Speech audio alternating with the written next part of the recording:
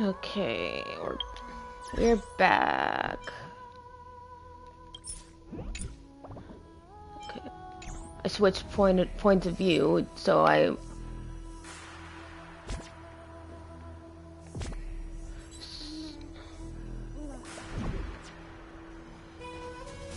switched point of view, so I couldn't like accidentally run into any, like trigger any cutscenes.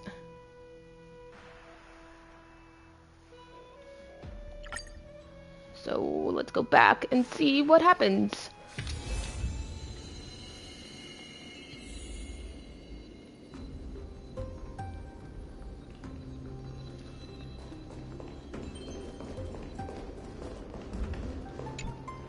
Honor, courage, tenacity, sacrifice. And finally, the only thing that remains is reason. Cheer up, young lady. There is no need to shed tears over a glorious death. All farewells in this world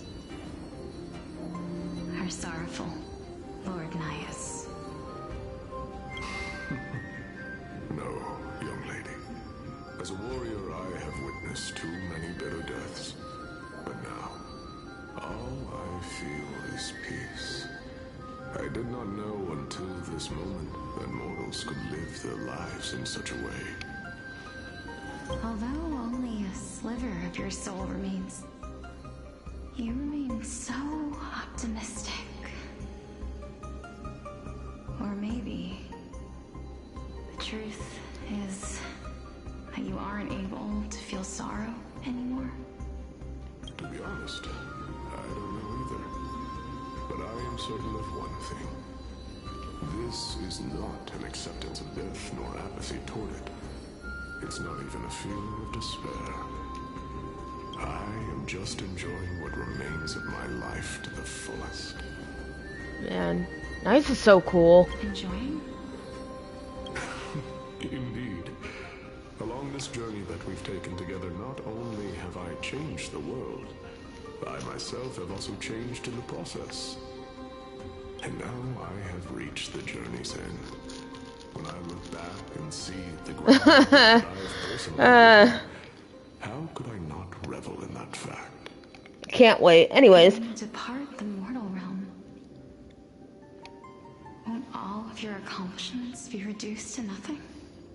Separation and death are two sides of the same coin. Reconciling this doesn't come easily for a mortal. I don't know if you heard me say this yesterday, but look, the thing that's covering her eye looks like a dragon's claw. Finally, let me recount to you a story of mine, young lady. The first time I returned from the battlefield, I felt extremely hollow. The calamity had devoured everybody on the battlefield but me. When I returned to the city alone, the citizens held a banquet for me that was far from pleasant. I felt as though I was still on the battlefield, and the person who had returned was nothing but an empty shell. It was late into the night by the time the banquet ended. My head still reeling, I returned alone to the barracks. On the way back, I encountered someone. It was a crazed scholar looking at the night sky and muttering to himself by the side of the road. Although I tripped over him and fell, I wasn't angry in the slightest. And maybe because I saw myself in him, I inexplicably asked him a question. Do you think that it'd be better if we just died on the roadside like a couple of stray dogs? To my surprise, he shrugged his shoulders and sighed. To someone who is currently experiencing death, dying and living afford the same amount of bliss. Now please go away and don't block my starlight. Are you trying to say that there is no difference between living and dying? For they are both journeys that lead toward death? That's exactly what life is, and death is, but a scale to measure how valuable the journey was. Journeys and epics are only glorious and magnificent because all things eventually fade to dust. Therefore, young lady, don't detest your fate. Instead, willingly and respectfully embrace it. The embodiment of strife, telling me about the majesty of the world. Indeed. I believe that when the fated moment eventually arrives, you will be able to understand my words. It is time for me to knock on death's door. I will set up a long table at the end of the road and humbly await your arrival. When that moment finally comes, let us drink and be merry then. Aww.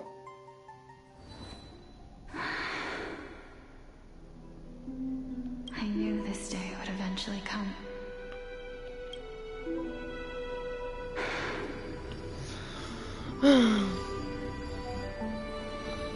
Are the both of you ready? Polixia, Oh, it's Cass. I'm here. What? This...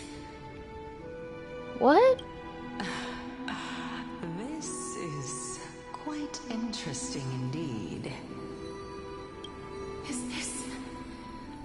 Polixia's sister? Is it... me? Now, it's time for us to fulfill our promises. Are you afraid? Yep. What are you afraid of? That I won't be able to do it. You shall wither, and through that, the dead will sprout again from the remains, and be reborn with the dead flame.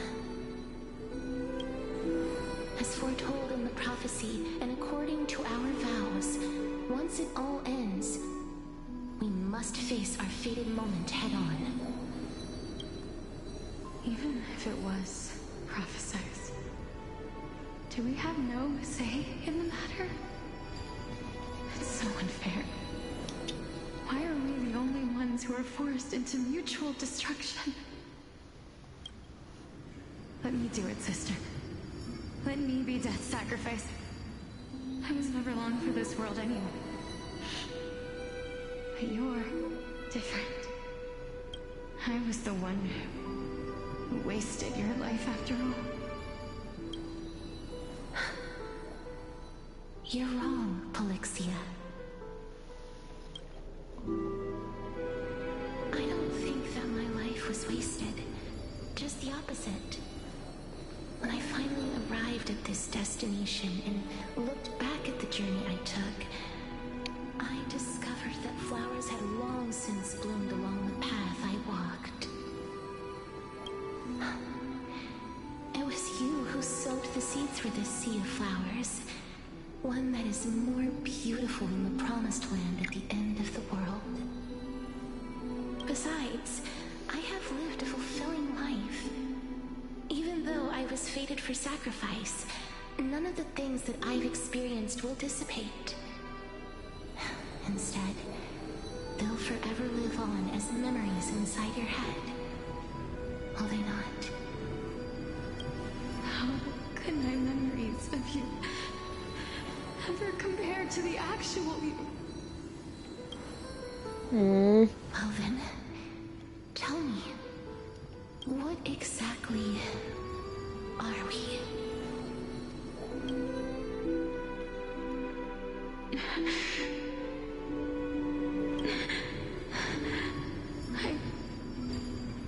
I don't know. I don't know either. But regardless of what the answer is, regardless of how we're shaped by others, or even by this world. Ever since we were born, the fact that we existed was predestined, and nothing could erase it. This is why I will always, always be by your side.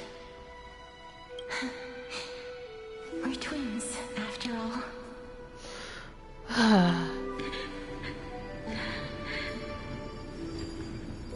All right, my dear Polixia. It's time to extract my heart and light the flame of death. After that, use it to plant the first bud in the prophesied new world.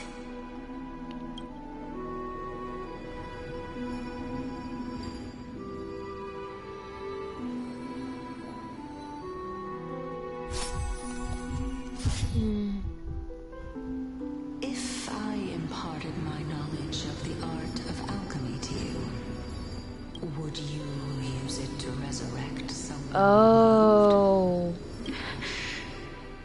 Death is inevitable. Hmm. In the days to come, I am certain that someone whom I cherish deeply will leave me for good. If such a mighty power really existed, I think I would use it without hesitation. Even now, my answer remains the same. Oh shit. This is why, sister, I promise you, in the prophesied new world, I shall plant the first bud on your behalf. Go now. Return to the ocean god's treasure pearl, our hometown. I shall open wide the entrance to the Netherrealm and grant you a second life. The living beings on this earth shall respond to my call and lead you to the sacred daylight. Remember, do not look back on the land of the dead, and do not stop moving. In the new world promised by the prophecy, march toward your new life. As for the price of our equivalent exchange, let me be the one to pay it. Everybody, we've come to the end. Unfortunately, I am not compatible with the Supreme Being, so I was unable to completely fuse their soul into my own body. However, being able to glean all this from them is exciting enough. I'm certain of this now. Before the Titans that we are well acquainted with were born, a group of heroes roamed the land. These heroes followed a prophecy and took possession of divine authorities one by one, until they eventually became the pantheon of the new world. Just like the flame chase journey of today, Amphorius's history is cyclical in nature. What a startling revelation. This means that the demigods, who bear the core flames, will also become the new Titans at the world's end, thereby shaping a new world? You know, I thought this had to do with the time loop theory that's been going around, but maybe not necessarily. I believe that this is the truth behind the Era Nova, as mentioned in the prophecy. This is utterly unbelievable. Besides, those twins in the past, even if they really are Thanatos, their whereabouts are still unknown even today. Are their whereabouts truly unknown? Didn't Polixia mention that seaside town, the birthplace of alchemy and the tale of the dragon? In our world, there exists a city which perfectly matches that description. Styxia. But the people there worship Vagusa and bear no relation to Thanatos. I have also never been to that place, as in the time of Idonia. It had long turned into underwater ruins. Take this. This is... The new Sporist masterpiece. The Philosopher's Stone. It was made by transmuting all of the sage's wisdom into a single entity. Harry Potter? With their flesh and blood as its foundation. Remember? I've mentioned before that the art of alchemy is all about conversion, tempering, and ascension. This process also applies to the pursuit of truth. Regardless of how unbelievable this sounds, the truths of the world have been refined from the impurities. Think about the story of the dragon. This stone will lead you to your real hometown, allowing you to reform the door to the Nether Realm and discover Thanatos' fate. You still look as confident in your victory as ever. But what if your conjecture is wrong? Simple. I shall merely admit to the entire world that my experiment was a failure. However, my line of thinking will not fail because I have already planted the seeds of doubt into the hearts of the masses. Actions speak louder than words, Castoris. With the assembly about to begin, don't forget the promise you've made. I've already searched for so long. I'm willing to try one more time.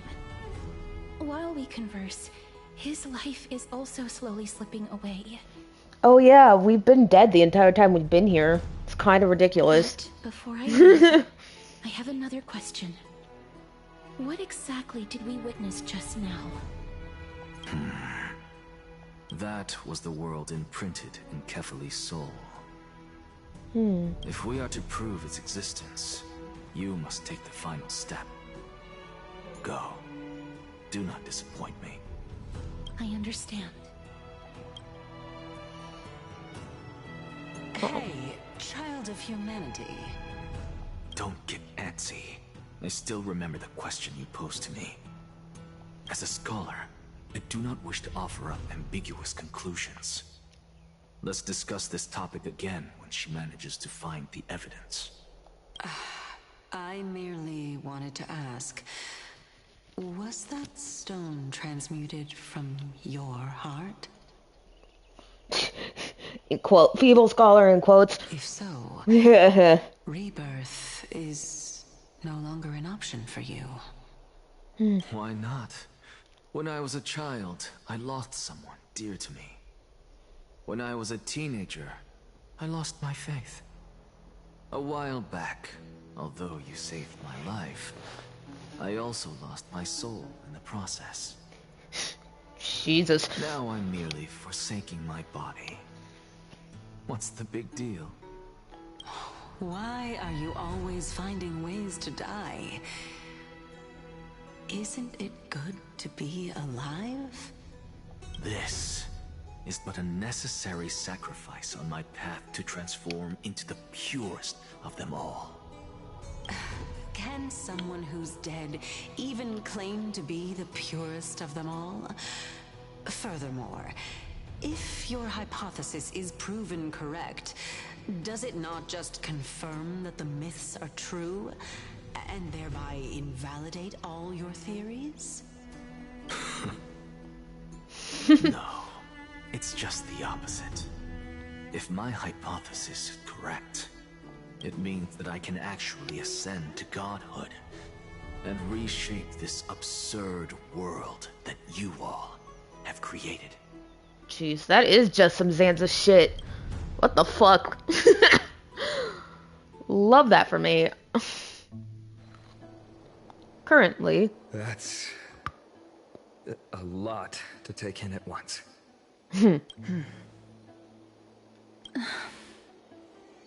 Lady Aglaya, please, let me explain.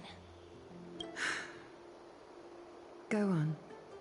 You know that the core flame of death has always been the greatest unknown regarding the Era Nova, which is why both you and Kainos desire to gain the power to control that core flame in the approaching Citizens' Assembly.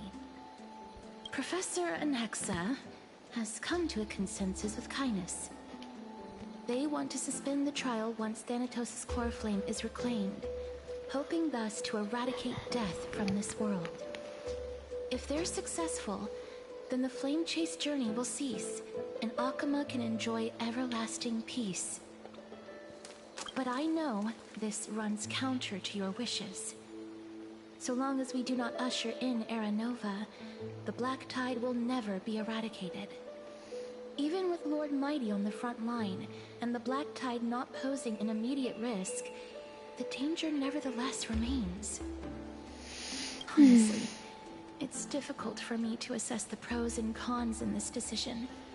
Yep. Someone must bring the core flame before we can begin negotiations over it. The Titan could be very near.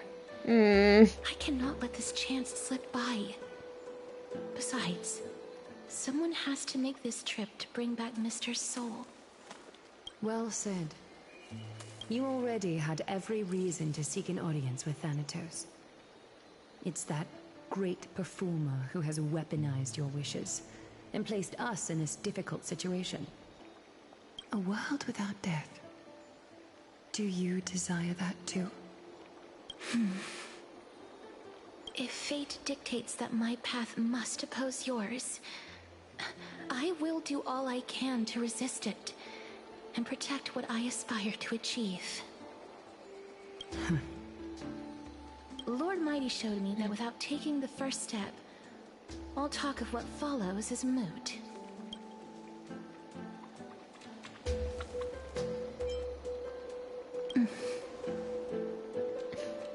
I have always hoped to hear you speak your mind, Cass.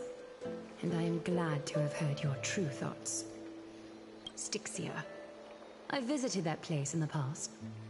Though it is now an island surrounded by the river of Soul's torrents, it's not hard to see its former splendor. Go. I will not stand in your way. As for you, you are someone who has cheated death. I believe you have more than enough reason to make the trip with Castris and meet the god of death himself. I feel like if I do that though, then like I would actually like, I don't know, he'll be mad at me or something. Castris, I too look forward to your journey. I wonder what kinds of new interpretations your completed story will bring to the Flame Chase journey. Thank you, Lady Akaya. I hate to put a damper on this heartwarming moment, but if Styxia is now an island surrounded by the river of Soul's torrents, then how do we find a way in? Lady Trebe is probably... The answer is quite simple. In the Mids, Zagreus once made the domain of the dead their treasure vault. That is to say, they could enter and leave the Nether Realm as they pleased. Cypher! And if they could do that, then it follows that the demigod who inherited their divinity must be capable of the same. Oh my god, are we finally gonna meet Cypher? I'll see you at Memorial Palace at Action Hour tomorrow. Yes! Cypher shall be your guide to finding that ancient city. I'm so excited to meet her. Like, she's a funny cat girl.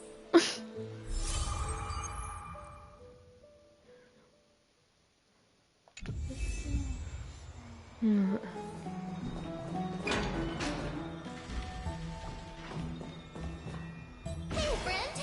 Is the debate finally over? Did you win? She's so cute.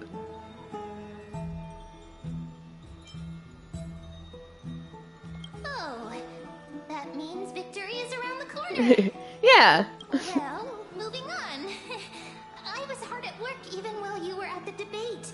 I love that Mem is talking in complete sentences now. I don't have to do it anymore. Mountain of books from Cass to see if I could find a way to solve your problem. Let's see. I still have only 32 books to go. Oh my god, Mem. It's okay, Mem. We found a way. Really? Oh, that's fantastic news. I knew it. Hard work always pays off. Especially if you're as diligent as Mem. Yes. I feel like a huge burden has finally been lifted off my shoulders.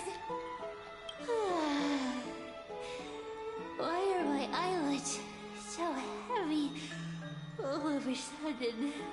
Aw. There's nothing more we can do for now. Let's get some rest. Oh, you're right. Then I'll go back to... As was their custom, Mem with astonishing dexterity slid back into their secret little hideaway. Good night, Mem. Good night, Akuma.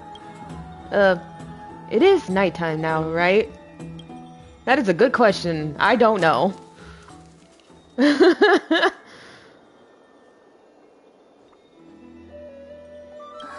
Cass? What a surprise. Triad! Lady Treeby. Is something troubling you? I just wanted to speak to Lady Trian for a bit before I set off. No matter how breathtakingly beautiful Styxia once was, the place is now the domain of the departed. There is no telling what we'll encounter there. I don't want to have any regrets. Has anyone told you that your eyes are sparkling today? Aww. Is that a figure of speech? In the past, when you did smile once in a while, all of us could see that your heart remained troubled, even as you smiled. Lady Treeby, you know perfectly well that see you tomorrow is nothing but a white lie. I hope your toughness is not a mask hiding a lonely heart. Cass, you hardly ever talked of your past. None of us knows what you went through, apart from Maggie. But we know it must have been filled with pain and hardships, as it is the fate every Chrysosaur is destined to live out. We are just happy for you that the core flame you're meant to inherit has finally surfaced. Isn't it a little too soon to say that? But you already know where tomorrow is, don't you? There's no need to rely on anyone else. Just give it your all and leave no regrets. We have always believed that your embrace is just as warm as everyone else's. Because we embrace others to comfort them. And Cass, you're the kindest Chrysosaur we know. Thank you, Lady Treeby. This feeling... Treeby's a baby. We love Treeby in this house. Into words. I suddenly found myself with so many wishes. So much I want to accomplish before setting off. Then go do it, Cass. Trian was actually working on a surprise gift for you. It's a pity she didn't get to finish it. But now Trinan and I are working on it, and we'll make sure to give it to you. So, let's meet back here when you return from Styxia. Safe travels. See you tomorrow. See you tomorrow, Treeby. So cute. I'm gonna die. I can't sleep. What could it be?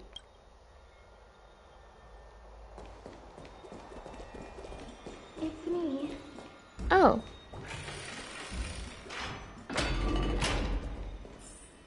Hi. Me? I hope I didn't wake you. Sleep is a luxury when you're at my age. I'm glad to see you're as full of life as ever. You know, even though I'm dead. I'm here because of private matters, actually. If it isn't too much to ask, I'd really like it if you could come along with me to retrieve something. Aren't you going to ask me what it is? It isn't a long way from here. Shall we? Nah, I just run into the wall until my head explodes.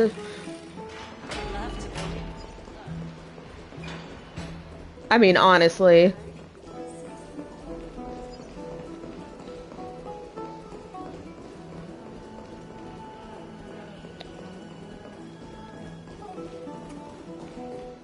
the bath's like not load in. Did you see that? Streets are packed. It seems the vote to pause the flame chase journey has begun. I want to vote. Tell me how I can vote. Take your ceramic shard engraved with the Kefali rune. Select the Council of Elders in your heart and pray silently until the shard registers your choice. Then toss it into the Dolian. The Council of Elders? More like the Council of Buffoons? The Black Tide took my hometown long ago! Were they kidding with bringing back Erechrysia? It's all a sham to create their own Erechrysia in Akama! The Titans are just. So long as we do not overstep our bounds again, we will not incur divine wrath. Oh, please. The time when these deranged Titans should have vacated their spot to the demigods is long overdue. You'll see soon enough, you old bogey. And I pray that Talantan smacks some sense into you with their scales. We shall see how this turns out. That was quite a spectacle.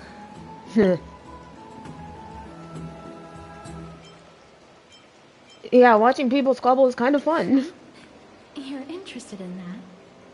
Well, you'll feel right at home in Akama then. I like the drama. To this day, I still find it almost unreal that Akama is the only place illuminated by light amidst the crumbling ruins of Emporius. And its people are even holding votes to reconcile differing opinions. This peaceful sight is making me forget that this is the end times. Which is what the flame chase journey is all about. Before coming here, I had lived for many years in Idonia, a city of rime and frost. The people there were devotees of Thanatos, and were well known for their unique burial rites and traditions. Traditions that I played a major role in. Because of the curse on you? Yes. You now know me as the Mortician of Akama. But back in those days, I was Idonia's Maiden of War. I was trudging across the frosty plains on my own when the Idonians found me. They saw the curse in me as a blessing from Thanatos, and believed that my hands could correct the Erechrysia's mistake and lead them to meet the great god of death. They provided me shelter, but in return, I was expected to grant merciful deaths to war captives, prisoners bound for execution, and heroes alike. Is that how you see it too? But no matter how kind or cruel the means, nothing can change the essence of death. Taking away someone's life is never worthy of religious worship. Poor Cass. I can't do it. Their voices, they pierce my ears. The pleading. The thanks. Ah. I know that feeling, child. I was once as lost as you are now. But you must respect those walking towards death. Just like how you should respect yourself as the Holy Maiden granting humans glory and liberation. What you're asking me to do is no better than the task of an executioner. And yet you want me to respect myself. No matter the titles, I am still taking away human lives. This won't be the first time that Edonia's fanatical nether warriors have faced death. On the contrary, recruits new to the battlefield often run away from their first fight. Death is the mightiest and gravest power in this world. The fact that you can wield it means you are deserving of respect. That's such such a twisted reason. Then let me tell you a story.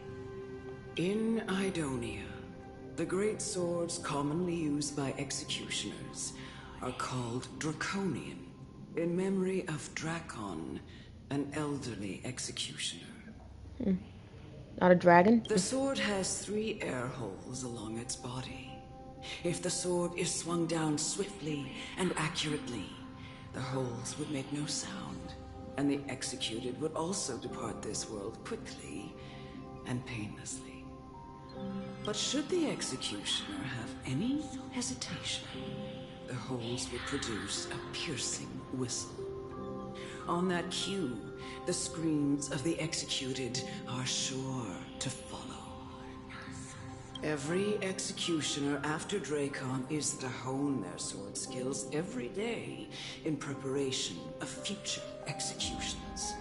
Every swing of their blade must be more resolute than the last, for failing to do so will bring pain.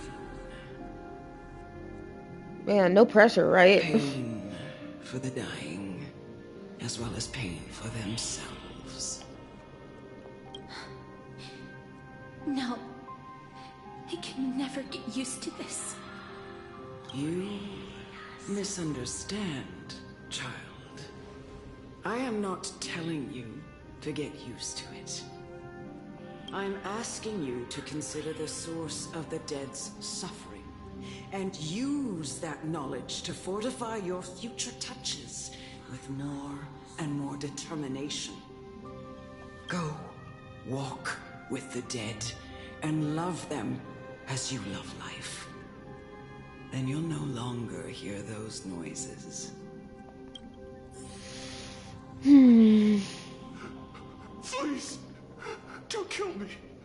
I don't want to die.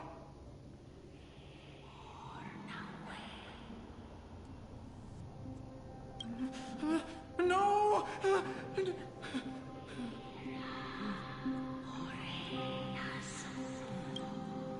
You gently touch the prisoner's forehead with your finger. His face is pale, his eyes flicker with fear, and his body trembles uncontrollably. Is it because of fear, anger, and hatred, or is your so-called merciful touch of death simply a lie? The dark purple model spread like petals across the death rose inmate's face, then seemed to be submerged by spring water, flooding his body. His trembling ceased, and the cries that had once begged for mercy slowly turned into a sigh-like whimper as he murmurs to himself. Quickly, everything falls into a dead silence, turning into the pitch-black dew that scatters with the wind. You hear your own heartbeat drown out the sound of heavy breathing. May you gain some insights through his sacrifice. Is this all? No. Come with me. This is just the beginning of your life as the Maiden of War. You executioner! Oh my god.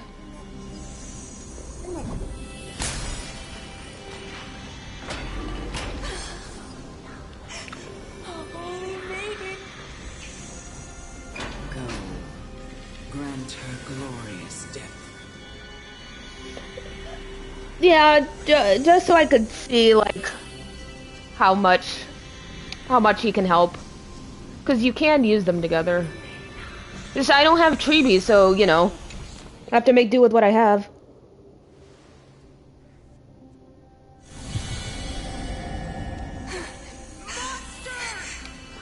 Thank you. Do it then, executioner. What was? I curse you to live in eternal pain. Please. Grant me release. You know what to do.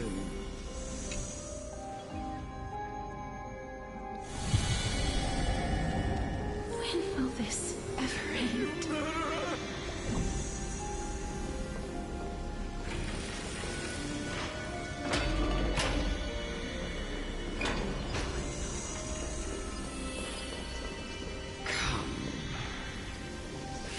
fulfill your duty. What are you trying to do with me? I have aged. The time has come for me to heed the summons of Thanatos and journey to their domain. The final resting place of every Idonian. You're not that old yet. You still have many, many years ahead of you. No. I'm already dead. Or I have come to fear my declining health and impending death. Castoris. Will you give me one last chance to charge towards fear and prove that I am no coward? I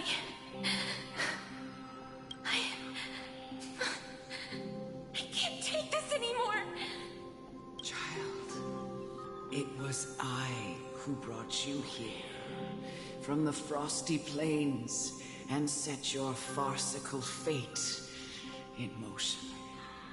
It was also I, Chief Executioner of Idonia, who forced the heavy duty of executing others onto you.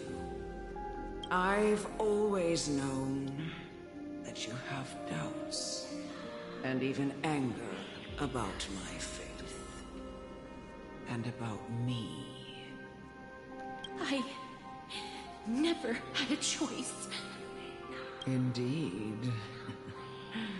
We essentially abducted you. Not slave traders. Yet you can Slave end owners, I any mean. sinful life with just a touch of your fingers.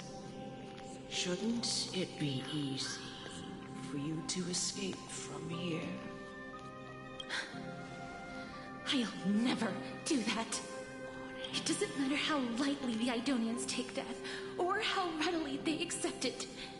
I simply can't do it. I knew I was right about you. What do you mean? I've taught you and cared for you as my own daughter all this time because of this blessing that's been with you since your birth. I know no one else in the world would understand the weight of life and death more than you do. I don't like In this the eyes lady. of an Idonian, death is the end of all life. A destination we will all eventually reach. Humans should not resist it, but learn how to face it. You can only live your life to the fullest after understanding this principle. When you do, even if you eventually leave Idonia's protection, even if you must carry the curse forever, you can live with your head held high, like everyone else. No. How can I? Come now. It's time. I've already taught you all that I know. Show me that you are a fitting holy maiden. Or at least, that you possess the resolve to become one. Come now. It's time. I've already taught you all that I know. Show me that you are a fitting holy maiden. Or at least, that you possess the resolve to become one. Emerge from your companion.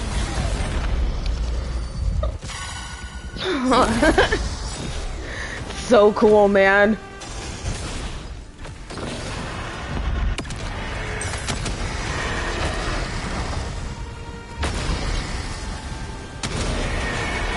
May death protect us! Ah, that's so cool. Okay. Root here.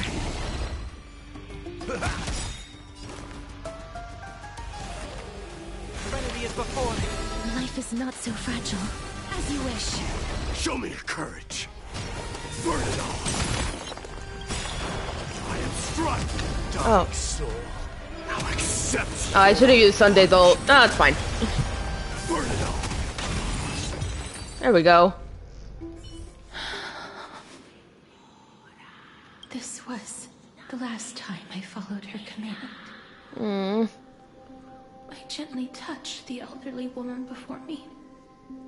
The executioner, who had seen too much death, died the same way as everyone else. A gasp for air, a wistful look in her eyes, and a barely perceptible tremor in her fingertips. Elder Amunet, the person who tried to teach me about death, ultimately vanished like dew in the morning mist. She spent her life embodying the beliefs of the Idonians, and when death finally came, she embraced it exactly as their doctrine had taught. I have nothing but respect for her. I erected a cenotaph in her honor in the marshes outside Idonia's city walls with the others I had laid to rest. Then, I set out once more in search of Thanatos. It was a long, long journey. I heard so many discussions about death along the way. Life finds meaning in death. The world improves because there is an end. It seems the most terrible darkness in this world. Everyone talks about its heavy weight. Some resist it, some worship it, and some even revere it. How did a disappeared titan become the deepest fear of humankind? And why do they haunt my dreams? I continued my travels to seek an answer. Initially, I was running away. Then, I started searching for it. And now, at the end, I just want to know if my touch, if my embrace, can do more than taking things away. Can I make anything? Can I leave anything behind? I don't want to die. Please, I'm begging you, just let me go. I don't want to die, please. I don't want mercy like this. Just let me go. I need it. I don't...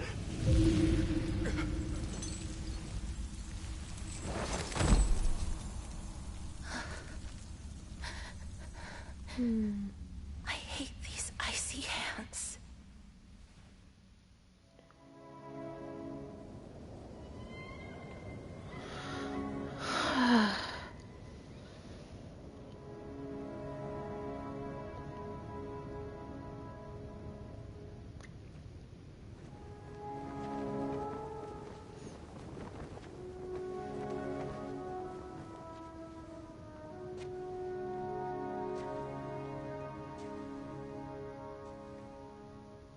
I'm so small.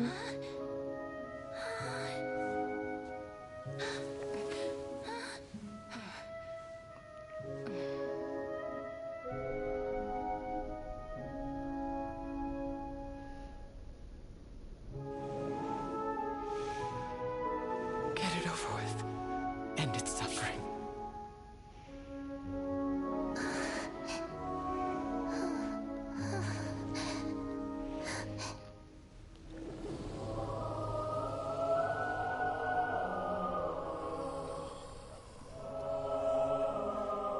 The Reaper has blessed your hands. Only you can grant them peace.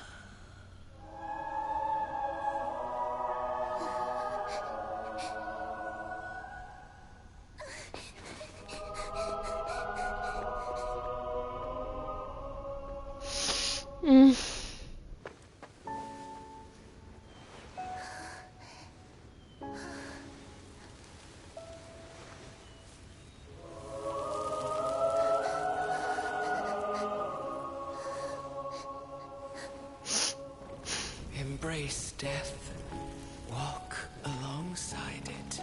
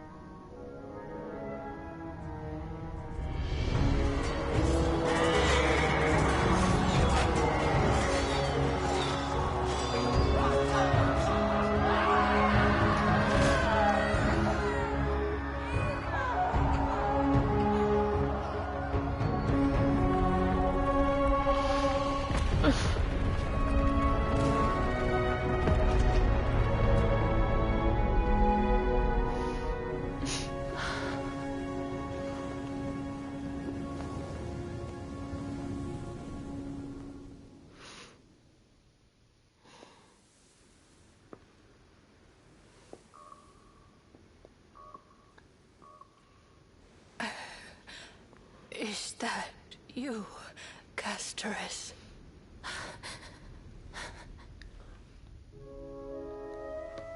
All of them have gone, heeding death's summon, crossing into their domain. I must go too.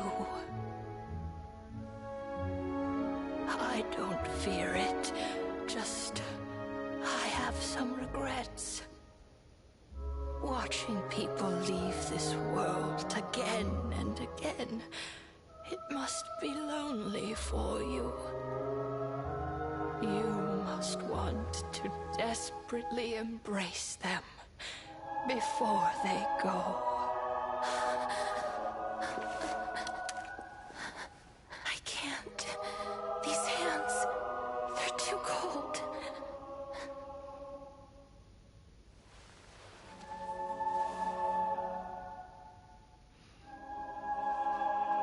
But Big Sister Casteress, your hands are so warm. Just like anyone else's. So go on. Don't hold back. Give me a warm hug.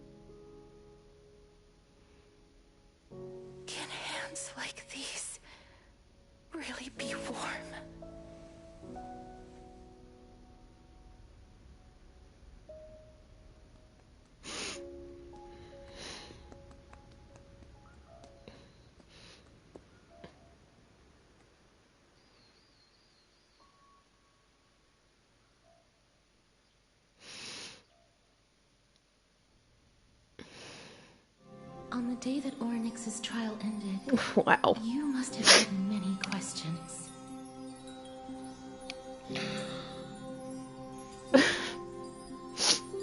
I didn't think they were gonna show the whole Myriad Celestia trailer.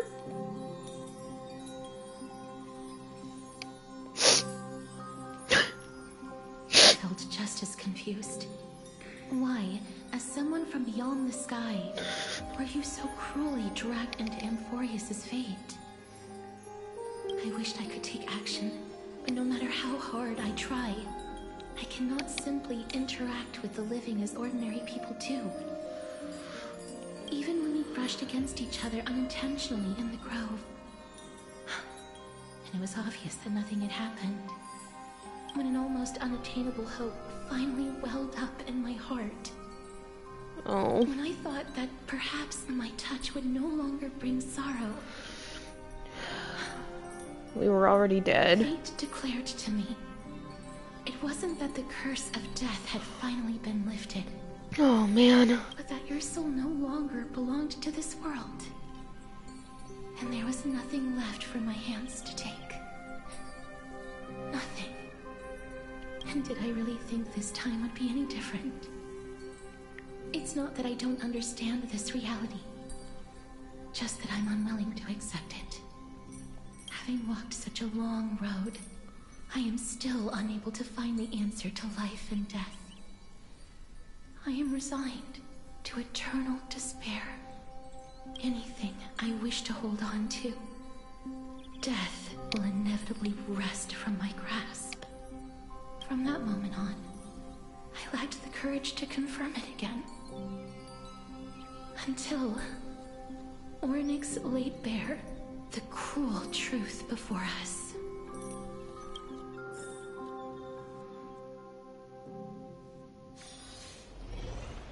And now, perhaps I might have one last chance. Long ago, Trinan read a prophecy to me. At the end of the Sea of Flowers, the souls of the living shall warm thy fingertips, and after an embrace, there shall be eternal separation. I found no surprise in it, for her words sounded not like a foretelling, but a perfect reflection of my past. Embraces in this world are born of reunions, yet my touch speaks only of farewells. In that moment, I had no doubt that this destiny would weave itself through the entirety of my life. And yet, things have taken a turn for the better. Now that I can finally have an audience with Thanatos, perhaps I can rewrite the meaning of that fated prophecy. I have no reason not to give it my all. For your sake, and for my own. With that, Oh, whoops. I won't have any regrets. I'm bad with that.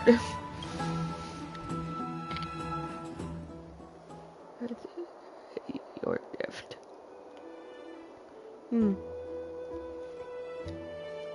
Let's put that aside for the moment. We've arrived. I want to retrieve a small gift I specially prepared for you.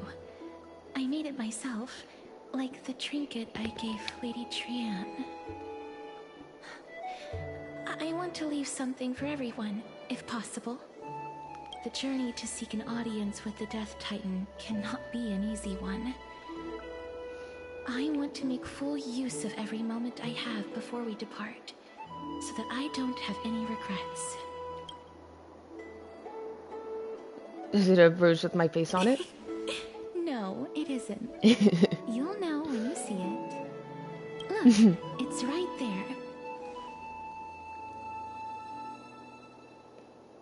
Nothing's there. Huh? Where did it go? Uh-oh. What's going on? Did you get into trouble with some phantom thieves? I am not some corrupt grown-up. What's this? Oh, it was Cypher! Coin of Zagreus and A slate. What did she do? So it's her. Holy moly, a kitty thief? No doubt about it. This is her favorite symbol. It's a lady's cipher, the demigod of Zagreus whom Lady Aglaia had spoken of. She's a master thief who's left legendary tales all over Amphorius. Of course, a thief would be the demigod of the trickery titan. So many years have passed, yet she's still announcing herself in such a crass manner. Let's just do as the slate says and look for Lady Cipher. Yay, we finally get to meet her. Dear Princess Homebody, walking through the busy garden, I discovered the remarkable gifts created by Princess Homebody. They are truly splendid, and I am most impressed. I'm also taken with your charming presents prepared for fellow Chrysosairs. In your right parlor, I observed the beautiful felt dolls, the beige and lavender striped tapestry, the classic Idonian tripod table, and in the left parlor, the jewelry and exquisite art pieces meant as gifts. This time, I claimed only this modest gift. I fear it would attract tasteless little thieves, so I shall safeguard it for now. Naturally, I've left appropriate payment, a single coin. If the price displeases you, feel free to negotiate its return, though should that happen, I won't be satisfied with merely one coin. Should you wish to find me, visit the Memorial Market. There lies a golden short spear I've left. You know what to do. It shall guide you to me, and before you ask, I won't accept any questions. Please forgive the small intrusion and accept my highest regards. P.S. Who displays biological specimens at home? They're quite unsettling. You might want to store them away when entertaining guests. P.P.S. Despite your considerable investment in the Idonian ossuary hanging in your parlor, I regret to inform you it's a fake. The original was craftily switched by those cunning scholars at the Grove of Epiphany. The full story can be found in the yet unpublished memoirs of Cyphera. Sincerely, Kitty Phantom Thief. Oh, I'm so excited to meet her. I love kitties so much. Though God hates me and made me... Right there. Though God hates me and made me allergic to them, because fuck me, that's why. Right? Pursue her. Oh. Follow that unicorn horn. Huh? Oh.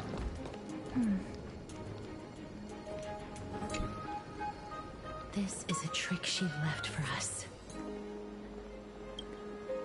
Clearly, Kitty Phantom Thief wants to play a little game with you. 2 short spears, 1 correct, 1 wrong.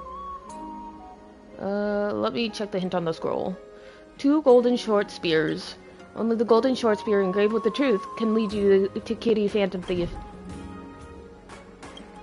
The left spear is engraved with the words, "Don't be fooled." The right spear is engraved with lies. The right spear is engraved with the words, "Trust me, Grey Mystery." Both spears are engraved with the truth. Oh god, I'm not good at these riddles. Okay, wait. Well, the words on the scroll should be true, so which short spear do you want to repair?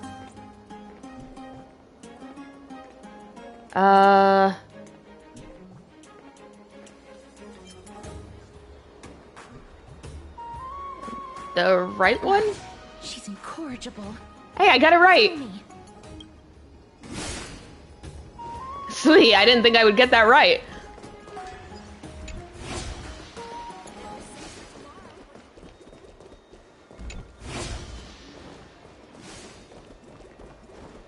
It's about time to do some exercise. Oh. Oh, wait. There we go. Exactly the kind of thing she would do. Wait, what? The short sphere flew in a circle and returned to its original spot, nonchalantly pretending to be a new puzzle. Alright, the left one? This is how it should be. Okay. You notice Castros doesn't want to waste time, so you immediately repair the left sphere. Okay, I guess I got it wrong. Guess I still suck at... We must pursue her. Whoops, didn't mean to do that.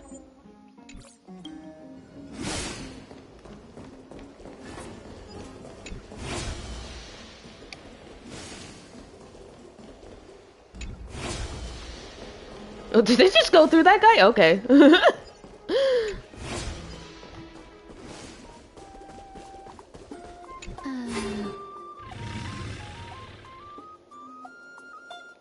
What?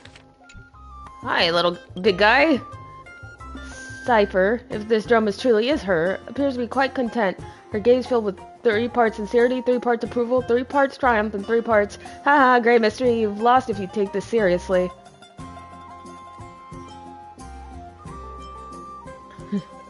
What did you just call me? She seemed to be saying, haha, Cypher does not know. So she says she doesn't know. Lady Cypher, please come on out. You're still careless as ever. Hey! Keep such a precious gift near your bosom. Since you know it's a gift for someone else, please give it back to me. Stop hiding among the people and letting the wind carry your voice. Now, since I know it's a gift, that just means I need to milk its worth. The children of the wind never stay for long in one place. Unless your offer is tempting enough to still the wind. What say you? Name your price. I'll give you however much you want. If you don't want the money, I'll gladly take it off your hands. I'm sorry. Bargaining is really not my forte. It's okay. Mine isn't either. It's not mine either. No wonder they call you Princess Homebody. Oh yeah, I'm gonna love her. You two come over to my place. It'll make a better venue for proper business discussions. You can find where I live through the winds I've sown. Right. Piece of cake. I can do that even if I can only sense your soul. Alright, I'll see you there. Oh, by the way, everyone cool with me collecting a deposit before we reach an agreement, right? Now, come this way. The dew of divine blood in the backpack has been stolen. Where did my dew of divine blood go? She's incorrigible. Follow me. Crap, I got stolen from twice. Dear Princess Homebody and Grey Mystery, you probably guessed already, I had no intention of showing up at the Pack Beast workshop. This means, of course, I had no plans to return the gift there either. This was just a warm-up for our little game of cat and mouse. But surely you realize that the kitty phantom thief never cared about stealing a mere trinket, right? No, what I'm really after is your hearts. Just kidding. I have no interest in your hearts. If Princess Homebody can track my path, then by all means try. I'll be waiting at the end. And rest assured, we'll meet face to face this time. P.S. Grey Mystery, where'd you get that dew of divine blood? Don't tell me it's a gift from the seamstress. I'll taste it for you. Sincerely, Kitty Phantom Thief. She's funny. Wait, where am I going? Oh, over here.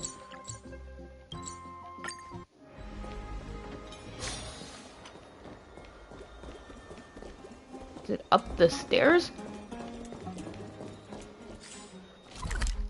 Yeah, I think it's on the roof.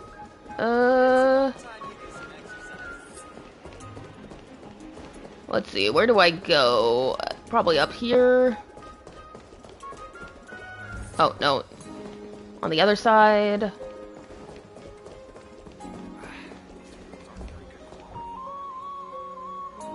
Oh, wait, maybe over here somewhere? Yeah, because you...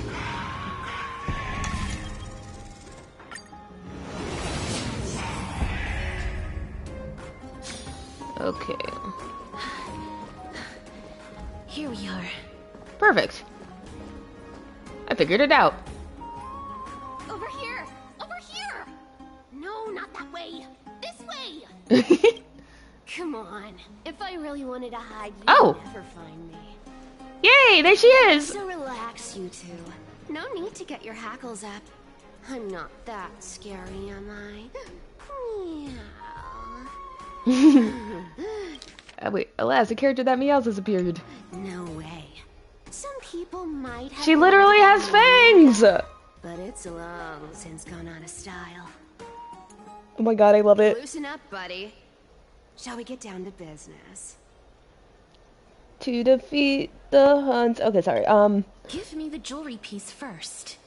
Or everything's off the table. It might do a divine blood. Oh, come now. Don't be so upset. Relax. Relax. Look, isn't the view here just great? You can see what everyone is doing and where they're going, and they won't even know you're here. Now that we've broken the ice, let's get to the point. Everything I've said so far has been a joke. I'm inviting you two here for 3 things. 1, the seamstress found me and wants me to take you to Styxia to look for the Death Titan. 2, the Council of Elders also found me. Oh god, not and them. wants me to make sure the core flame of Thanatos ends up in their hands. Those freaking old bogeys want a fucking... Ugh, I hate it. Anyways. Look at you, having your fingers in both pies. Last but not least, I'm telling you that I'm not interested in doing either of those things. Don't go look for the Death Titan. The end. Some time ago. Well, this is some quality stuff. And this room is full of it. How much are these worth, Did you get all this through that Aranova gimmick? Some of it is family fortune, while the rest came from my business as a dressmaster. Don't liken the flame chase work to your shady dealings. Wow. I should have busted down your door instead of going around like a thief. Well, spill. Why are you giving me so much money? Payment for doing work. You're worth this much. Did you forget my stance to all this? I thought I made myself very clear. You wish to run away.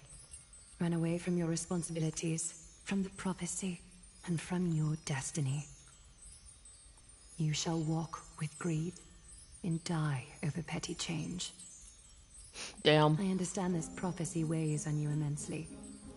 That is why I have never reproached the demigod of trickery for running away.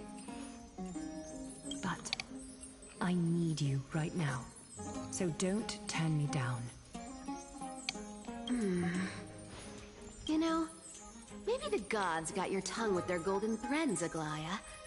I'm not hearing any sincerity in your words. Give me a reason why you're bowing your noble head to me. We lost Trian. Oh. Oh. The divine power of passages is running out. I need another demigod to escort Castoris and help her fulfill her lifelong wish.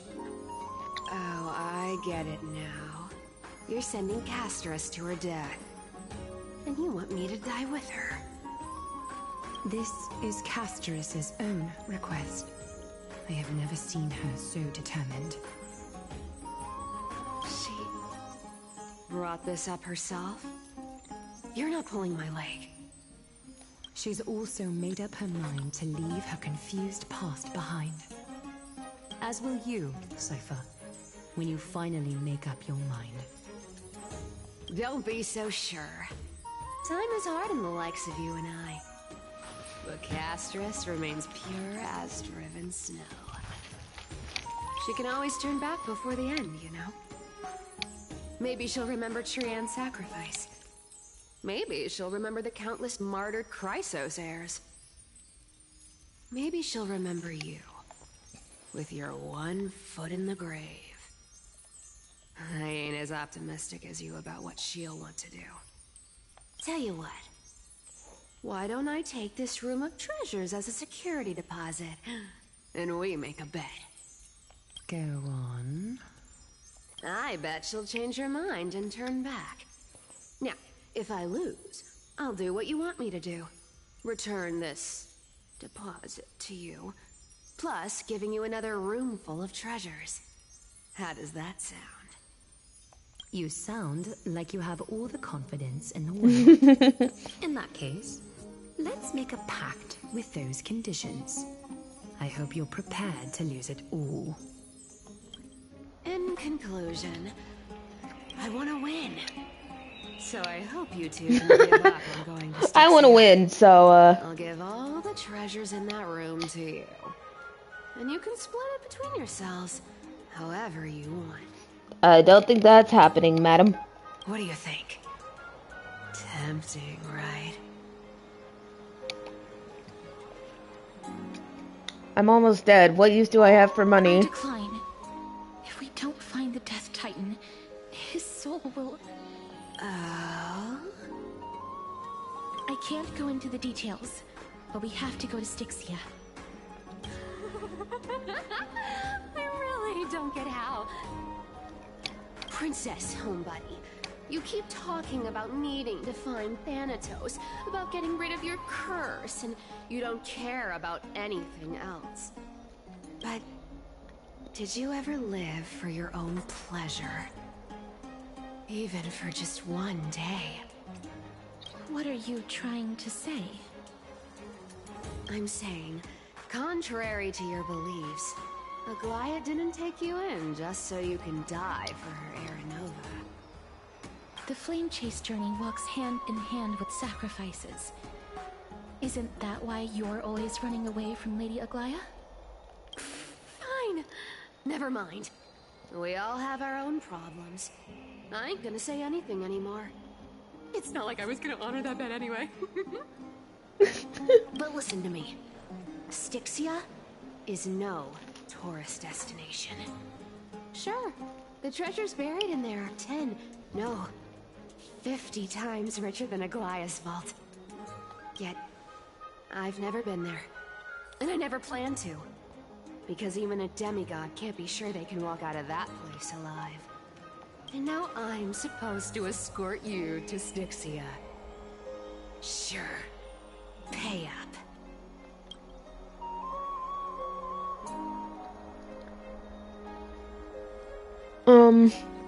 Is ripping people off the authority of Zagreus' demigod? You know, you're not wrong. At least it's part of my responsibilities. I don't like this. However, I have lived a longer life than most people. Though I'm not as good at doing business as Lady Aglaia, I still have some savings. I can give them all to you. Aw, Cass, honey. Then how are you going to live the rest of your life? Then I'll give you 90. No, 80%. Well, don't mind if I do. 80% of Castrus's savings and a bottle of dew of divine blood. Not a bad trick. Hey, that's my blood.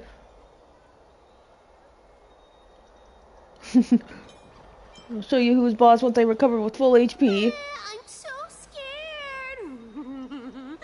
Can you even catch my tail? Here, catch. Be careful with that. Huh? A minor Pretty. change in plans, though. Don't go to the bath tomorrow. Come look for me at Akama's city gates instead. So, why are you changing the meeting place? Oh, nothing really. Just a bit scared of the seamstress's frosty face.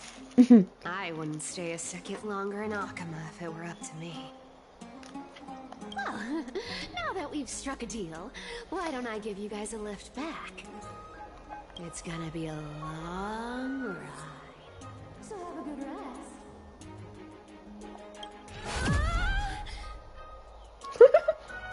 We got... Next day in Akama. Oh boy, we're going... Where am I? Is this my room? How did I get back here? This is... a coin? It was Cypher, and she even tucked me in. Oh.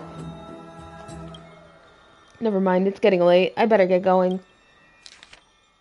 Grave mystery. These formal addresses at the start of letters are such a hassle, and you've already read 3 useless Phantom Thief letters. I've left Princess Homebody's gift here. Take good care of it. Remember, skip the bath and come straight to Akama's city gates to find me. You know I have no patience. Come late and I'll leave without you, clear? P.S. Yes, I'm the one who tucked you in. You're welcome. Sincerely, Kitty Phantom Thief.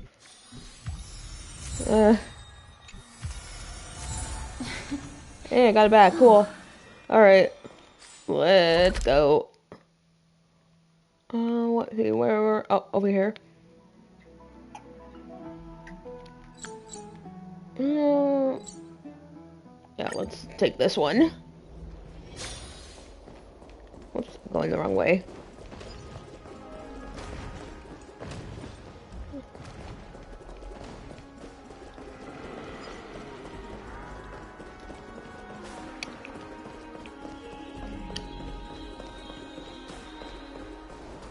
There you are. Bright and sunny. Just the weather for farewells. You are here. Really? Just the three of us? Totally. The trio team is the best set up to reach the finals. No need, I already told her. She's fine with it.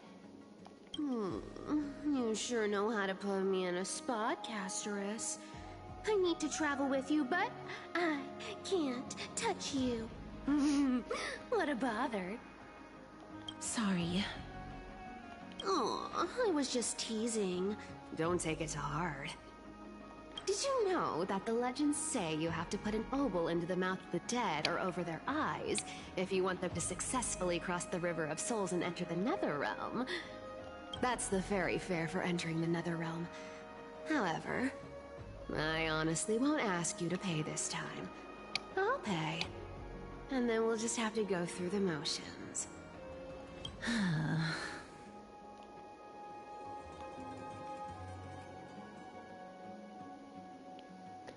You sure are helpful when it doesn't cost you anything. Hey!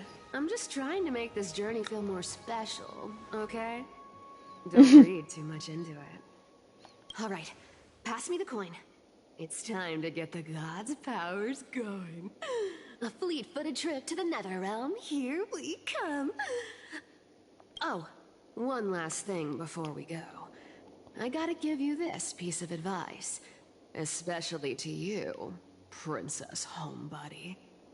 You can't catch the wind by waiting. You only live once, so make the most of every moment you have.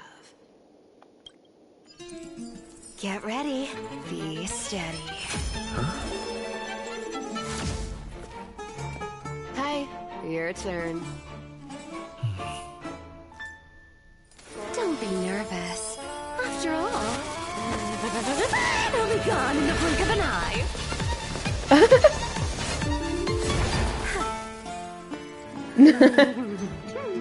All done. Bye-bye.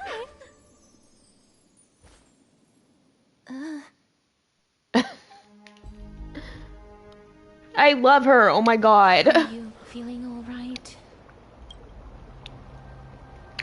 Ugh, I swear she was speeding. She's the demigod of trickery.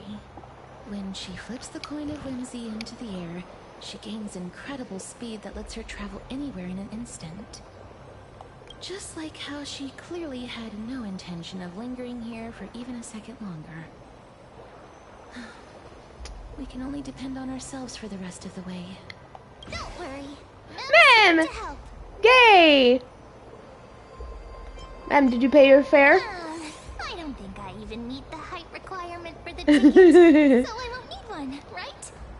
Hopefully. This is Styxia, the city of dragons and waves. Anaxa hypothesizes that the missing Thanatos is somewhere in these ruins. This is the land of their birth. Or perhaps of their death.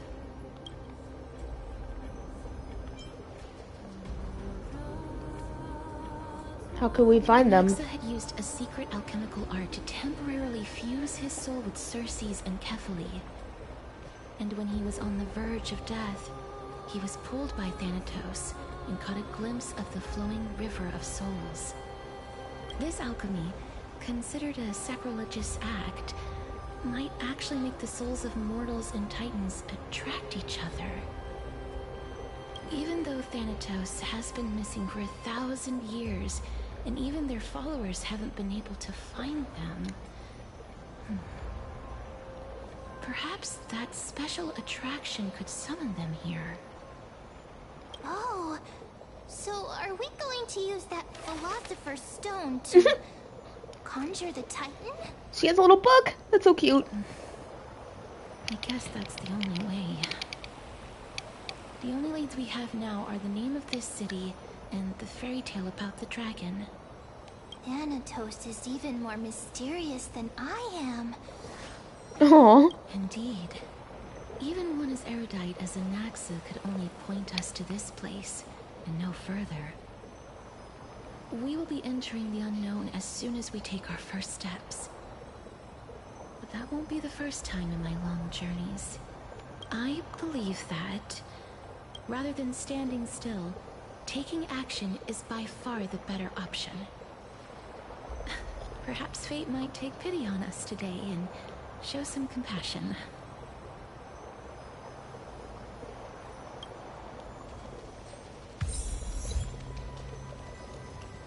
All right.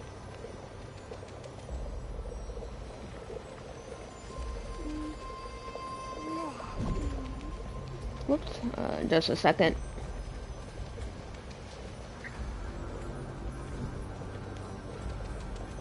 All right, let's go. Man, this place is so pretty. Go back whence you came. Go back. Ahead lies the realm of the dead.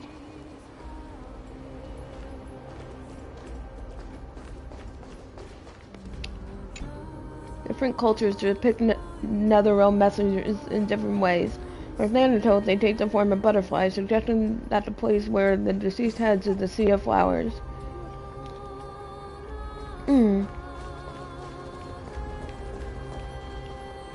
What a beautiful butterfly. Is it talking to us?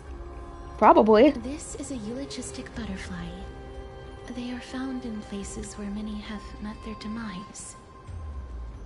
In Idonia, some think of them as manifestations of Thanatos' benevolence. By turning the lingering obsessions of the deceased into these creatures, it is as if the Titan has made life into a specimen. Others think of them as Thanatos' messengers that guide the departed to the Netherrealm. The second theory sounds more believable. After all, the things they're saying are rather, direct. Perhaps. But the fact that we're able to hear their whispers proves that we're fast approaching the realm of the dead.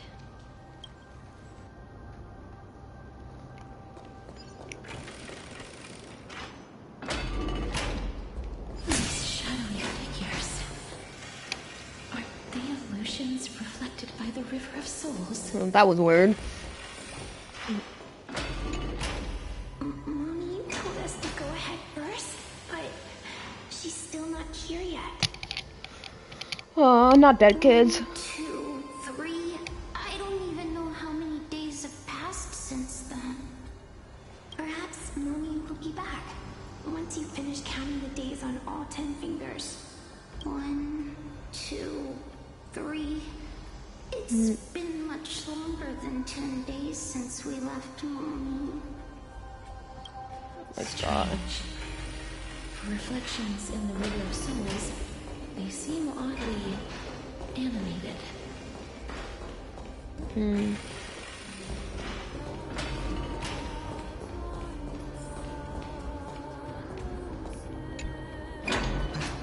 Master, did that lady really lie to us? The Centurion personally instructed us to inlay the inscription into his shield. But now she's taken it away. My child, that shield can never be cast. And there's no need for it anymore.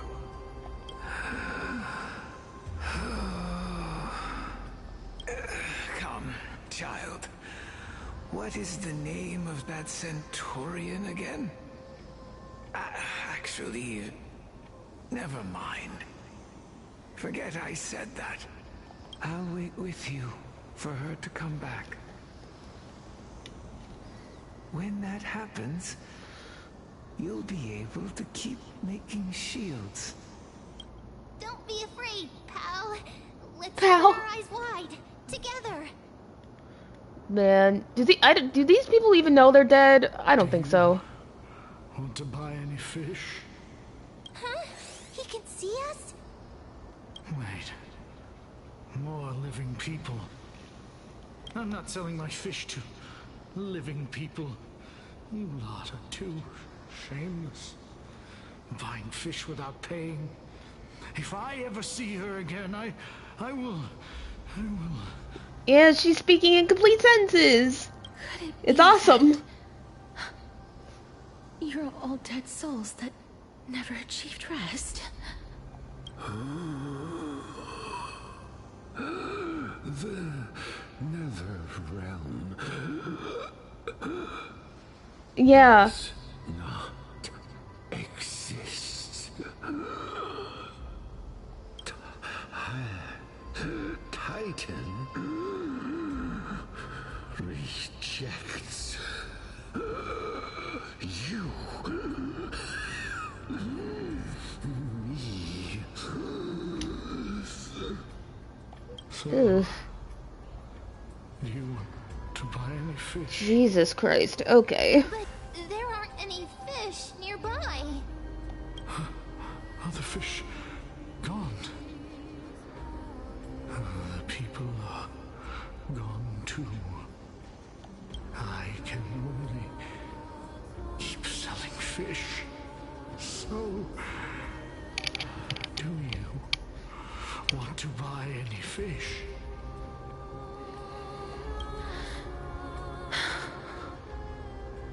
Apologies.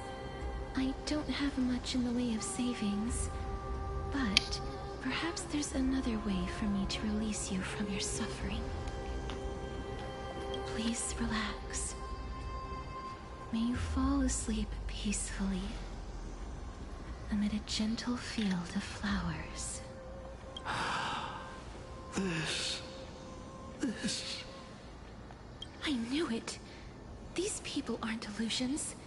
They're the souls of the deceased. They're supposed to reach the end of the West Wind by floating down the River of Souls.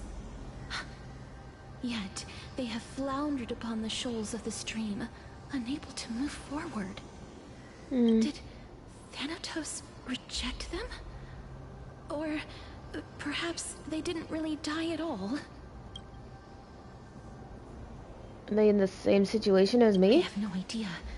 This circumstance is completely unprecedented. Hang on. Didn't he say more living people? So that means he's seen other members of the living apart from us? Could it be that these souls are stuck here due to someone's deceit? If something is done out of goodwill, are you really gonna call it deceit? Goodwill? I can't see anything good out of... Wait a minute. Lady Cypher? That's me. Oh. What? Are you dead too? I still belong to the land of the living as of now. Thank you very much. I thought you didn't want to be here. Could it be that you are the living being that those souls met? I couldn't take their behavior anymore. So I stole some things here and made up some lies there. Just trying to give them something to look forward to, you know? It's because of vile living creatures like you that we're being misunderstood by all of them. What else am I supposed to do? You can see the mess this place is in. These poor souls are denied by the Nether Realm. So now they're stuck in a few brief moments of their life. Unable to move forward or back. Jeez. Did you see those two blacksmiths on the way? They've been here for as long as the sun's been around, wailing over and over about casting a shield. Styxia is so freaky. Then why have you come back, Lady Cypher? Yeah, why did you come back? Hey, I'm not here to aid your adventure. I hate water more than anything else in this world. Especially that stinky river of souls. Because she's a cat. But, I just discovered some stuff before I left, and I reckon you should know about it. It's about that boy who defied death. I found traces of him here. Wait, Lord Mighty? Oh! Oh my god, really? Right, that's his name. Well, now you know. As for whether that info is actually useful, that's for you lot to figure out. What? He's here? So long, Princess Homebody. So long, okay. Mystery. Bye. Huh? She disappeared just like that? Lady Cypher has always been a free spirit. But what is he doing here? In any case, she has brought us some valuable information. If Lord Mighty is also somewhere along the river shoals right now, then he will certainly become our signpost. After all, he's different from those wandering souls. He will find his way, even in the realm of the dead. Speaking of finding the way, how are we supposed to get over there? Don't worry, it's time for me to shine. Yeah. Ornyx's rune of recollection is nearby. Use prayers to return the river to before it got flooded. Oh my god, oh my god, oh my god. Okay. Oh wait, there's a chest over there. Hey, over here. Okay, just a second. Ah.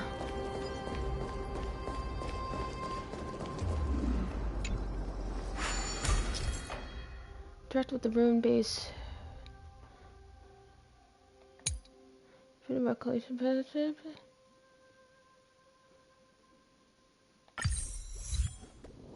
Ornyx's miracle has appeared. Amazing! It's like we're inside a giant bubble. Even the river got parted.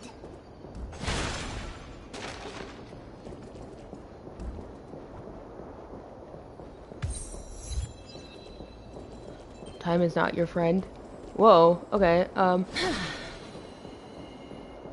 I guess I went the wrong way.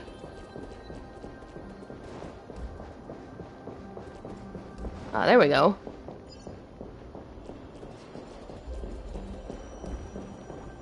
There are wandering souls of the deceased here as well.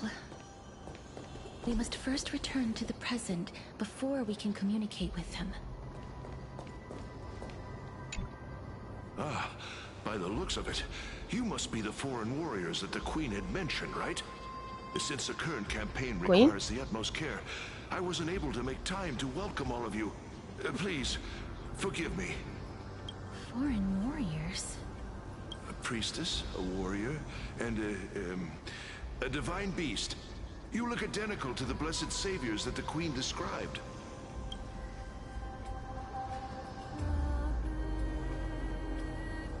This is my pet, so I'm actually of the hunter class. Campaign? Who are you campaigning against? Nobody knows, as of now. Of the scouts that went ahead, only one has managed to return. He says that the land ahead is a forbidden land that should not be approached, as it is the doorway between the netherworld and the mortal realm. As for the rest of the scouts, excuse me. They've completely lost their souls and are decaying by the day. Ooh, that's not good. While there is still dissension within the city, the scholars agree that this calamity was so unprecedented that it needed to be given a new designation. An unprecedented calamity. Could it be death? It seems that you have indeed heard about this. Well, death is just one of the possibilities. It's too early to come to a definitive conclusion. A world that has never seen death. Looks like these people lived in the era Chrysia before the Calamity Titans descended upon the land. May I ask, where is the scout who managed to come back? Though he returned to Styxia, he only had enough left in him to last no more than half a day. However, it was his intel that convinced us to rally together. He said that he witnessed the demonic specter of an evil dragon at that treacherous land. the apparition opened its giant maw and devoured everything in sight, and thus brought Styxia that thing called death. Styxia. An evil dragon that brings death. It all sounds rather familiar. Wait, wasn't this part of that fable? Sir, could I ask how the Queen and Princess are doing? Oh. The Queen?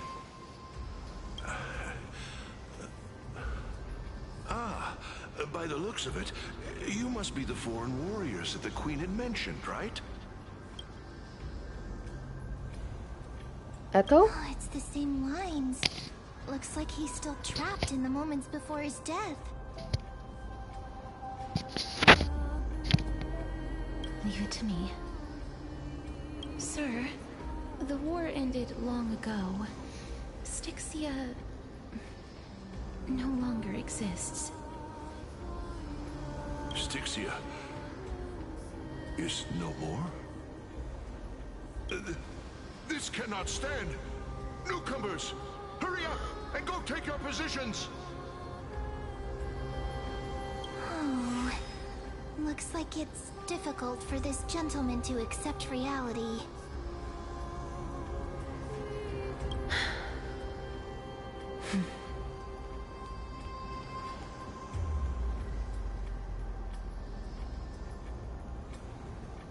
Sir, I am the Maiden of War, sent here by the Queen herself. If you accept my blessing, then today's battle will be smooth sailing. Maiden of War? I've never heard of this.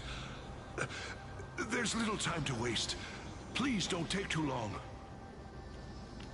Don't worry.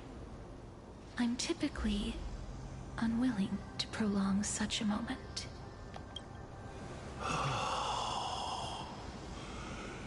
Is it over? Have we won? Cass! Oh, are you alright? I'm fine. I just didn't expect that I would still have to embalm others, even in the realm of the dead.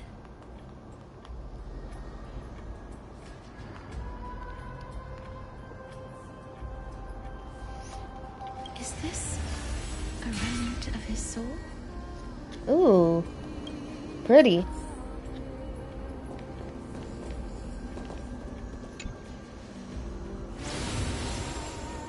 Well then, why should I place my trust in you? Holy maiden from afar.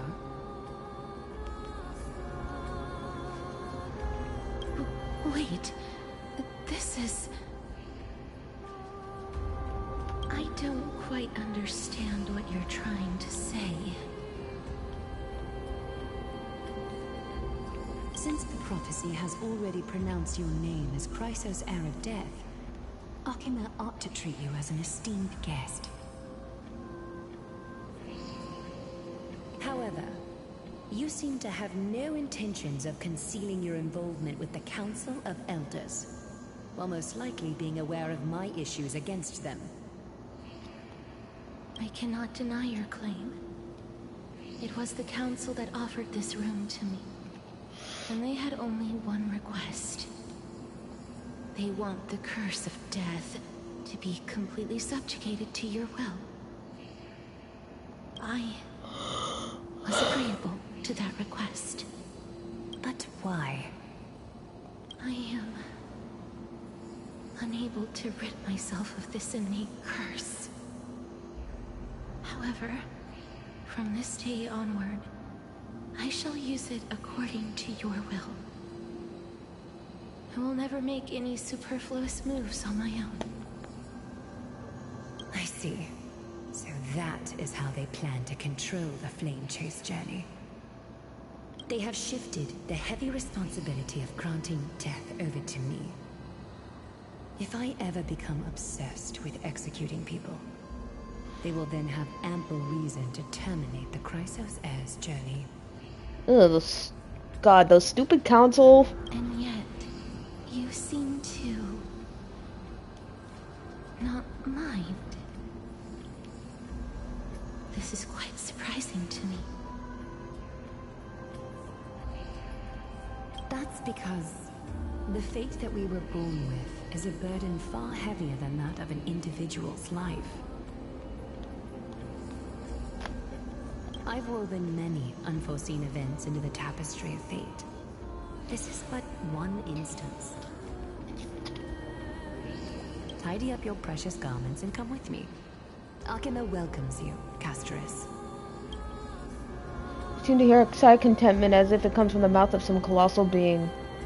Then the scenes of the past abruptly dissipated. I didn't think we'd find vestiges of memory here. Maybe they've got something to do with Ornyx's rune? Perhaps. But I do not need a reminder from them. This memory is one that I will never forget. I'm glad I trust you unreservedly. I really want to repay her for that trust. But why would this memory appear right now? Is this really Ornyx's power?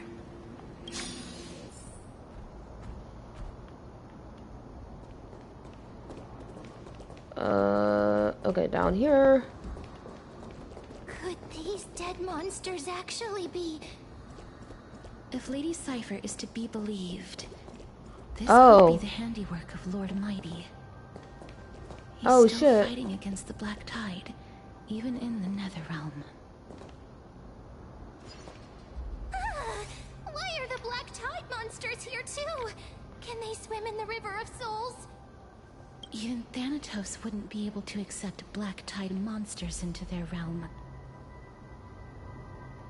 These traces seem to suggest that anybody who trespasses upon death will pay a heavy price.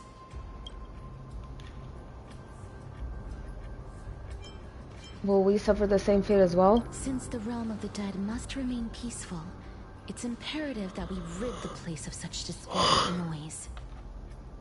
Please stay back. Let me deal with these enemies. Alright, time to kill a bitch. Whoops, that's not what I wanted to do.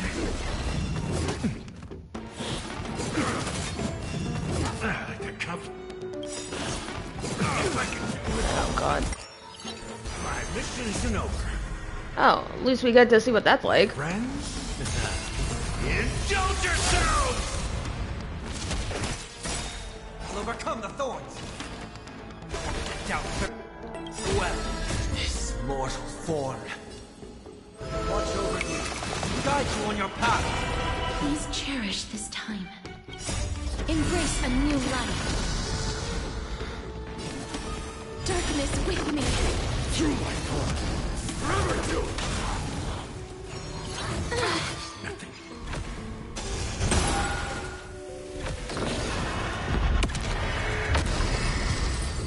God, that dragon is so cool, man. Love it. Wandering souls find their own. The path ahead is blocked by the River of Souls again. In that case, let's go back to the past. This miracle sure is handy. This is yet another aspect of a Titan's divine power. If Dan Heng was around, he'd definitely be able to raise the waters of the River of Souls into the sky. If Lady Hycelens was still alive, I think she might be able to do that too. Ah, make sure you keep it safe.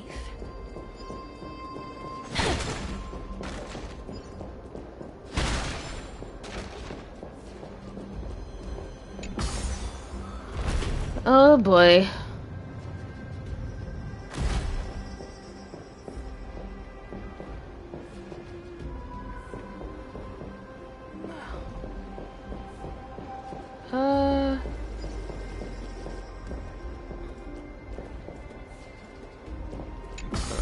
Wait, so...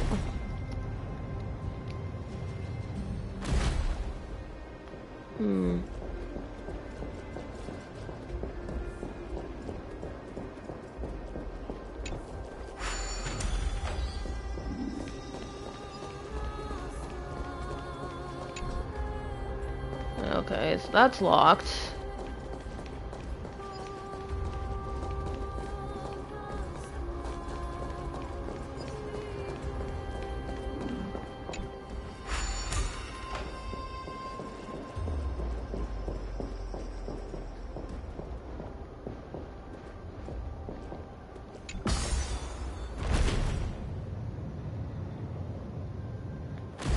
Oh, there it is. I'm just blind. My bad. You seem to be able to discern both the past and the future.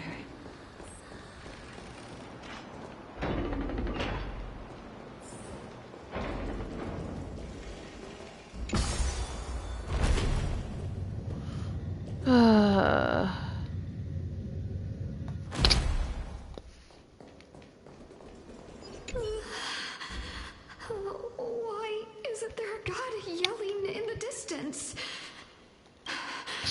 Indeed, my downtrodden fellow, your sorrow and joy are but means for me to amuse myself. I will at least derive some comfort. If all the tears that I had shed were determined by some mightier being above. It's you people.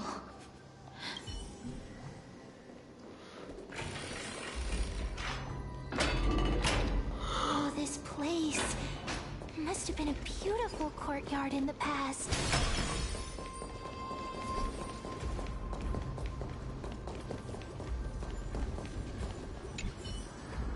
You remember Castrus once spoke of the origins of the eulogistic butterflies.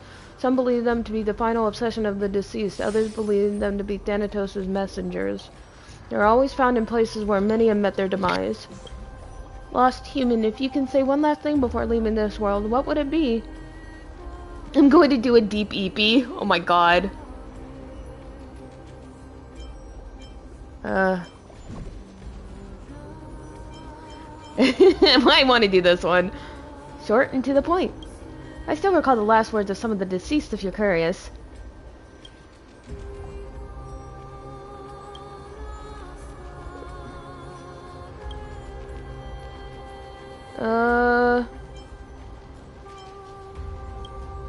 Before his death, a poet asked his poet son, "Tell me, Alexander, on your soul and conscience, do you believe my works will be passed on after I die?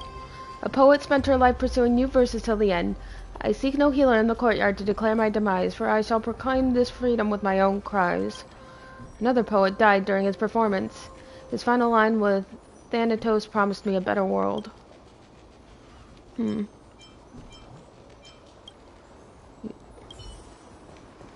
Interesting.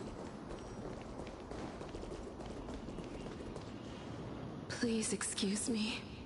I am but a scholar from a distant land who had the misfortune of falling into the River of Souls and turned into a member of the dead. Oh boy. This one seems to know that she's already dead. Oh, I was merely speculating. But it seems I was right. And you... I recognize you. You're the Holy Maiden of Death from Idonia, right? I'm sorry.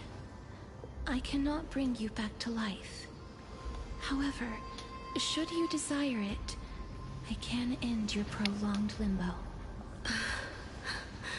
I'm well aware of that. Even if you were able to revive me, I would never choose that option. That's because I didn't fall into the River of Souls by accident. Instead, I leaped into it to seek my death. Why? If you could see the life I've led, then you would not reproach me so. Jeez. My life was far too miserable.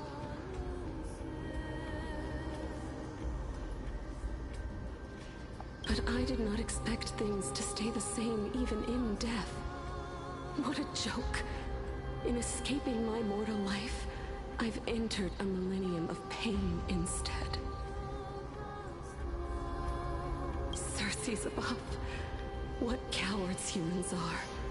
for we fear both life and death simultaneously. I'm sorry. I am also powerless to answer that question. That's all right, Holy Maiden. At least you are able to respond to me. Please, grant me death. Cersei's above. Does this count as thinking till the moment I die?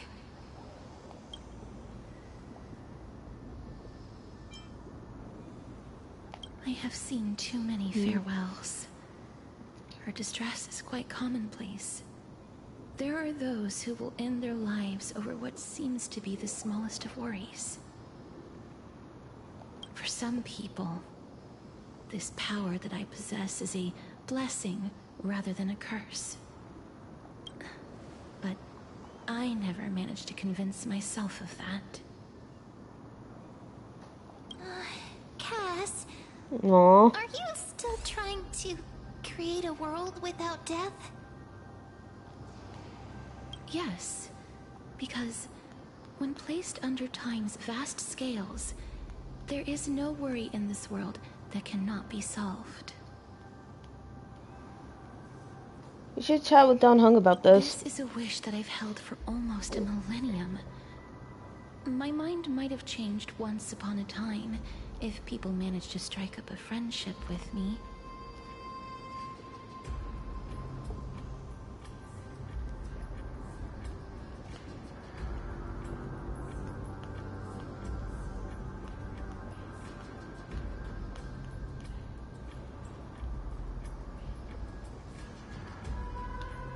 But I've never been more firm in my conviction. Now that I've learned about your near-death state, it is my duty to wipe death from the face of this world.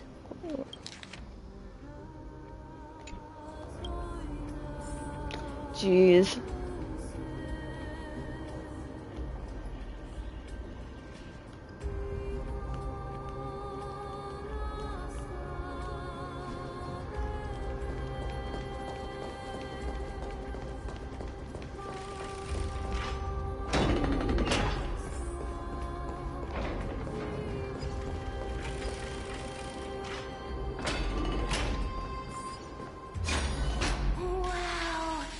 This place is so spacious. Is this the kingdom's vault?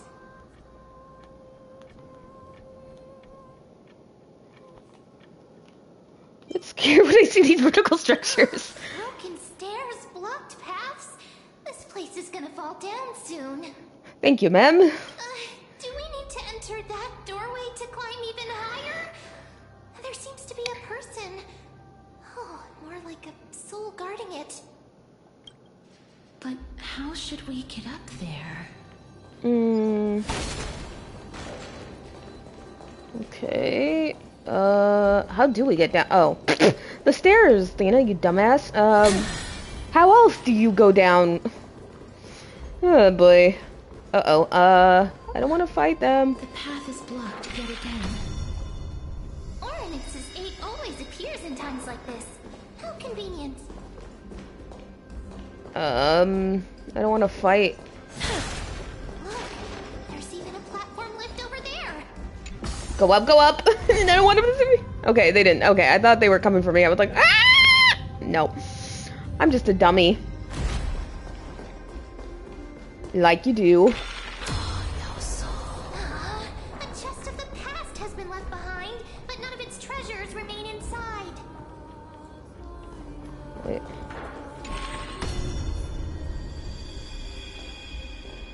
Okay, whatever.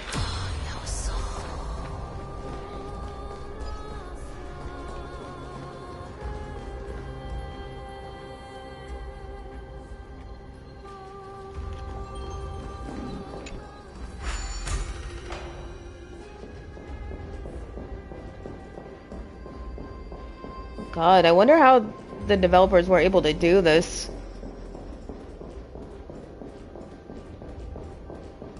This is... Okay, so I go over here. Oh, no. Oh. That's probably just for that. I want to make something with it. But what to make?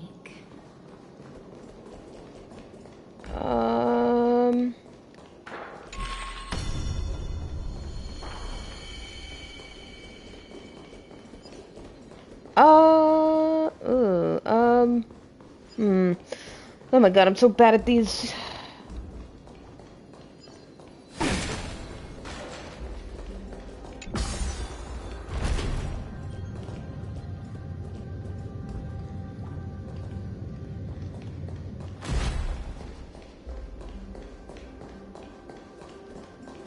Ooh, one of these things.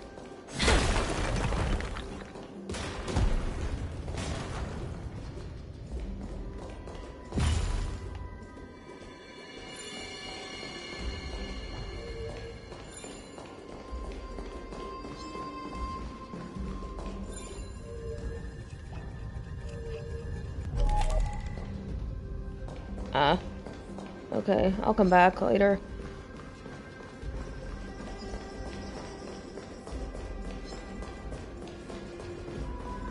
I don't want to fight anyone if I can help it. Let's see here.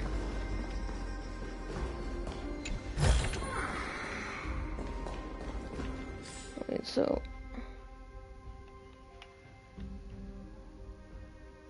okay, so we're there. We need to get over... Okay,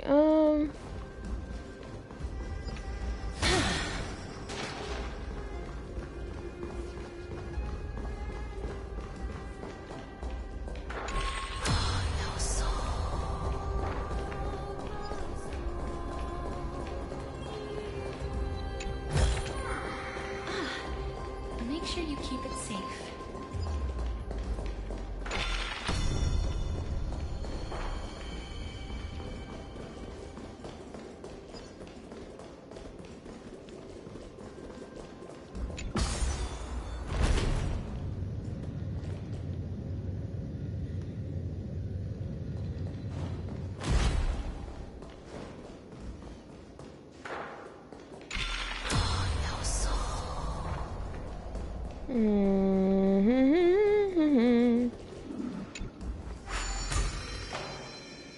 Oh. Just go up the stairs. I swear to God, I'm so stupid. Anyways, let's just... And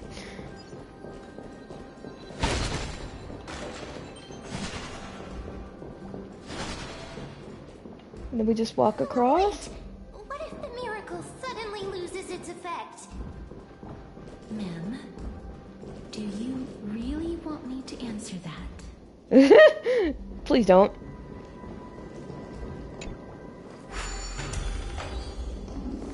Stay back. Don't come near me. Why does he look so panicked? Did the black tide monsters frighten him? Or is he actually scared of his own extraordinary power? Let me fight him. There's no need to be alarmed. We're just passing by the area. See? None of us look threatening. You have a point. Although, while this might once have been the royal vault, it's since been plundered empty. So please go away right this instant. You've misunderstood us. We simply heard your shouts as we were passing by, then decided to come over to find out what happened. My goodness. Did I really yell out loud? How rude of me. I'm sorry to have bothered you. I merely saw a warrior. While that spirit didn't harm me, his blows really packed a hefty punch. A warrior? Could it be? Oh my God. You seem to be quite different from him. Are you actually alive? How can you walk around here while alive?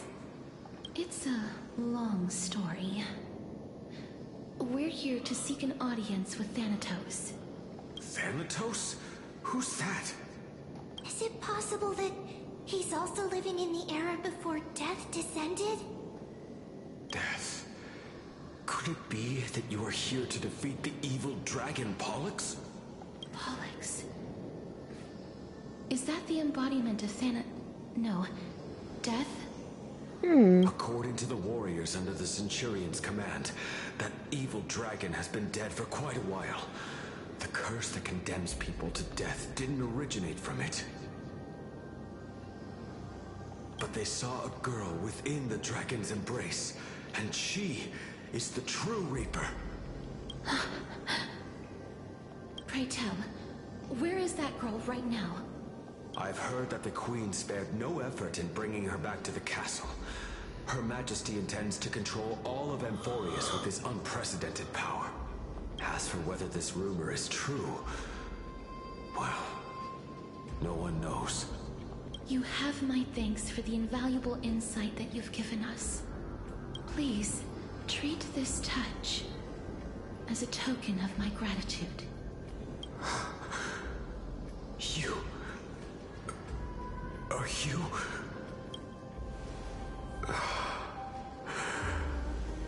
Thank you. This is his.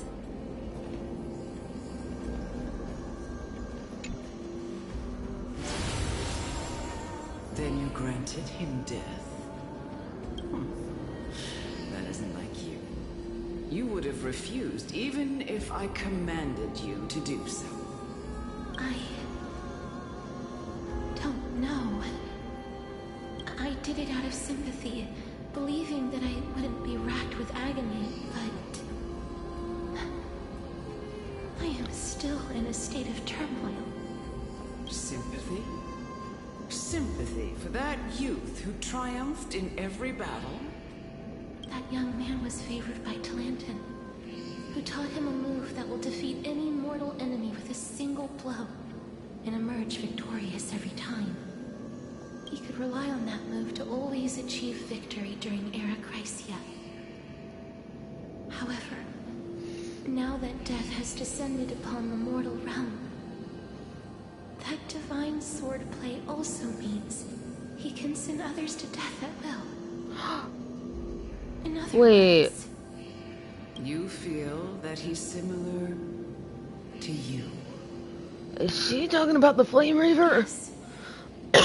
Since he can never be sorry. to others in martial combat, death would be the inevitable outcome every time he strikes. Oh my god, I think they are. That's why he approached me and pleaded. Maybe for me to put an end to all of this. Oh yeah, I don't know. You are perhaps feeling lost from making your peace with death in so abrupt a manner. I have not made peace with death. I've seen the people of Idonia stand tall and proud in the face of death. Even before the fated finale arrived, they were already content with the lives that they'd lived. They had such proud expressions. Expressions that made me believe death would be an insult to these mortals if the concept is truly a power that a god had carelessly cast down upon the world. Perhaps death's authority was never meant to exist in this world. Just like how I shouldn't exist. I won't refute your beliefs for now, but would you be interested in listening to a story of mine? It's a fairy tale from foreign lands, told by the person who brought you to me in that ice field long ago. A tale told by the Queen of Styxia. What? Wait a minute. That means the girl born in the dragon's embrace, the personification of death these souls talked about. Oh. You, Cass? I've already had an inkling for a while now. But I honestly have no memories of Styxia. My memories only begin after Aminet brought me to Idonia. Does this have anything to do with Polixia? Don't look back. Keep moving forward. Always. It's Thanks. yet another eulogistic butterfly. Are we getting closer to the Netherrealm? Shut up. Just shut up. Even if that girl is evil, there's no reason for you to absolve that monster. It was the both of them, who trapped us in this crevice between life and death. Don't be scared. They haven't noticed us at all.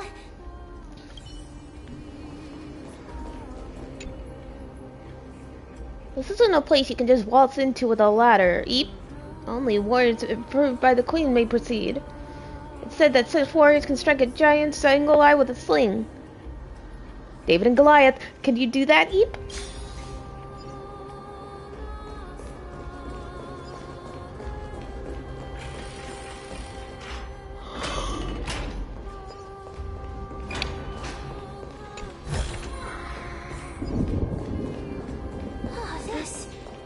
This is... Thunder?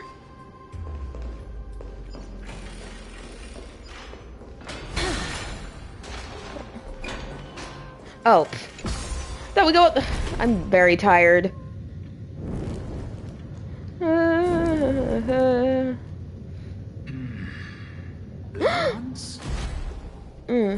wait. Oh, could you be the scions of Styxia? Did you hear about the great work that I'm doing here? I've thus arrived to give me the last material that I need for transmutation. Great work? Have you heard of the great name of Pollux, perchance?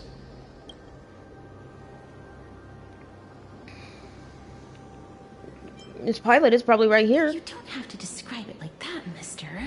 Oh, it's... You have? Then that's good.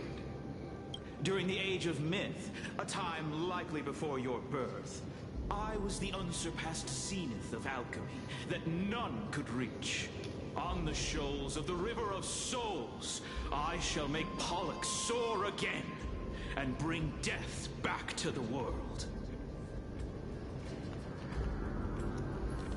But didn't that dragon already bring death to the world? Oh, looks like you don't know the whole picture. While it's true that the missing girl can grant death to mortals, Pollux, the one who delivered her onto this world, makes it so that humankind cannot die.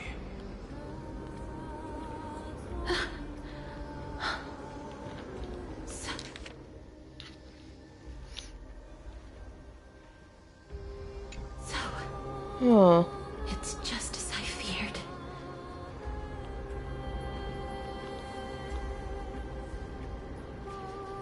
This is my guess.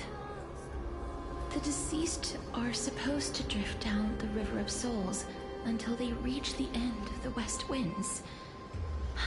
But this River of Souls was blocked by Pollux's fall. That's right. That's why it's imperative that I bring the dragon back to the mortal realm and make it soar the skies again. I have long since prepared my alchemical matrix in the tower. Although, I am still missing the most crucial material of all. That final ingredient, the final sacrifice, is none other than the girl who lives out her days with death. Huh? What's going on? You didn't touch him, did you? I know that I am no longer capable of carrying out that task. Take this, all of you, and please fulfill that great undertaking on my behalf. This... We had been inebriated in Felusa's feast too long before we began to seek divine bestowed death. so that we could be freed from the whims of fate. However, that brought doom upon us. Instead of summoning a supreme god, we encountered a monster that cut off the River of Souls. That detestable dragon Pollux denied all the dead from the gates of the Nether Realm. Damn. Unable to rest in peace, these departed spirits engulfed Styxia like a roaring tide. As a result, my city and its people no longer exist. That child is the only person whom I managed to save. Born within the evil dragon's abdomen, she has possessed the talent of death since her birth. She must have been granted to us by the gods as a chance for us to atone for our sins. Please, you must nurture her to adulthood and prevent her from experiencing all of the suffering that we went through. I promise that I will care for her as a mother, that I will protect her from the evils of death. My Fagusa above, thank you for your kindness. As her mother, please bless this child with a name. Before I am swept away by the River of Souls, please, let me know how I should address her in my next life. Like how a transient raven butterfly, a fleeting papilio castor, perches on the twig of death. Castorus. That shall be her name. Oh, she's the princess from the wow. Where my name comes from? She's the princess from the dragon. Uh-oh. The sound's back. What is making that ruckus?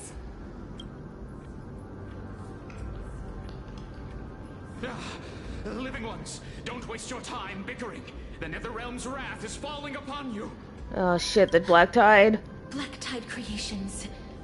When did they... Mister, please fight them with caution. Be careful not to suffer the same fate as those Black Tide creatures. Don't worry, we're fine. I think. Hide behind me. Root here.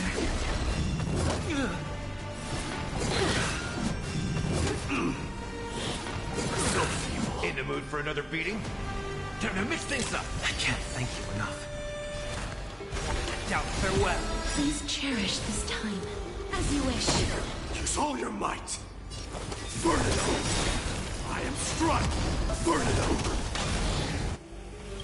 Dying soul, face me. Now accept your punishment. Embrace a new life. This mortal form. Watch over you. Guide you on your path.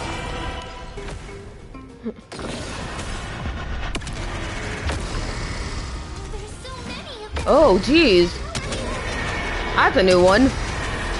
May death protect us. Hey, you know what? It kills them fast, okay? That hurts a bit.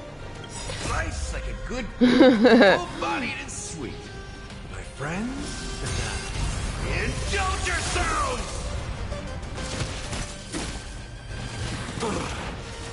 Oh.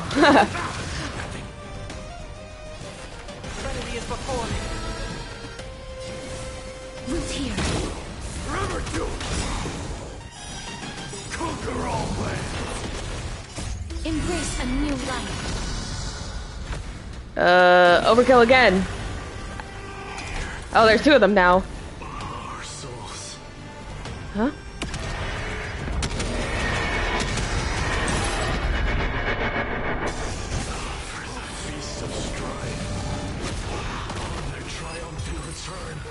Uh-oh. Wait, really? Oh! Oh my god! Lord Mighty?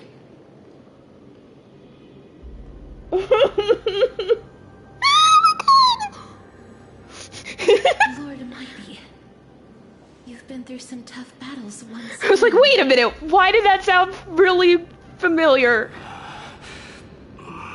That black tide is endless. My death. Oh, temporary. Oh shit. I will find my path of return and go back to the world of the living and continue my protection. Oh god. Almighty, I have always wanted to. Why does death reject you? I'm the one resisting it. I must resist the temptation to go with the flow. I'll go against the current and kill my way out of this cursed nether realm. That is my destiny. It seems like he's completely focused on resisting the temptation of the dead's whispers. He's working hard every minute to deny death. It seems his battlefield is not limited to the world of the living. Owie. Lord Mighty, are you willing to travel with us? We're headed for the Matrix inside that tower to summon Thanatos from their prolonged concealment.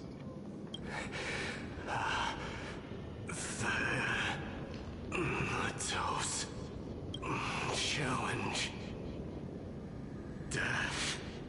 That's right. If we can work together and defeat them, you won't have to be troubled by the curse of immortality any longer. Let's go together, Castorus. Let the person who has brushed against death countless times guide your way. Cass, are you sure you want to do this? The alchemist said he wanted you to be a sacrifice. I'm not afraid. There's no reason for us to turn back anymore. Rather than standing still, taking action is by far the better option. Perhaps fate might take pity on us today and show some compassion. Oh man, this is not how I wanted us to meet again.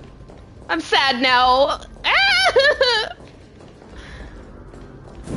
Very depressed, absolutely.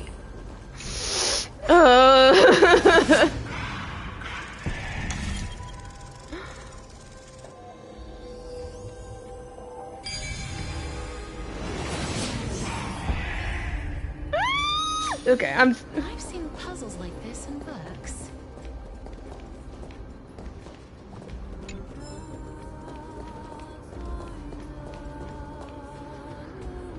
Before you are arrested in broken chains, remnants of a path that once led to the tower. Well, that's so pretty. This is going to be difficult. Didn't Castor and Candace also have this? I'm familiar with this kind of mechanism, but I've never repaired broken chains. If I was more powerful, I would be able to carry one person with each limb and fly the four of us to the other side. The Rune of Recollection is here, but I can't find the miracle orb anywhere. So weird. Oh, could it be in that collapsed tower in the distance?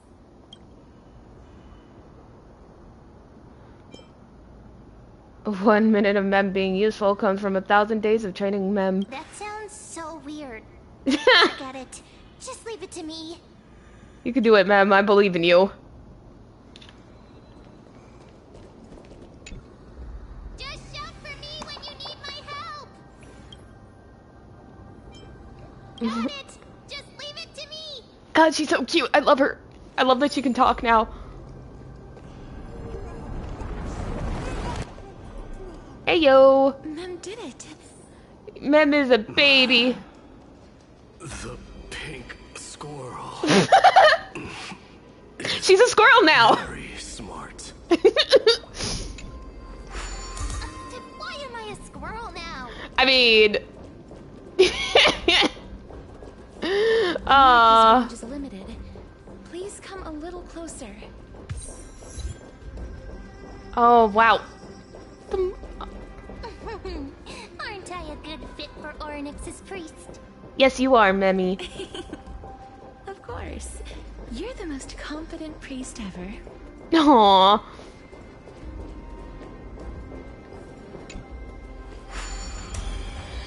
The alchemical matrix should be behind this door.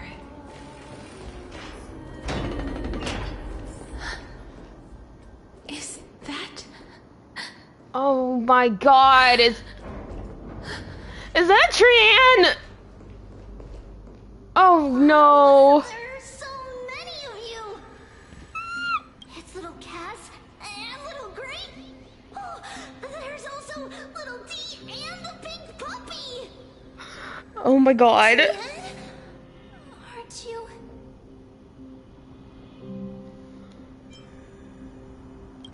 Get what? I'm getting even more confused.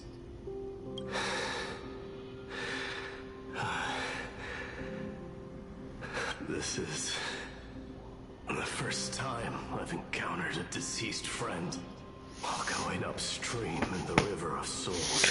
Oh my god. Really works like this.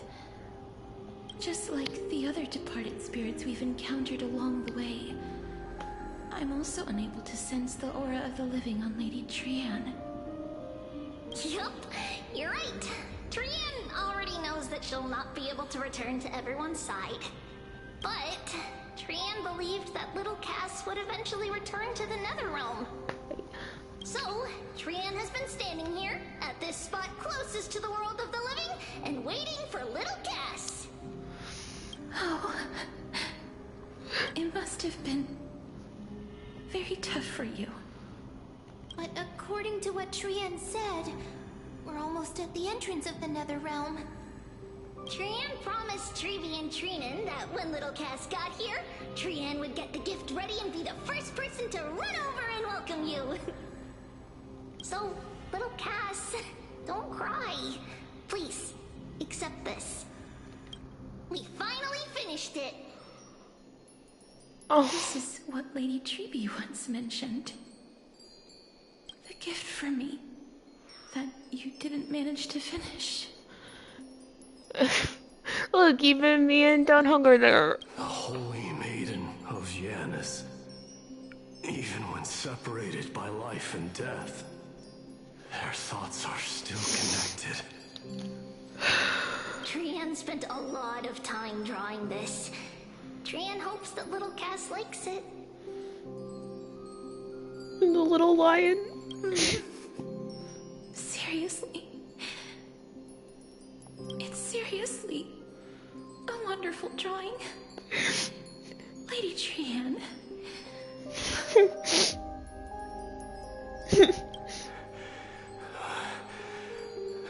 This is our flame chase journey. Little Cass, we don't know what your journey was like before. Treevy has always said that it must have been a very harsh and frightening journey. But little Cass no longer has anything to fear now, because everyone is here with you in this flame chase journey! That's right. Only now, when I see Lady Trian's gift, do I realize that I've already obtained so many things I would never have dared to dream of since I embarked on the flame chase journey. It's the first time I've gained so many companions. The first time I picked up the hobbies of crafting and photography. The first time I had dinner with someone else. The first time I went to the market to buy the Chimera doll I'd liked for a very long time and hugged it to sleep. Hmm. The first time I wore a dress personally made by Lady Aglaya. first time I went for a walk with Lady Treeby, Lady Treeanne, and Lady Treenan. The first time I enjoyed the night breeze and looked up at the stars with Miss Hyacinth. The first time I took care of Dromasis with the Trailblazer. Looking back at all these experiences I never thought were possible, it feels as though the scales of my life had shrunk from centuries and decades down to minutes and seconds. And all of them are so precious. I took countless photos in the past, but they're all black and white landscapes. I don't have a single one with friends. If I had known, I would have taken more pictures.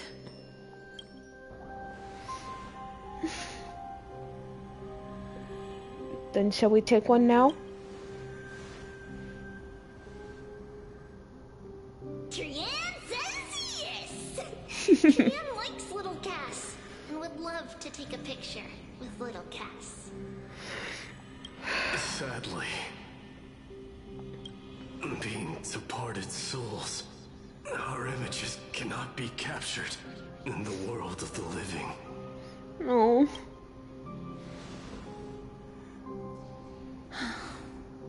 I thought so too. What? Are we seriously going to leave any room for regret?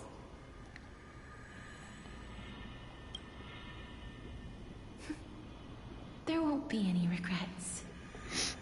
This vivid drawing surpasses any photograph from the world of the living. Little Cass smiled. Treeby, Treenan, and Trianne's wishes finally come true!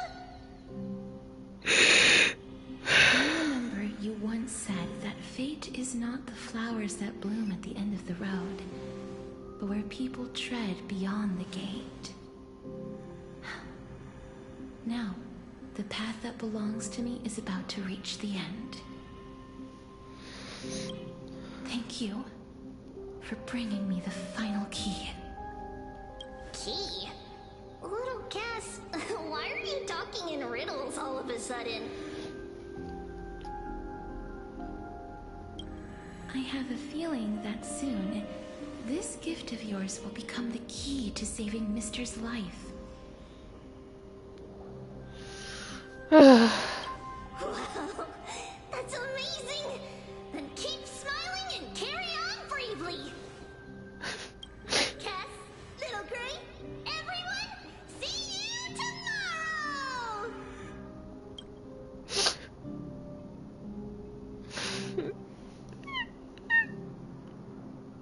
Lady Trina. I hate this fucking game. The aura of this place. We have indeed reached the end of the stream of souls. If I go any further, I might lose myself. I must leave now, for the black tide still wreaks havoc in the realm of the living.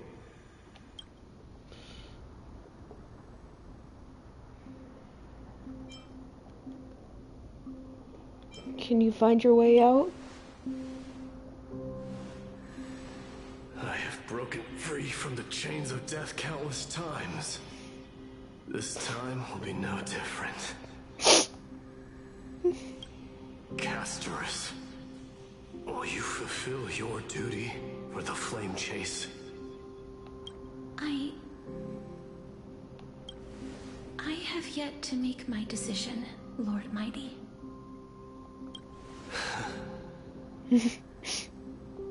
No matter. Make the choice your heart desires. Even if it takes 1,000 years of waiting, I will continue to fight till I die. Then arise from death till the miracle descends.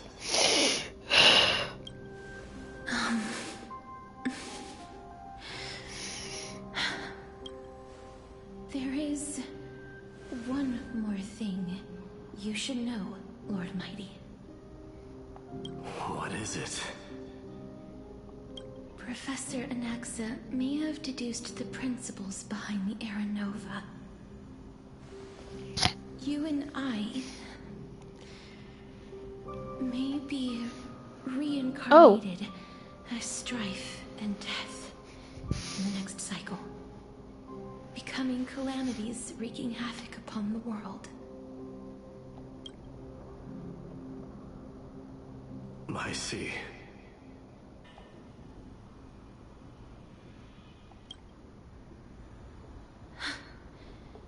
Is that all? Are you going to accept such a fate without complaints?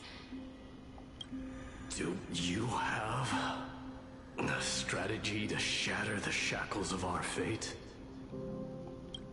I haven't found it yet. Perhaps I never will. Then, cease wasting your thoughts on futile matters. Control what little you can. And when fate's inescapable grasp comes, resist it with the strength of your mighty will.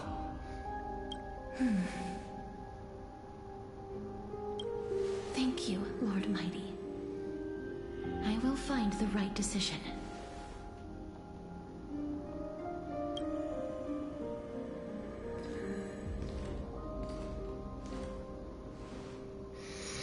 In the name of strife, may you meet a fitting end. This must be the alchemical matrix the spirit mentioned.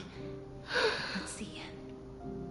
We need to insert Aquila's sky, Georios' earth, Kefali's fire, Fagusa's ocean, and Nestia's love.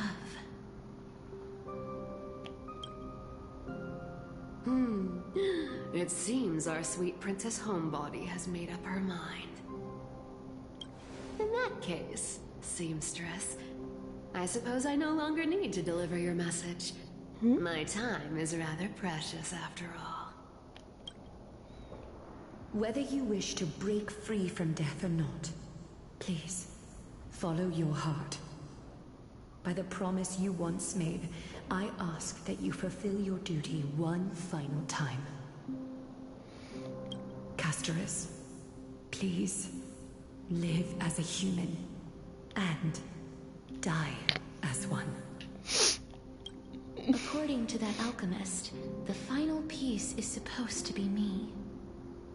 However, he is not privy to the past, and therefore cannot see the full picture. The past? I saw the twins of death in Kefali's memory, and now I am certain that I was one of them. The trial of the Hand of Shadow demanded taking the life of your family. I died during that trial, falling before the gate to the new world. And my sister, whom I never met, became the Titan Thanatos of this cycle. She was consumed with regret over my death, so she used the Titan's authority to reforge my soul. Yet, it also means she has never revealed herself to anyone, hidden away from the entire world. That's because the Titan she became already fell at the start of everything. They died for me, and now lie in slumber in the River of Souls. You mean Pollux? That's right. The River of Souls is no material river. It cannot be blocked by ordinary means. Only a divine corpse can prevent the dead from reaching the next world. And that's why we have to awaken Pollux from death before we can retrieve the core flame of death. We have to reforge its body with the power of alchemy.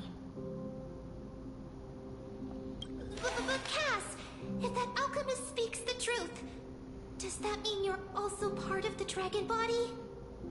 According to those departed spirits, I was indeed born as the dragon's twin. before we talk about that, have you heard the sighs? Ah, I heard them too. So what are those? I think it's probably the sign of Pollux's wish being fulfilled. They must have realized how heavy a price they'd need to pay when they used their divine authority to resurrect a dead woman. That's why they exerted every ounce of their strength to send me to Styxia, a city that called for death, a land where none is hostile to death. They never saw their wish fulfilled and fell so prematurely, all because they wanted to give me a new life. Pollux must really want to know how their sister has been after giving their all to save her. That wish is the reason Pollux's soul still lingers in the mortal realm even after their fall, quietly watching and documenting every detail of their sister's life. So instead of picking up objects on the way here, we were instead showing things to a strand of yearning that lingers here. Now, we must weave these yearnings together and restore them into Pollux's complete soul. But all of this is just a hypothesis, right? What if we go through with the ritual and it turns out totally different? Her little book is so cute. That's fine. As Professor Anaxa often reminds us, such is the nature of alchemy. The true outcome can only be known once the process is complete. This is why alchemy is also known as the miracle of creation.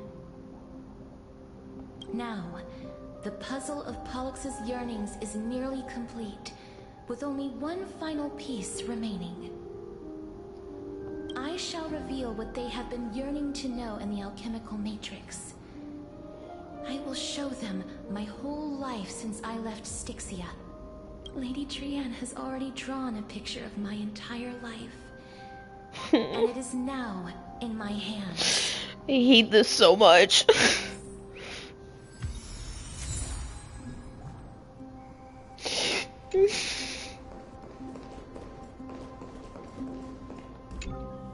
Then, let the ritual begin.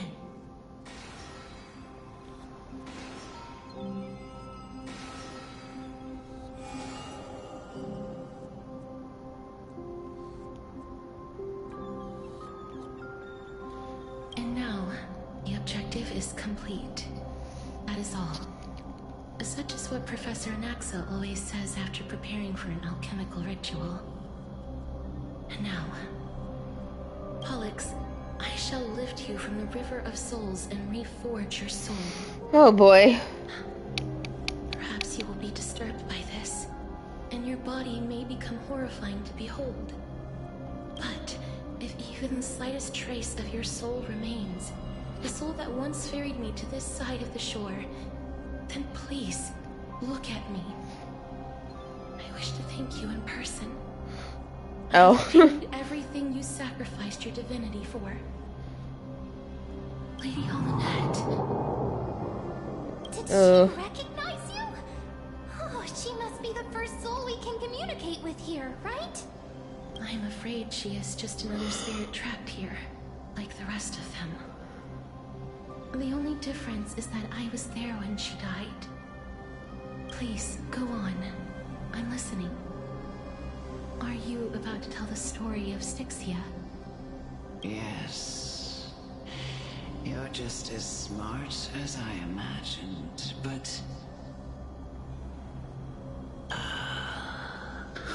never mind. Now's not the time. There's no need to worry, Elder. Take a look around you. You're already at the resting place of the dead. The world of the dead. But how?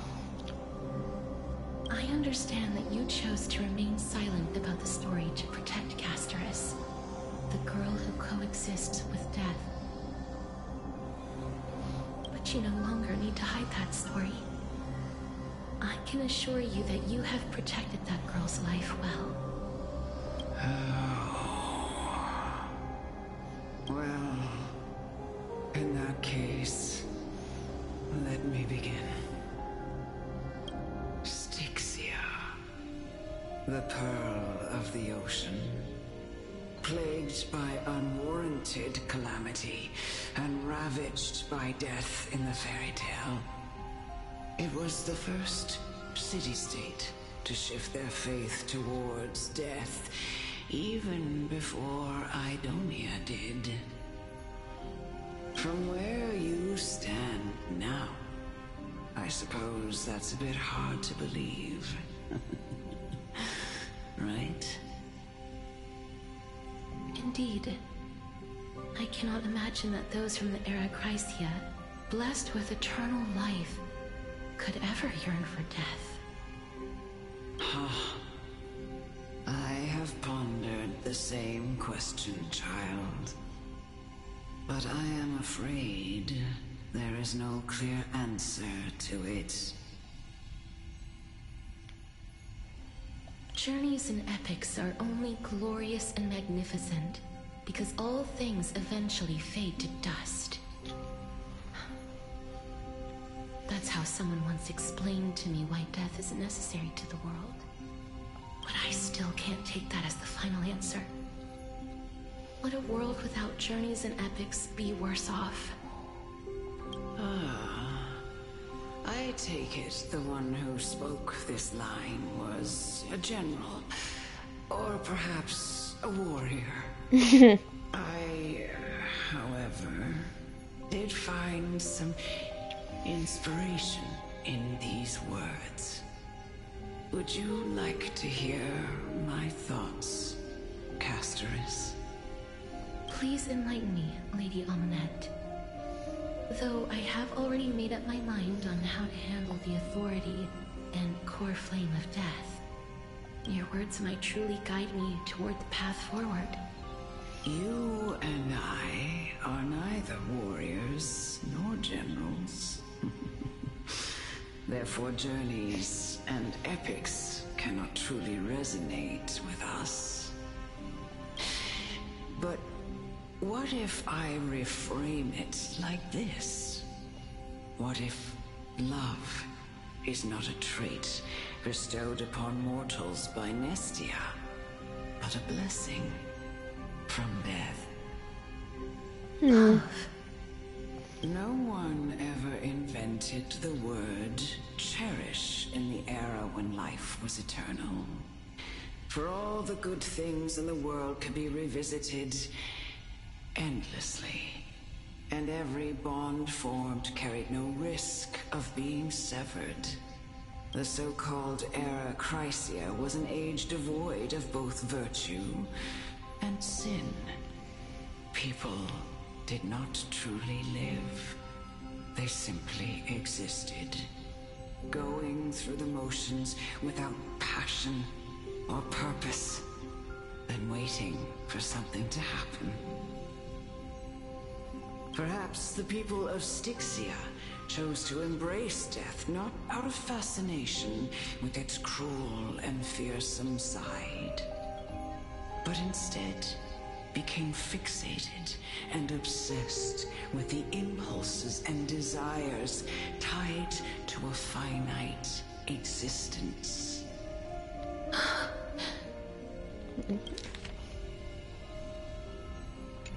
Therefore, death is not a thing of fear and desperation, but...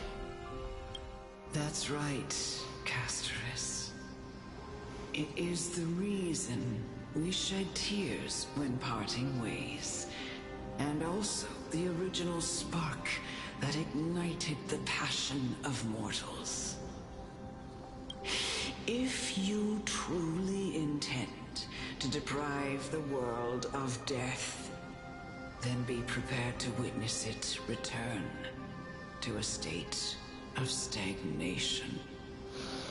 I understand, Lady Amunet. Our limited lifespan shapes all that we know and love. Not even the Death Titan has the right to take that away from humankind again. Nestia's love was the chrysalis of Gold's first blessing. But it most likely wasn't understood by mankind. We only learned to interpret this wonderful gift after Thanatos' arrival. If the world was bereft of death, then the Queen of Styxia wouldn't have played midwife in delivering me into this world. You wouldn't have welcomed me into Idonia. And Aglaia would never have invited me to join the Flame Chase journey. None of these stories would ever have happened. And I would never have lived, let alone found happiness. Thank you, Mother.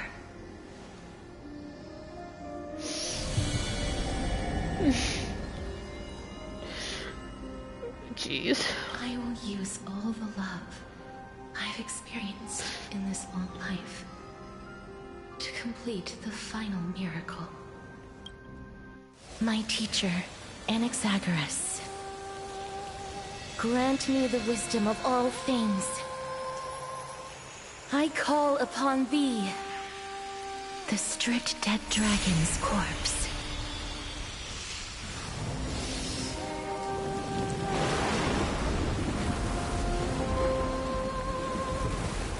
Rises from the earth, falls from the sky. As above, so below. This is the greatest power of all powers. Unstoppable in this world.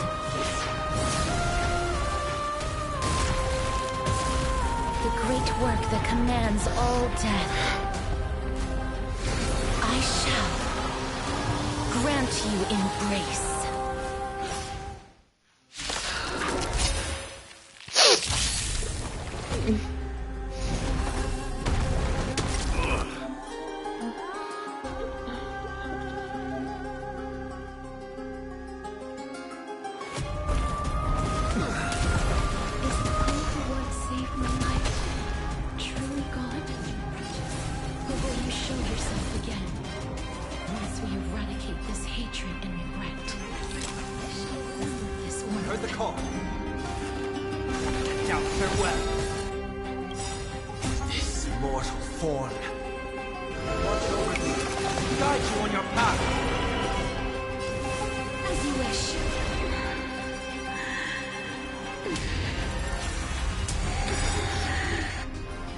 Oh boy.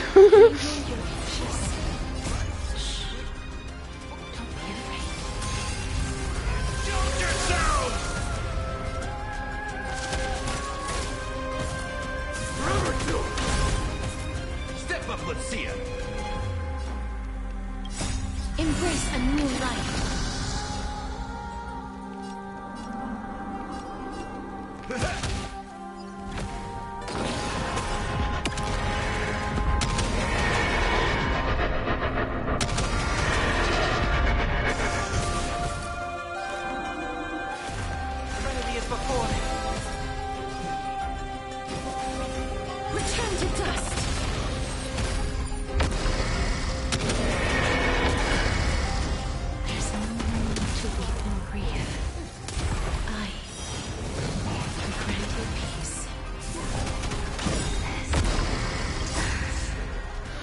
I knew it. I knew that was her.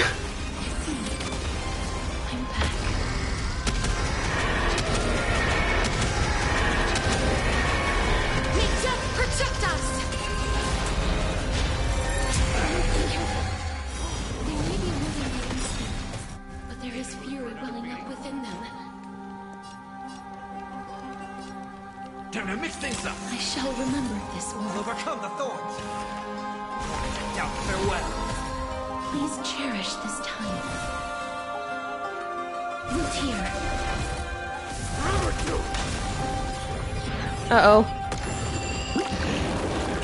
Oh, that's so pretty though. Ah, fuck.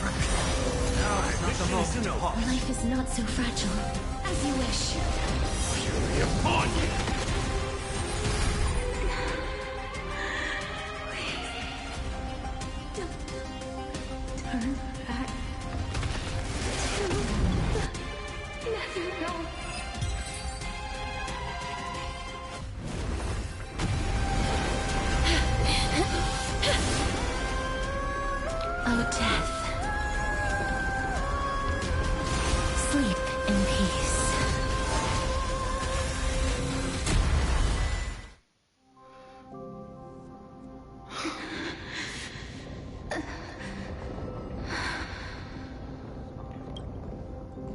sorry I have to wake you up from ancient death.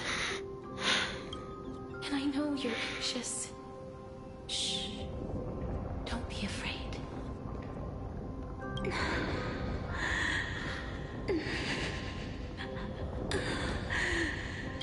Do you remember me? I'm the girl you once carried across the Sea of Souls.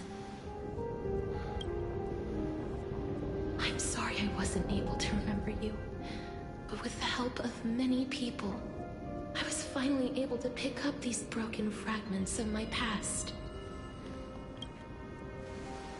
I'm back, Pollux.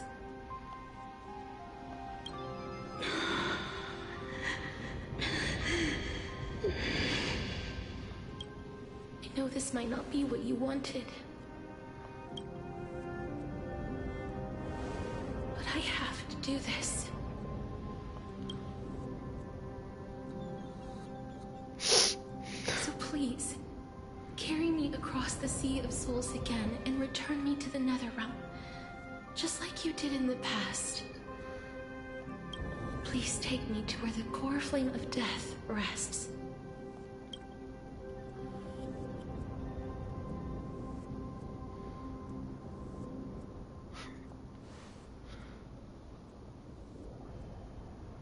I'll be going now. Ugh. We'll have to go into an egg, right? They may look scary, but as long...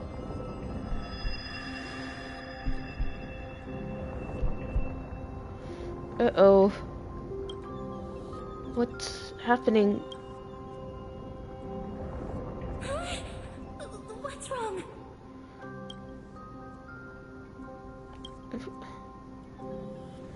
Oh god. Are you... What's wrong with him? His time is almost up. If I don't go now, I'm afraid his soul will return to Thanatos' embrace before me. What? Oh no! Is there anything we can do? Don't worry.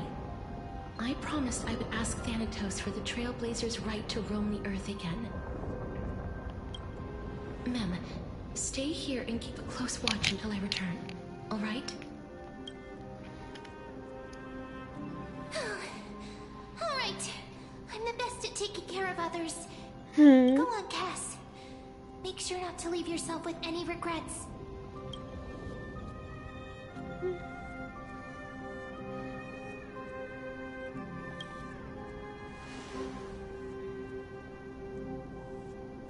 It's a deal then.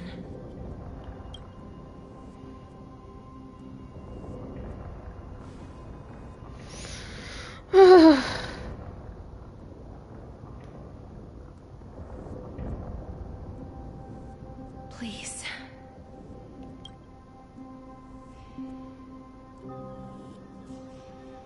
Wait for me.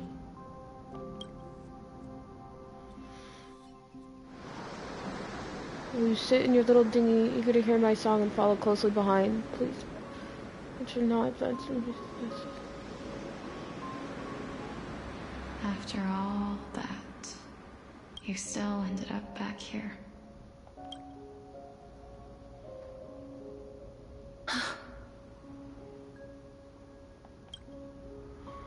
Oh, this is... So the legends were true. The Netherrealm really is a sea of flowers. Yes.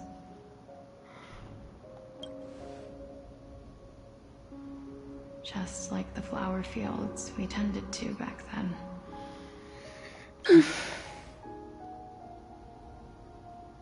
Is that you, Plixia? Do you remember me? I don't have the memories from that time, but I've seen you before during an experiment. I see. Call me Thanatos, then. It'll be easier. However, since you recognize the name, you must already know everything about Thanatos, right?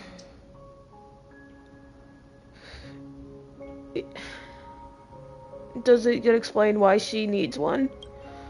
Yes. I'm here to reforge the order of life and death in Amphorius. Oh. I like the design. You know, my sister was a sympathetic, but rather sensitive person. Whenever she didn't want to say what was on her mind, she would avoid eye contact and look off into the distance. Just like what you are doing now. Can you tell me about the last Era Nova? What did you do, Polixia?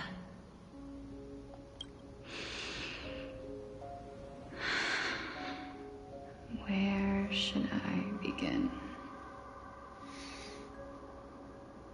I suppose we can start from the beginning. A long, long time ago, there were a pair of like-minded twins. As foretold in the prophecy, they were chosen to be successors to the god of death. But fate was cruel. The price of attaining divinity was to take the life of a family member with our own hands. That trial was indeed recorded in that memory. Then you should already know that my sister voluntarily gave up her own life so that I could ascend as the demigod of death. But I couldn't accept that. Why did we have to kill each other for a future she'd never see herself? That's not fair. So, while weaving the laws of the new world, I shattered the forbidden bottom line for life and death.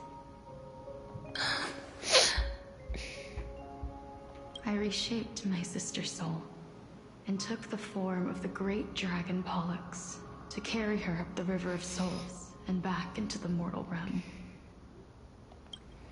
But our fates were already decided and manifested in unexpected ways in response to my futile actions. Aging is an unbreakable law of nature laid upon humankind, created at the same time as death. When the living die, their souls will meet Thanatos, who would determine where every soul goes. If the Reaper raises their left hand, the soul is granted death and allowed to enter the Netherrealm to await reincarnation. If they raise their right hand, the soul is rejected by the Netherrealm and returned to the mortal realm to continue walking the earth. That's why the Hand of Shadow can only lay down judgment and not embrace another being. Yes.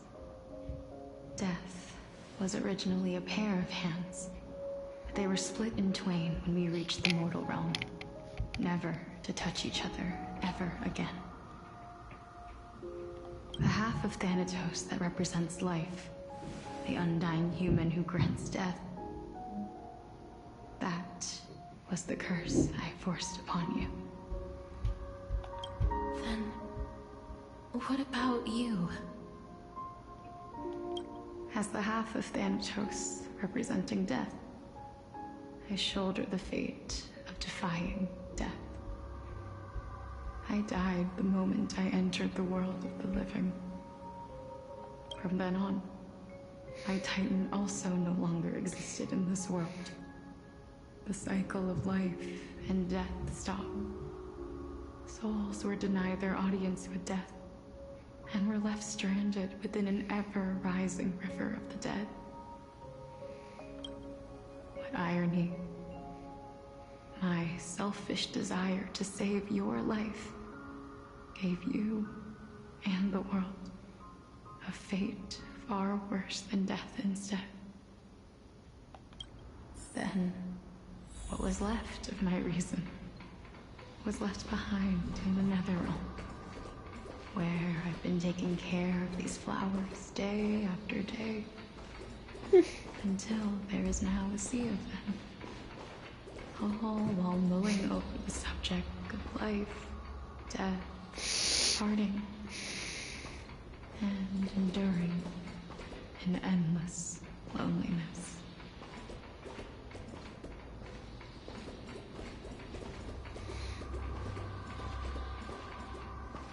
Fate is absurd indeed. Our lives were a mirrored image of one another, like a pair of hands. Even so, we arrived at the same destination. We walked different paths, yet experienced the same pain. I had hoped that maybe you would at least have a good life in this cycle. I'm sorry. I lived my life well. It didn't go to waste.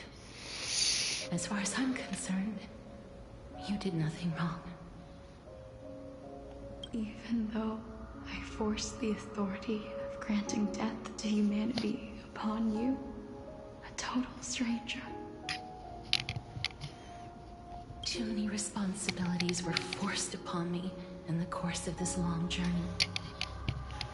I was once lost, even upset. But I realized recently that if it weren't for your blessing, I wouldn't have understood the source of these emotions, nor would I have realized my purpose. I wouldn't have made it here to reunite with my missing half. And we wouldn't be discussing our past while sharing the same view of this landscape. I wouldn't have understood the meaning of our existence. The meaning of our existence.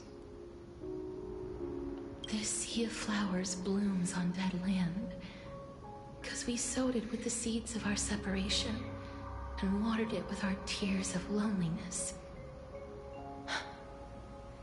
Yes, the only thing death is allowed to create are flowers that bloom from blood and tears.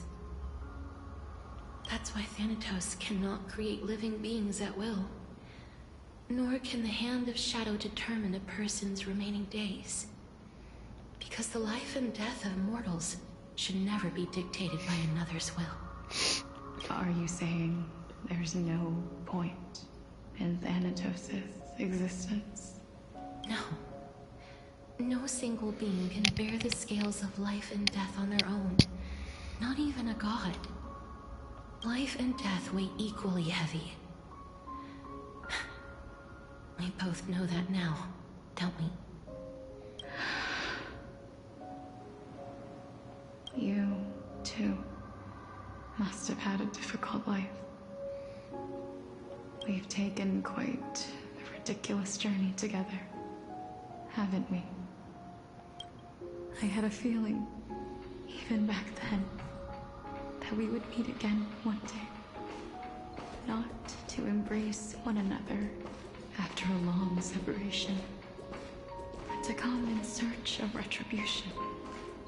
Tell me the answer that's already been written, and let us draw this seemingly endless fate to a close.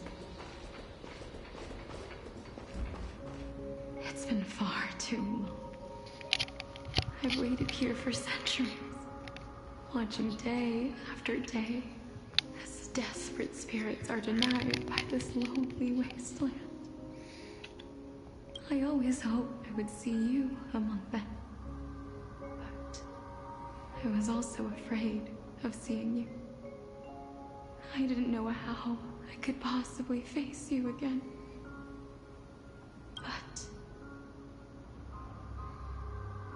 more than anything, I was afraid that you might have forgotten all about me. I know. But Don't you see, Polixia? I made it back anyway. You don't have to shoulder death's authority on your own anymore. It was always meant to be held in two hands anyway. So, let's give our core flame to him, and have him take it back to the mortal realm. Give humanity back their cycle of life and death. Our responsibility as Thanatos was never about picking out favorite souls. We were only meant to watch over life. Let's tend the field together, and create a warm sea of flowers for all the souls to come.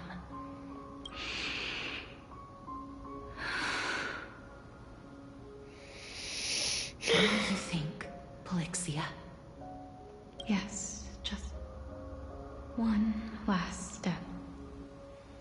You shall wither, and through that, the dead will sprout again from the remains, and be reborn with the dead flame. As foretold by the prophecy, Thanatos' authority is only destined for only one person to wield. As the Chrysos heir of death, as their demigod, as a titan. Our fated moment has arrived once again. Just like before. Yes, just like before. But unlike that time, the ones undergoing the trial this time are prepared. You've made up your mind? Yes, as dictated by fate. But I won't be afraid. As long as you're here with me, complete your trial in this life. Grant me the embrace of death, and light the spark of life ablaze. You've been tempered by life and death. I know you'll be able to give this wasteland its first breath of life. Like a raven butterfly, flying swiftly into the netherrealm, perching on the twig of death. I will. After this, I will remain permanently in the netherrealm. The river of souls shall return here and rain down from the sky, scattering souls across the earth. The cycle of life and death will flow once again. This sea of flowers you sowed shall bear countless joyous or sorrowful souls, and bloom evermore.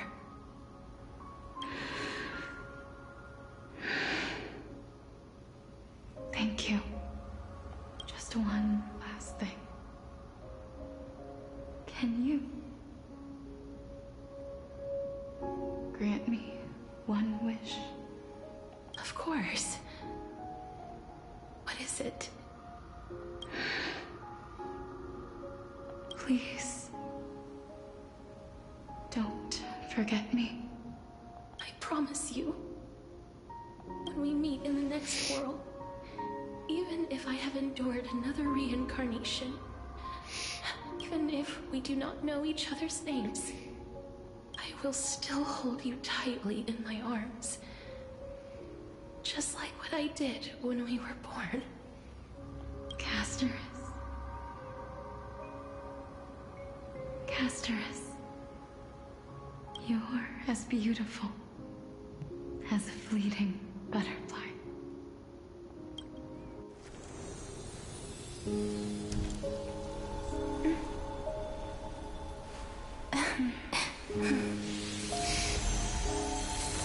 I will bring rest to death. And from now on, stagnant life will once again flow.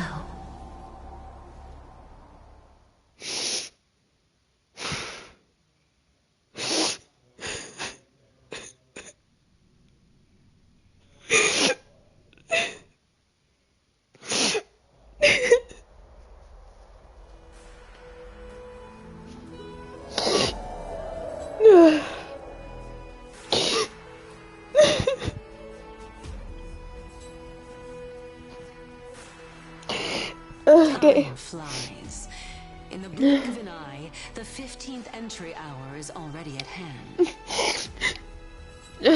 When this farce is over, your soul will be placed on the scales of life and death. Are you ready? Time to find out whatever this is. No need to ask so many times. Of course I am. Then why do you drag your feet? Is your fear of crowds holding you back again? I simply find them too noisy. Paying attention to conceited fools like them would be an utter waste of my time. Such harsh words. As I see it, you are no less arrogant than they are. I couldn't agree more. Oh. I did not expect to hear that from you. Are you not going to refute me? I know myself better than you think I do. At the very least, better than a stowaway like you. And they say men whose ends are nigh have but kind words. Well, that is exactly why I chose you. Should I thank you for the compliment? The hour of the trial has come. Do you have an answer for me? And how will you prove the veracity of your argument? I suppose there is no point in putting this off any longer. Yeah. Do you recall where we stopped the last time? So ready for whatever this is. You were saying that Amphorius's history is cyclical. Indeed. The demigods that bear Oh. the core flames eventually become the new titans at the world's end. Remember what happened on the Holy Mountain? Calypso, Naias. As their destined ends approached, one by one they left this world, leaving only the twins, who are fated to succeed death. Unfortunately, while their journey is consistent with ours, you and Calypso, as well as Nikador and Naias, act as supporting evidence. I can only come up with a rough sketch for my theory of the cyclical history. For all the pains I took to reach this point, I had already lost hope of ever obtaining definitive proof. After all, the past is in the past. Proving that we are the legacies of heroes of the past is a hopeless endeavor. That is, until I met a girl named Polixia and her sister. If Castorus was truly sent from the past to the present for the Titan's self-serving reasons, then having lived through 2 cycles, and with Styxia as the pivot, she will no doubt be the link to connect all of this together. If the Twins of Death can bridge 2 cycles to reunite at the shores of the Sea of Souls, then my hypothesis will no longer be just a hypothesis. And you too will get the answer to your question. Well, that is all well and good, but how can you be so sure? If there is even the slightest error in your hypothesis, the girl will be shattered. But I'm not wrong. It matters not. The most important quality a scholar must possess is foolhardiness. If you are overly cautious, then you'll never have the gumption to make the first step, and change will never come. Besides, I, an Exagoras, am destined to overturn this farcical world. Come, let us go and teach those pathetic words one final lesson. Oh boy.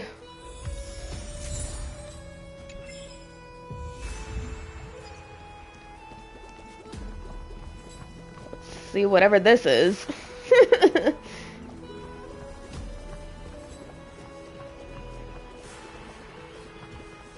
Fine. Oh. So they are leaving the final debate to him. Okay. Let those Chrysos heirs who started this terrible war hear you. Let them hear the voices of the people. Shut up, Kindness.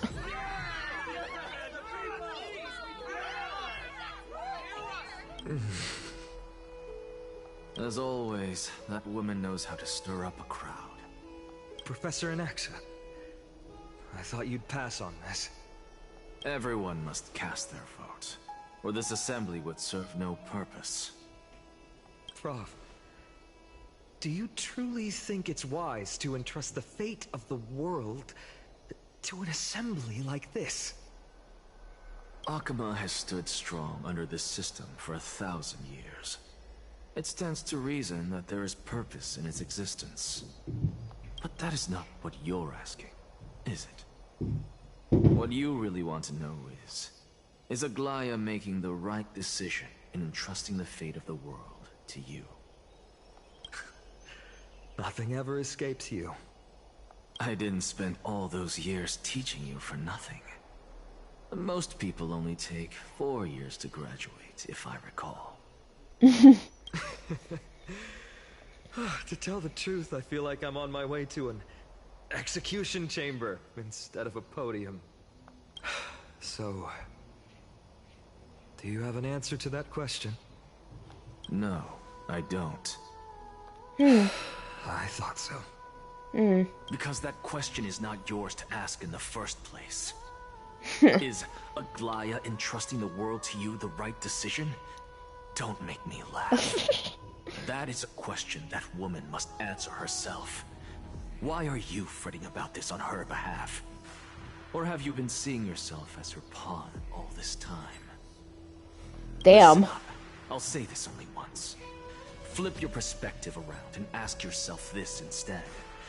What should I do to ensure that the world doesn't stray from the correct path? That is what you should be thinking about. Jeez, alright. You still have time, so give it some thought. Oh, and don't bother telling me the answer. Tell it to those begging for salvation from the gods. Got it. Thank you, Professor Anaxa. That's Anaxagoras to you. Who will you be voting for? That'll depend on how well you perform. May Cersei safeguard your thoughts. Oh god, okay.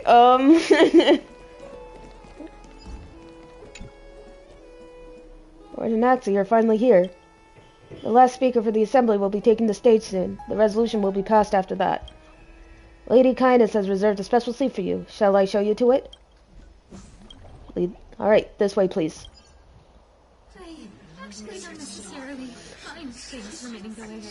Oh boy. Elders and citizens, silence, if you please. As the Theoros, I present to you Finan of Ides Elysiae, virtuous citizen of Akima, and the last speaker of the assembly. Much obliged, Lord Lycus. I remember him. He's the penniless lad working for Aglaya. Where's Lady Goldweaver? Why is she sending this guy to give the last speech? Is this really the end of the Flame Chase journey? Can this dude really face down Kindness? By Kefali above. Dear citizens of Akima, as you look upon me, so too do I see you. I see your fear and misgivings, your apprehension about the discord between the Chrysos heirs and the Council of Elders. And yet, before you contemplate something as grand, I see your fear and misgivings, your apprehension about the discord between the Chrysos heirs and the Council of Elders, and your uneasiness about the future of the Holy City, and as the fate of the world. I ask that you look closer. Look beyond the horizon illuminated by Kefali, at the crisis threatening to overwhelm us. What? Hydes Elysiae, my beloved hometown, is a village forgotten by time. It is a place with the most invigorating breeze and wheat fields that spread all the way to the sea. I once thought that there I would enjoy a lifetime of peace and quiet with my friends and family. How I wish I could invite all of you to that paradise, far from the noise and chatter of the world. Alas, I can't, because she and all that she nurtured, all that I loved, they have long been devoured by the black tide. My beloved home is no more.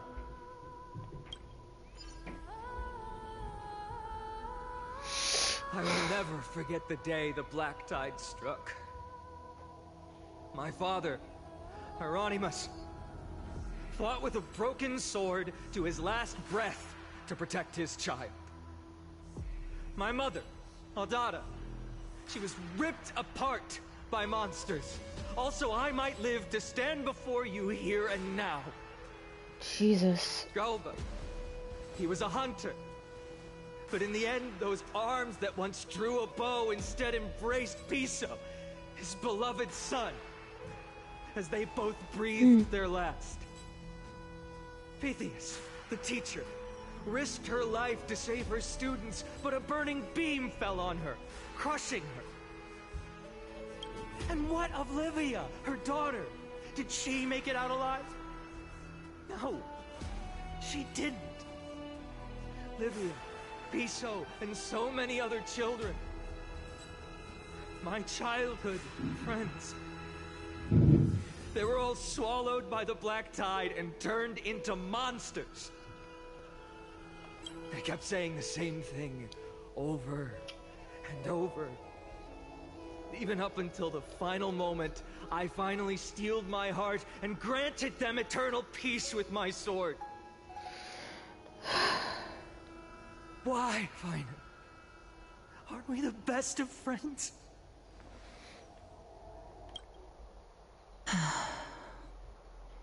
Jesus Christ on a stick. That is the black tide. A looming threat that can bring Akuma to its knees any time. Kindness may have promised that with the 3 Titans of Calamity Con, Akuma will return to an era Chrysia once more, but much as it pains me, I must disappoint you. While the demigod of strife has done everything in his power to hold them back, they are still coming. By now, the name of that black-robed swordmaster, the Flame Reaper, has likely echoed throughout the city already. The roaring thunder is a message from the strife demigod. The Flame Reaper has risen from death, and they hunger for the core flames of the gods.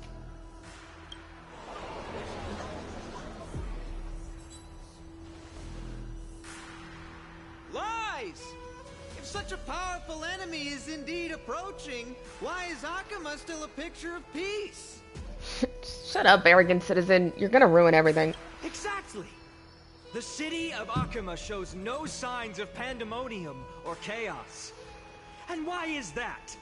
I beg you, spare a moment to think about this. Are we able to stand here and hold this assembly in peace today because the danger has passed? No! This peace we enjoy is no gift of fate. We are able to stand here today only because the Chrysos heirs have stepped up and shielded Akuma from calamity. With her golden threads, Aglaya has preserved and continues to preserve these idyllic days that all of you hold dear. Council of Elders claims that Aglaya will one day forsake the people because her divinity is eroding her body and soul. But ask yourselves this. Rather than offering her aid and support, why do they choose to watch and push Akuma away from the Flame Chase journey? The answer that no one can bring themselves to speak of. A truth stained in blood and buried in greed, fear, and vanity. Allow me to lay it bare before you. It is because the Council of Elders, which bears Akima's history and honor, along with this citizens' assembly we once took so much pride in, are now infested with vermin. Oh shit. And a gas fell over the crowd. You insolent whelp!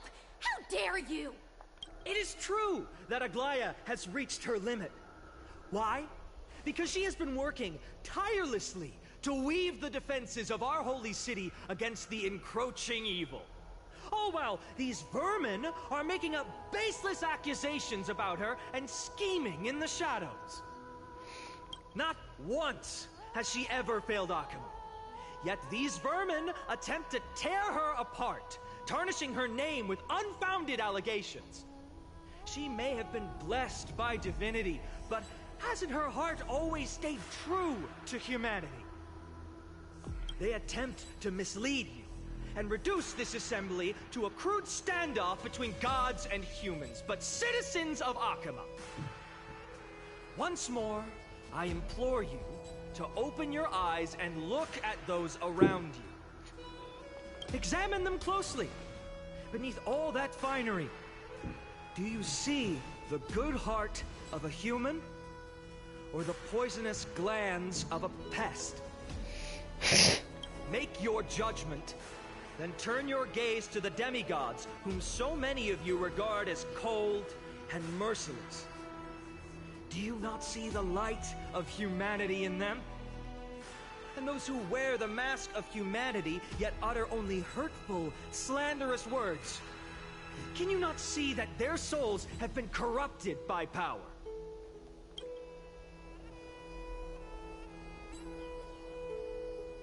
Yet, no matter what your answer is, and no matter who your vote goes to, rest assured that you have nothing to fear.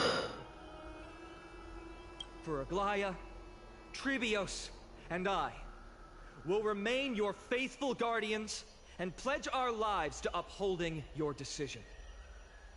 And this vow will stay true until the end of our days, where it will be passed on to future flame chasers. A steadfast and unwavering promise that shall endure through the ages.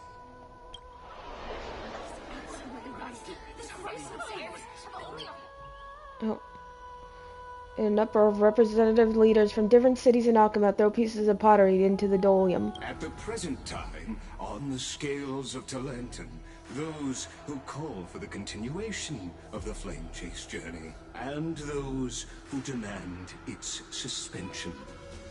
Each faction holds an equal share of votes, resulting in a perfect balance. Oh, it's a tie. As expected.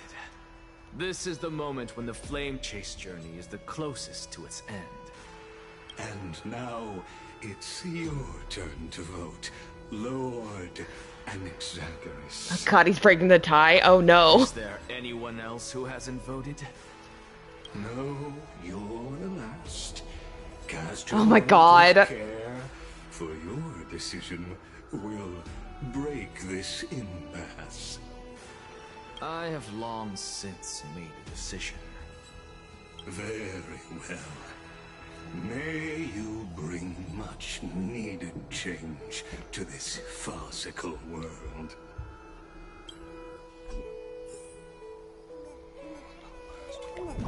Oh God, I'm scared.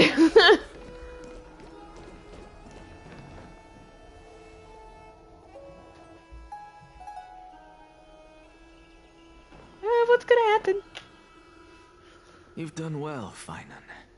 Given the circumstances, delivering a rousing speech to stir up emotions was a prudent move.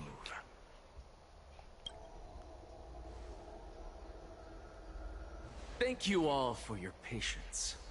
On behalf of the 7 sages of the Grove of Epiphany and the scholars of Amphorius, I, Anaxagoras, am ready to cast my vote. But before that, in the interest of fairness, Lady Goldweaver, I pose a question to you before all who are gathered here. Will you, as Finan has promised, stand by the decision made in the Assembly, regardless of outcome? In the interest of fairness, I make no promises, lest it should influence your decision. Very well. I thank you for your honesty.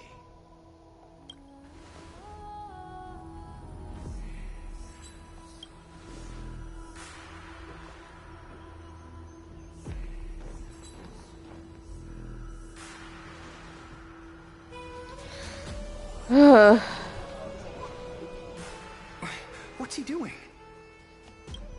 The stakes are high. Let's be patient. Cut the act!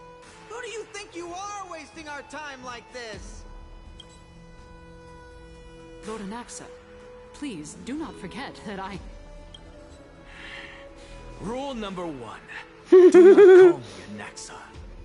Rule number 2. Never interrupt me. Silence is golden. Ah.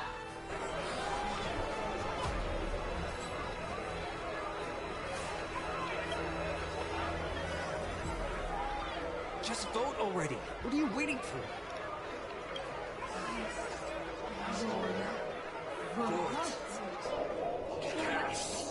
Your vote.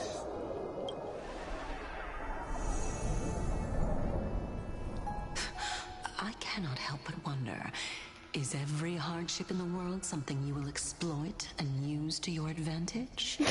Probably. How else am I supposed to make use of this situation where my body and soul are separated? Oh, Circes. Or should I say Calypso? Accompany me on this final journey. Let us journey to the Netherrealm and see how she will substantiate the answer to your question and validate my decision. We need only to follow the sound of the tides. Okay. Oh, we're here again. You are. Well done, child. Just as I foresaw. Oh, hey. His teacher. You have achieved great things. Teacher. What a twist of fate. A blasphemer raised in the doctrines of the Venerationists. It's like a foal kicking its mother in the belly after taking all her milk. I respect you immensely, sir. But you cherish the truth even more. So, child, do not be troubled by the criticisms I have borne.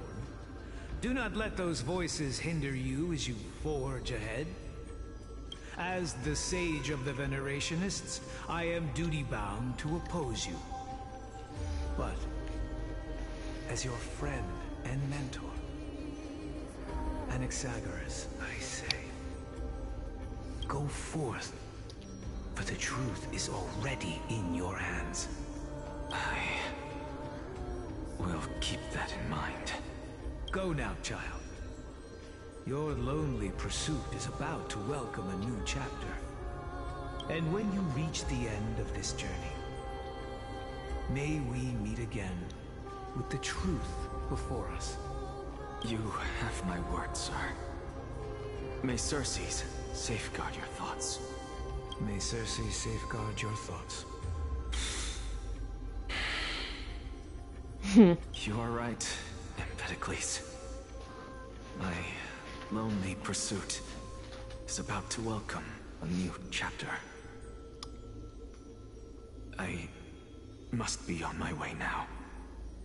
May we meet again with the truth before us, Empedocles. What are you waiting for? Just cast your vote. Silence! Silence, everyone! Behold, Circes, here at the center of the world, I shall write the final step of my proof. I'm doing good. Shit's gonna happen soon. For this place is but one step away from the truth. Oh boy.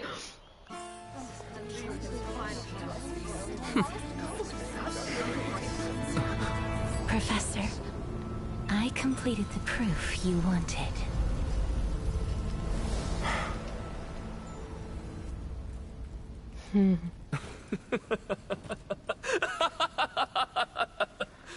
Thank you, Castorus.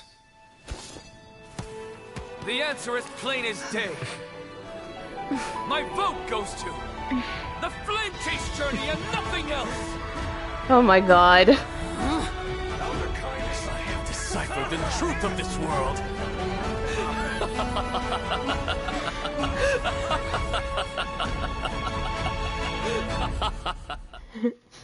With the balance shattered, the result is clear. By carefully implementing above as the Theoros I have observed. What do you mean? No!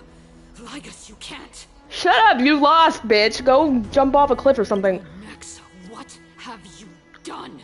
Have you lost your mind? I hope you are prepared for the harsh punishment awaiting you. Mark my words, I will make sure that clever head of yours never forgets the price of betrayal. She had to have wisdom teeth surgery, so she's kind of feeling sick from the medicine. Have you forgotten? I told you that happens to be one of my rare talents. You put on such a grand performance just to aid their preposterous flame chase journey? Performance? No, you are quite mistaken. I may be by nature, but I've always been known for my honesty. If you really so crazy, Lady Kindness, you'd realize that I never had any interest in your pathetic little game of politics. Factions, standpoints, they are jokes in my eyes. I have never once switched sides.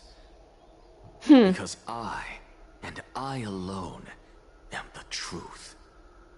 Lady Kindness, with all the citizens here as witnesses, we should honor the spirit of democracy and respect the decision of this assembly. I have observed that Akama has chosen her destiny. This citizens' assembly has resolved to continue the flame chase journey. Yay! This resolution shall be put up on the wall of heroes, such that all citizens are aware of the city's way forward. Yeah, woo! It seems not everyone is ready for the assembly to end. Very well. Let me entertain you for a little longer. By your leave, Lord Lygus. Interesting. Elders and citizens, your attention, please. Stay for a moment more, if you will. Anaxagoras of the Grove of Epiphany has an announcement for the assembly. I've come to make an announcement. What is this performer up to now? Just moments ago, all of you made a decision on the fate of Amphorius. As a supporter of the Flame Chase journey, it pleases me to see the choice you have made. But I regret to say that I still harbor doubts about this outcome. Thus, I hereby challenge this resolution. Oh god, what now? Tell me, who among you dare swear to Kefali's name that Era Nova will truly welcome the fairy tale ending that the Chrysos heirs have promised? A beautiful new world free of calamity and madness? What is he getting at? No one? Must I pick somebody to answer? Very well. This really is a teacher. The one acting so wise and profound. In front of all present here, do you dare swear that it will happen for sure? No? Fine. Next. You, the one with ignorance written all over your face. Yes, you. Do you dare swear by it in front of the Titan? What are you trying to do? Yeah, what is he trying to do? I don't know. Useless. Your turn, then. With that smug look of yours, you must be confident that the Flame Chase journey is the best course to take, right? Hey! Mind your tongue! So, no one? I see.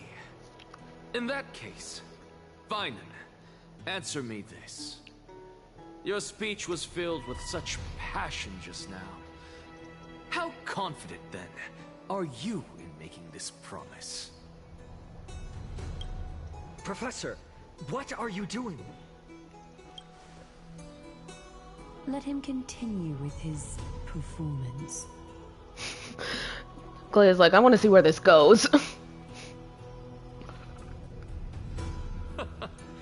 Will you look at that? Even Finan and Aglaya lack the courage to make such a promise. And what's even more absurd is that no one but I can promise you this new world. And yet, the Assembly passed the resolution anyway. But you needn't worry, because I knew better than to trust you good-for-nothings. That is precisely why I am here today. To give you one final lecture. Now listen up and listen well. I, Anaxagoras of the Grove of Epiphany, hereby declare everything that the Flame Chase journey promises is true. Finan of Ides Elysiae, the prophesied demigod who shall succeed Kefali, will reforge each and every one of us in the new world with his complete, intact memories. What? Oh shit. The core flame-bearing titans were the Chrysos heirs of yesterday. And the Chrysos heirs who carry the core flames today will become the titans of tomorrow. All of our souls shall endure for eternity in the miracle of the World-Bearer. And all under Kefali's protection shall step into that new world.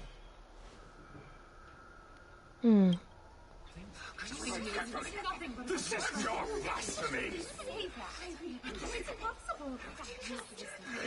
Huh. What? Are you saying that we must bow down to you and worship you, even in our next lives? Yep. Enough, you blasphemous imbecile! How dare you try to deceive us with all these lies and falsehoods? How can you prove? I told you, don't interrupt me. But since you've asked, I shall be kind and indulge you. My statements are based on my experiments on the divine body of Kefali themselves. You heard me correctly, everyone. With the tacit approval of kindness and the council of elders, I fused my soul with the god through alchemy and learned the truth behind Era Nova. By the way, does he know he's Kefali's demigod? Finan, I mean. What is he talking about? Isn't that pure blasphemy? Wait, what did he say? Oh, okay. I, the vile, wretched blasphemer, deserve nothing less than death for my sins. And the Council of Elders, which granted me consent and aided in committing this atrocity, should face punishment alongside me. Damn. By the gods, even kindness has betrayed Akuma. Oh, wow.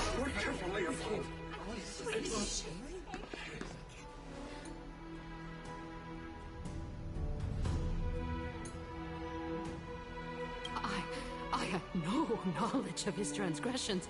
He did that on his own. The Council of Elders bears no responsibility for his actions. Lord Lygus, as the esteemed Theoros, are you going to simply stand by and allow the Council of Elders to be dragged through the mud? If the accusation is true, I will acknowledge it. If not, my conscience stands unburdened. Lady Kindness, the reputation of the Council of Elders was not built in a day, nor will it be shattered overnight. Kinda wish it could be, but whatever. Repercussions await those who fool the people, and punishment must be meted out on those who abandon their vows. We should respect this beautiful city and her people. You... Lady Aglaya, the Gold Weaver, I humbly ask that you take on the responsibility of overseeing this judgment in the name of the fairness of Talantin and the justice of Kefali. Considering the circumstances, and in accordance with Akima's codex, as the only demigod among us, you shall rightfully wield this authority. The honor is mine to bear.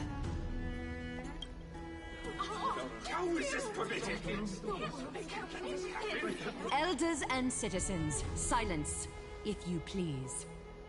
Anaxagoras of the Grove of Epiphany has made his statement clear. As per Akima's codex, I request all present citizens to stand with me in exercising the right of judgment. First, Elder Kindness of Akima and Lygus the Theoros stand accused of neglecting their duties and abusing the law, leading to the egregious blasphemy against a god. In the names of Talantin and Kefali, Akima is to form a committee before the 7th action hour to conduct an investigation and disclose the findings to the public for subsequent judgment. I love Aglaya's voice so much. It's so nice. Curse you. Now, concerning Anaxagoras of the Grove of Epiphany, he has confessed to grave blasphemy against Kefali. In the names of Talantin and Kefali, the accused must be allowed to hear the people's voice prior to the execution, for a chance at a reduced sentence and possible pardon.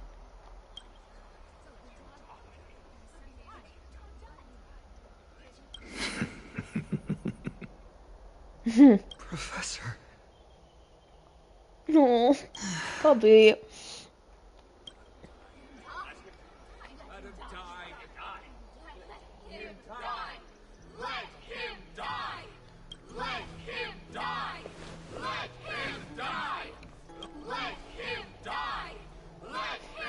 I was like, bitch, I was gonna die anyways.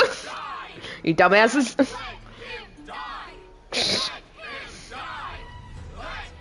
What decision will you make, Lady Goldweaver? Enough with the hesitation, Aglaya. This is not like you. Let him die! Let him die!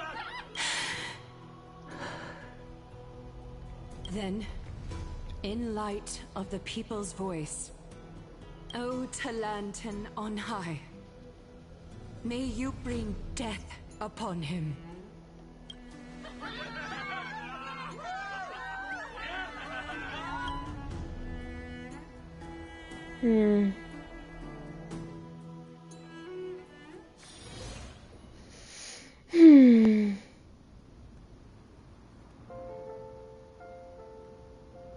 Oh, I'm here. A sea of flowers? What is this place?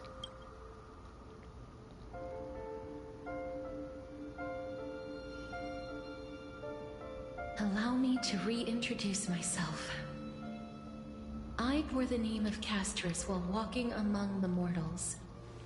And now, I stand as the demigod of death, the living side of Thanatos.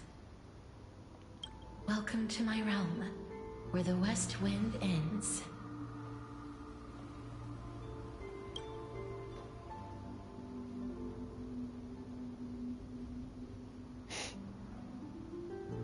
It's a beautiful place.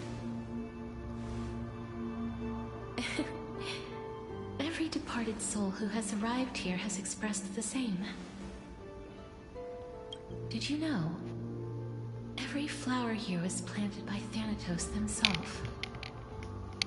These flowers were originally both lifeless and immortal, but in the first rain brought by the River of Souls, they were given new life, flourishing as the bearers of countless souls.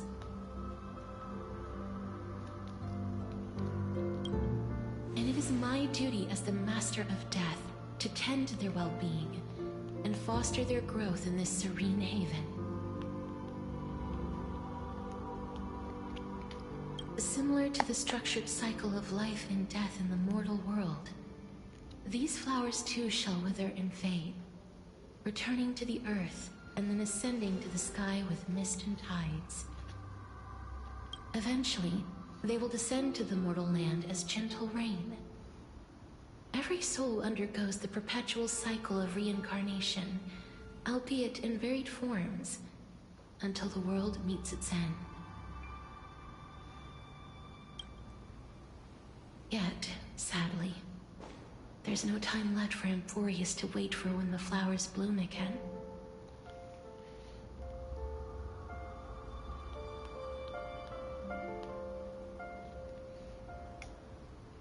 Now, death is the power at my fingertips.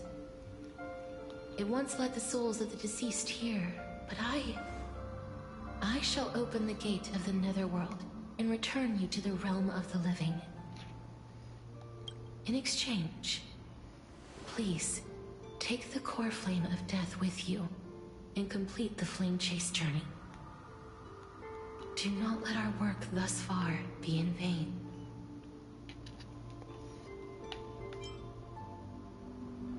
You're not going back?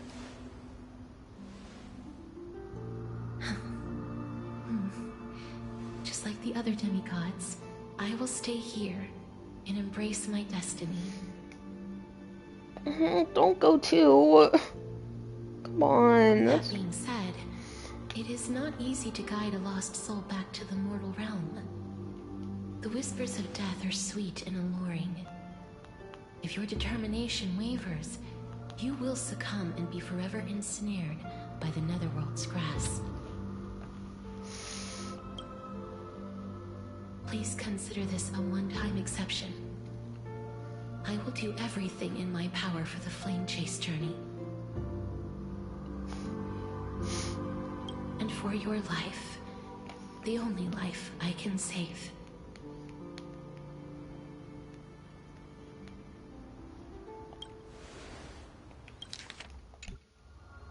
I am glad to hear that.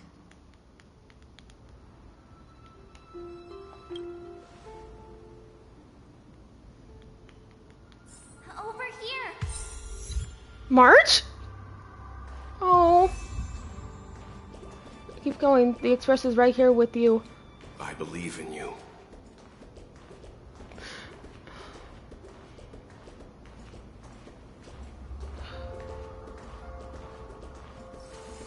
Just listen, just keep moving. One day our paths will cross again. Lift your chin up high. Step forward with us toward tomorrow. That's right. Keep your eyes on the dawn.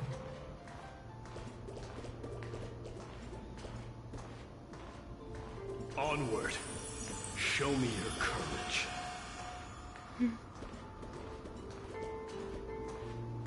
Partner, we shall become heroes together.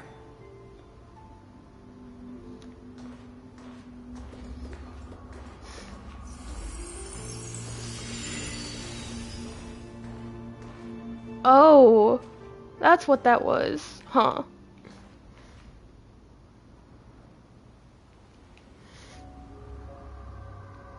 Finally.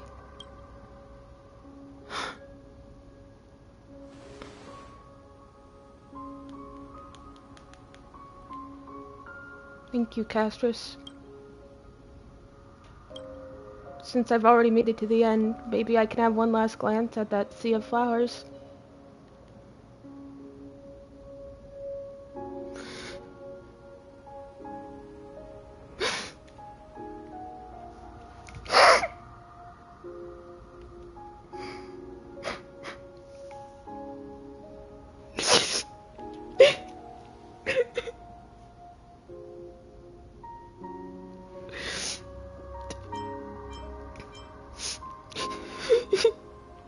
I'll go 4 because it's part of my favorite number.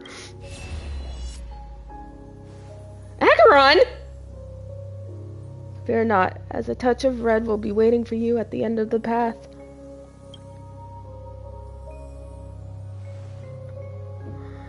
What is she doing here? I'll guide you and illuminate the way out. By doing so, you'll eventually reunite in the warmth of the sunlight.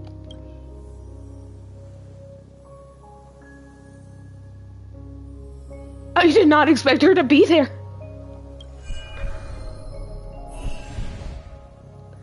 What's this? What in the world are these shadows and voices? Yeah, I guess. I totally did not expect her to be there.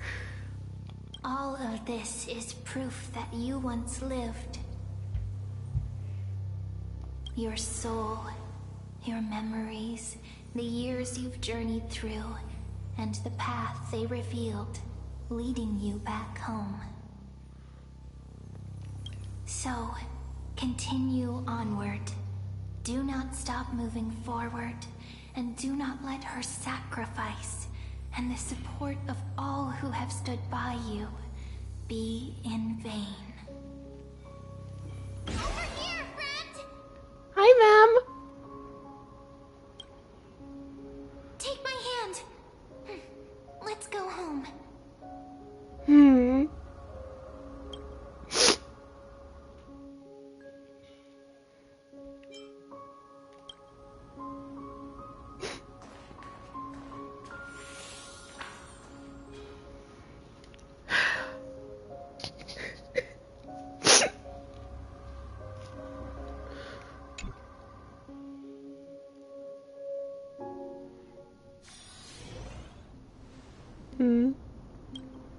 I'm back? At last.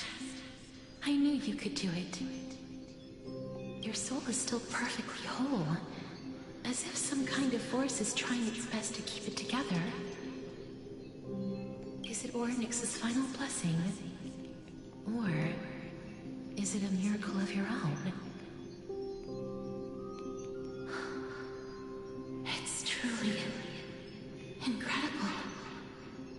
Such a strange surge of familiarity. So hard to describe. Perhaps it is fate, once again fulfilling its own sign. Or perhaps it is the laws from beyond the sky, so familiar to you, that intertwined our fates long ago.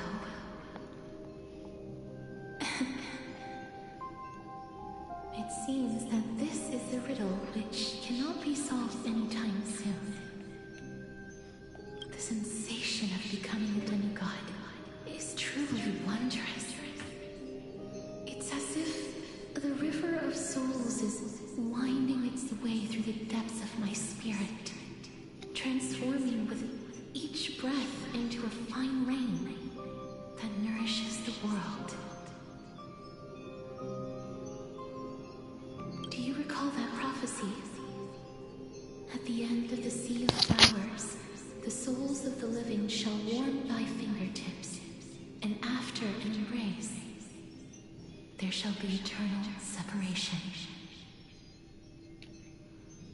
I promised you that I would do everything in my power to give it another meaning. Now, as I stand as a demigod, and destiny draws to a close, I can finally end it in a way that is as beautiful as it deserves. The wish I once sought but could never grasp snow within reach. In this brand new world, every blooming life will lift its arms in celebration and recount the profound meaning of this very instant.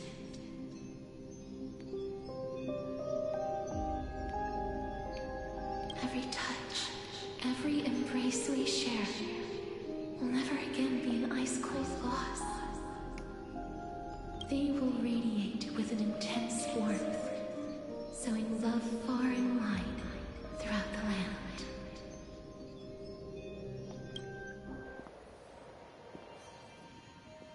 The other shore is very cold.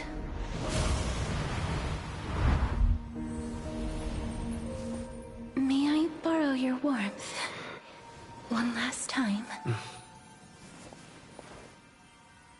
Thank you for fulfilling this wish of mine. The place I'll be going to is what humans call the Land of Sorrows. But with this heartbeat and the residual heat of this embrace, I shall turn the nether realm into a gentle place of rest.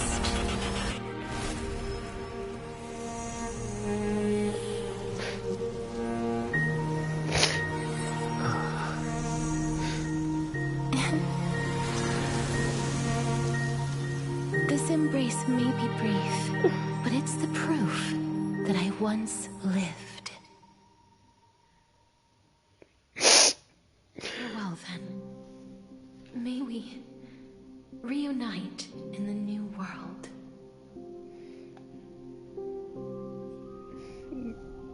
God, I hate this so much.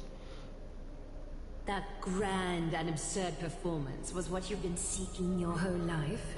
I gave up everything in search of truth, and it culminated in this very moment. You, on the other hand, performed as I expected. You did not hesitate when you saw the chance to attain power. It's as if you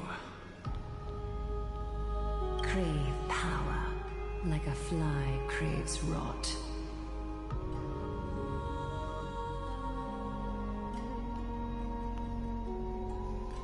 Those are your words, not mine. But what you said at the end, did you already know what I had planned for Thinen? I may have lost an eye, but my vision is clearer than anyone else. You've nearly exhausted your humanity. You're no different from my current state as a walking corpse. That's true. I've long since burned to ash over the past 1,000 years. Only he is capable of unleashing a raging fire that rivals our final great enemy, Aquila. That thing is Aquila. I know it. I knew it. So, this is our last chance. How about we let go of the bad blood between us?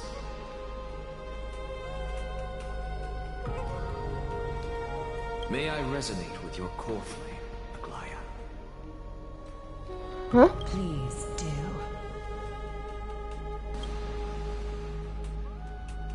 That's impossible. To persist with your soul thin to such an extent. You're insane. Pot me kettle. Just as you fight to light your corpse onward to complete your unfinished goals, I have my own reasons for doing this. Real, I know, God. Until he grows into his position as the prophesied leader, I must continue to lead everyone on the flame chase journey. I must keep inching forward, even if only as an empty shell. I've long predicted this was the case, but I didn't think you'd already lost so much. How ironic. We would have avoided so many misunderstandings if you and I had just spoken this candidly before. But casting aside our ideological differences, there is one thing you and I agree on. Fine, then. Yes. He was born to be a hero. He understands the hearts of the people, and I can confidently say he is a far better leader than you. Only he is capable of fulfilling your mission. Damn, the sass is so real and I love it. Sadly, he is a man cursed by Nestia. But by my estimates, his horribly elaborate sense of style should not impede Aranova. Congratulations are in order. We found common ground at the very end of our destined paths. When you put it that way, it makes me want to take back what I said. Glaya, we're back.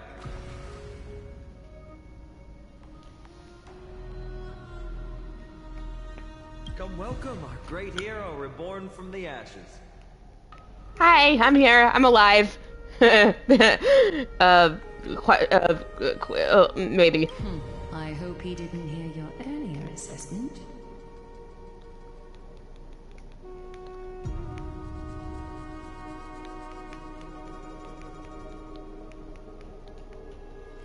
Sorry, just gotta type out something.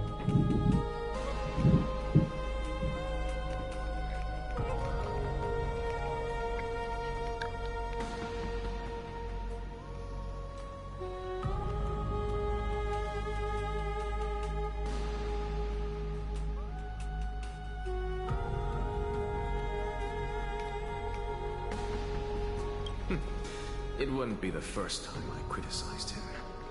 A man should be aware of his own shortcomings. Dumb.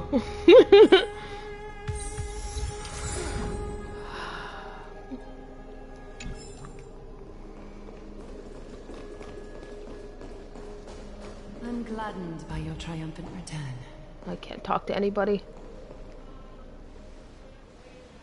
But I don't see Castris among your number.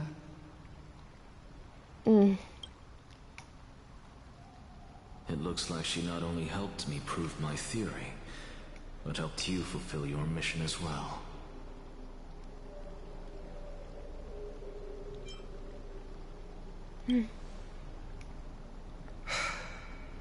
I agree.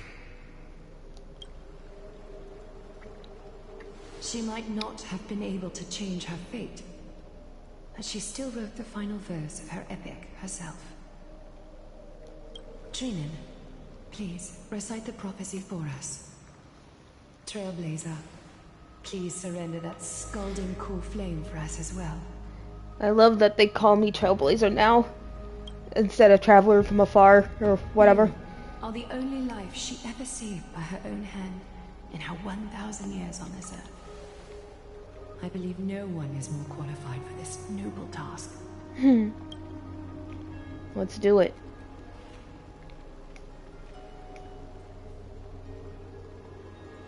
O gods who have returned, and gods who are still watching, today we bring you a soul laid bare. The Hand of Shadow, Thanatos, remembered their name from the past. From daylight they came, and to their fragrant dwelling they return, to walk now among your ranks. And there was one who joined hands with the Titan, a traveler risen from the dead and reborn among mortal kind. He is the everlasting night, and shall now proclaim in his good name, O Majesty of the 12 Titans, pillars of the world, we seek your divinity to mend the rifts of the world. Fill our bodies with blood of gold, till we wither in willing service to the prophecy. Step forward, trailblazer from beyond the sky, and together with us, Surrender the core flame and carve their star into the sky.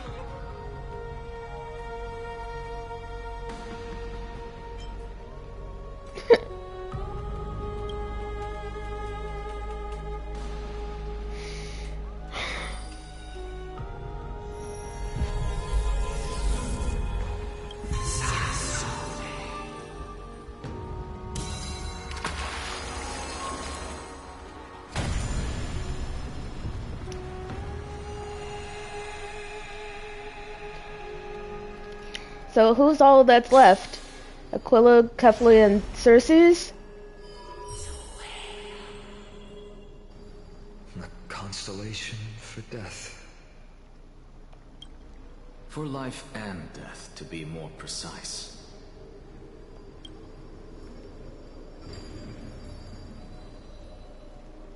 Look, it's...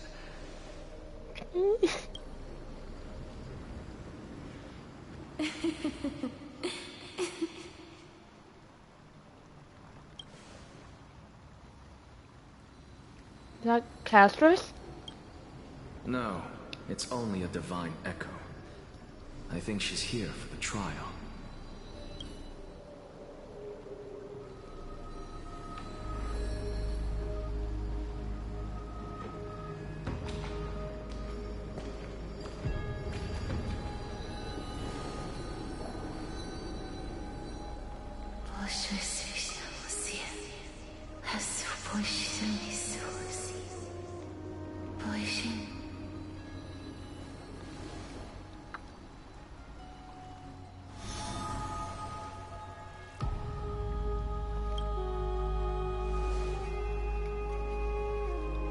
What did she say?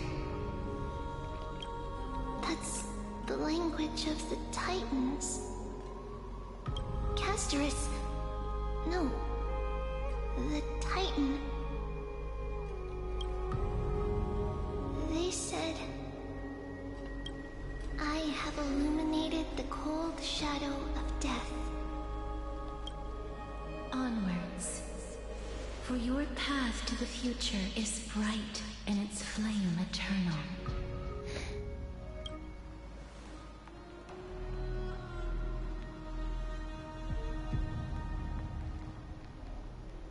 Do not forget.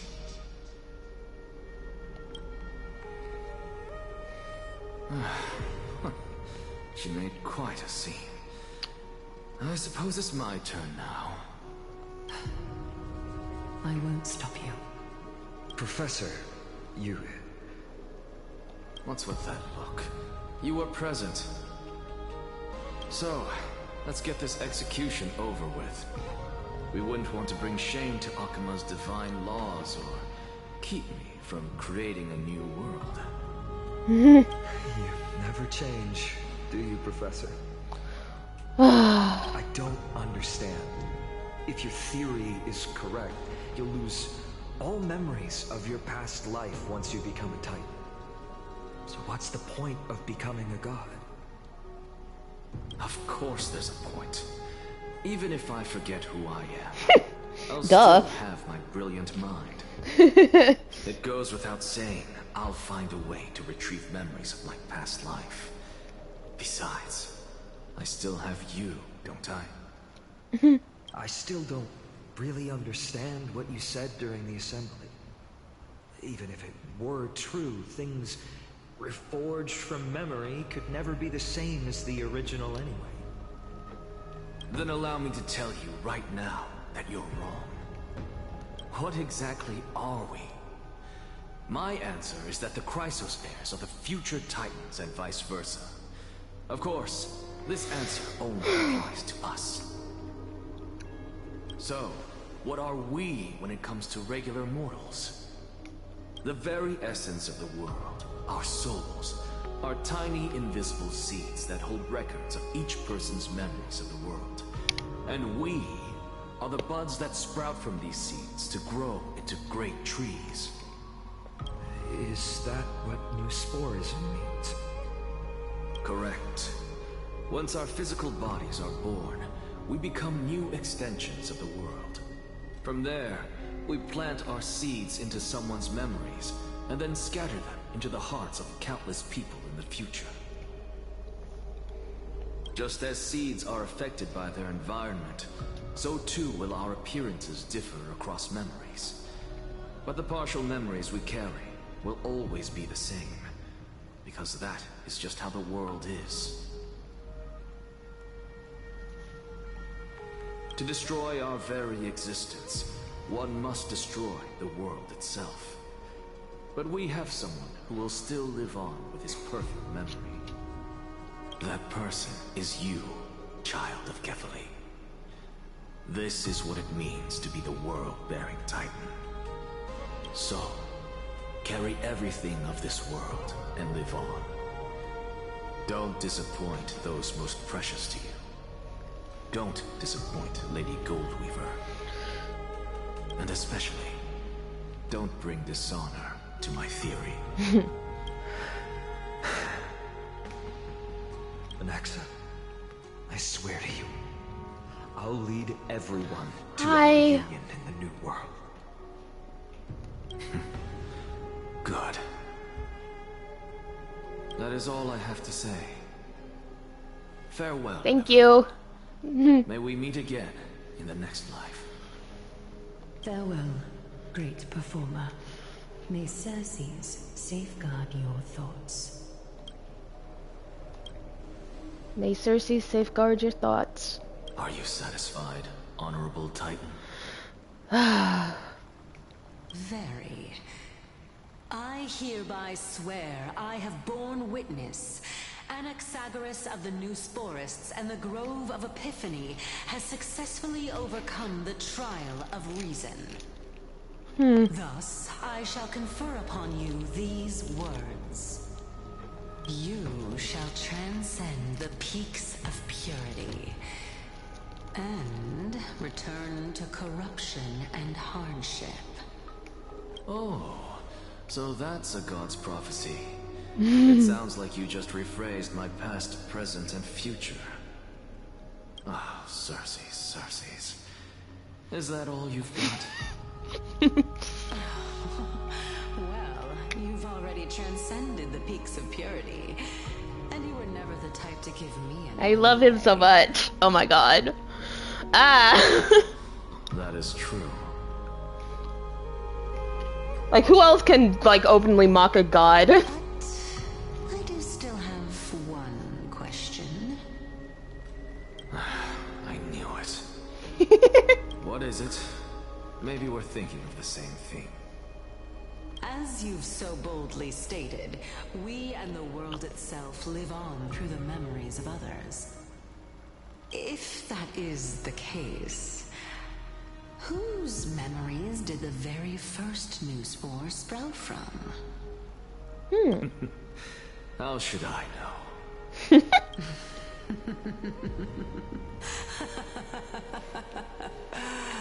Oh my. But, since we are both equally curious, we should allow the children of humanity who come after us to investigate in our stead.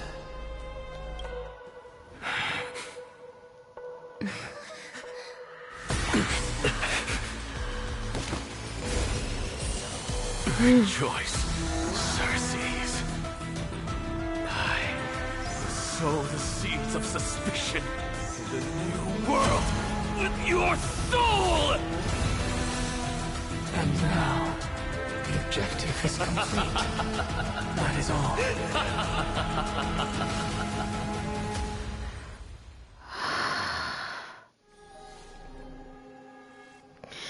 Thankfully, she's still alive. Was March 7th also in this condition when she was first rescued by the Express? Her condition was very similar. It's just that at that time, the Express did not have a memo keeper who could diagnose her condition. But she still woke up naturally. Looking on the bright side, that might happen this time as well. When March awakened from the ice, her memories were completely wiped clean. I want to prepare for the worst and prevent something like that from happening again. Can you share with us your hypothesis? I do not have conclusive evidence, but judging by her current condition, perhaps March 7th's memories have been hijacked. Yeah, hijacked. Think about it, Miss Himiko. What will happen when someone loses their ability to remember? I'm not a biologist, but I hear that there's a species of fish on Von Wax that have the memory span of less than a second. Jesus, it forgets anything that occurs in the very next instant. Perhaps something similar will happen? Unfortunately, short-term memory is an entirely different concept from the inability to remember. Perhaps it is difficult for you to imagine. An individual who has lost their ability to remember turns into nothingness. Nothingness?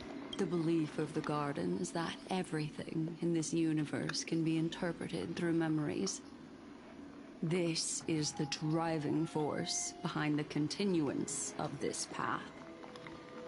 You know, I never understand why Black Swan is a Nihility character and not a Remembrance character. But you know what? I'm not gonna complain. The past is made up of memoria, while the future is a possibility that will eventually be converted to memoria. But yeah, I guess. It doesn't really exist, and it's only an abstract expression. Therefore, when a person is affected by the path and loses their ability to remember, their physical form will also be affected. These ice crystals are a manifestation of that. Well, me as a Nihility girly and a pretty lady enjoyer, I am perfectly okay with that. Miss Black Swan, there's one thing I haven't looked into deeply until now. You've guided us to Amphorius, but refused to tell us your true intentions.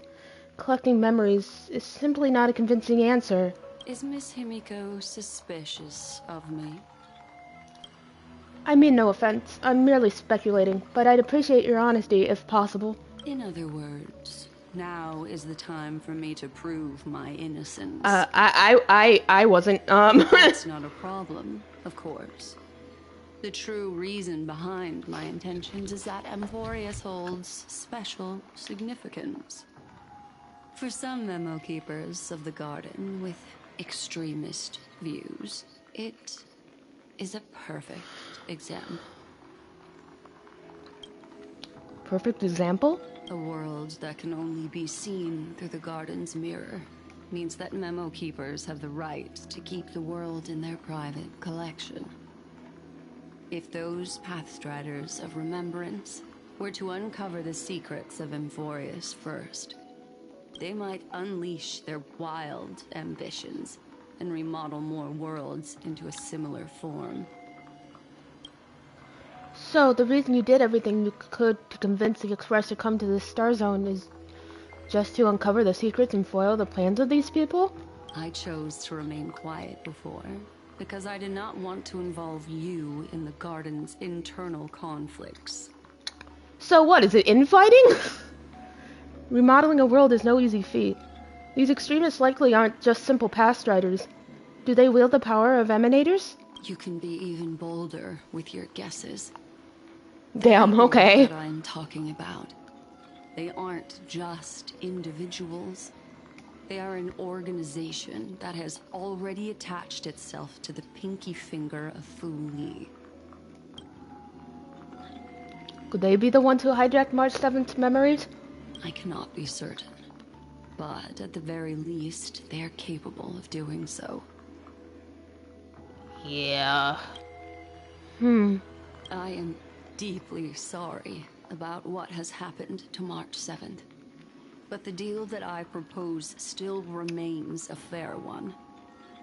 Amphorius is still an excellent destination, and investigating further might allow us to uncover the truth behind the accident.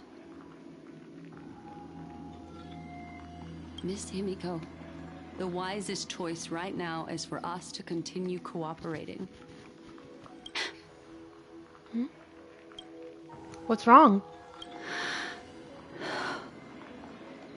Let me take back a part of what I said just now, Miss Himiko. Although we indeed struck a deal, it seems like I have involved you in some unforeseen danger. Please accept my deepest apologies. Has something changed? It's Fuli. Their gaze has just swept across Amphorius. Oh. Herta? Oh, how interesting. Oh my god, hi! I never expected a mere memo snatcher to be actually hiding so much inside her head. Oh, the memos. I forgot we actually met a memo snatcher. What's even more interesting is that the word Amphorius has appeared in her subconscious. This lady seems to be having fun. Is she usually like this? Yeah, but we love her for it. It's hard to explain. What are you two whispering about? Has it not occurred to you that I can hear everything clearly? Dad, she's weird. Please pardon me, Madam Herta. Would you mind sharing with us what you've discovered? Oh my god, you two. I love you guys. The ones who need help are the Astral Express. You'll have to put up with my methods, even if they are rather unconventional. Let's get back to the topic. By using the fourth mirror, I rummaged through the brain of this memo snatcher and learned a good deal. Well, I'm not saying that that's all. That I don't believe that. I'm just saying you guys are big dorks and I love you. Not only does this person know of Amphorius, but there are also many memo keepers who are interested in the place. I searched through her consciousness and found the following terms: the Eternal Land, the Rejected Land, and the private collection of the Garden of Recollection. It seems like Miss Black Swan is indeed hiding some things from us. Okay. Since I'm not able to find any useful clues from the outside, why don't I personally visit this mysterious Amphorius? Oh god, she's gonna go there? Oh. Planning to head to Amphorius yourself? Yes, but not in the flesh like you all foolishly did. We were knocked out of the sky. It wasn't our fault. See these Herta-mirrors? With them, I can project my data spirit entity. Herta-mirrors. Not conceited. Through spatial warps, without even needing to leave my room. But of course, these corners of the cosmos must be within the coverage zone of inter-astral peace communications. After all, this is collaborative technology. I don't think they are. I see. You do seem like the more indoor type. Although that star zone is not within the I love you, Sunday. The Express itself can serve as a signal station. Come, give me the astral chart coordinates. Then, sit back and enjoy the show. Welp shares the Astral Express's coordinates with the Herta.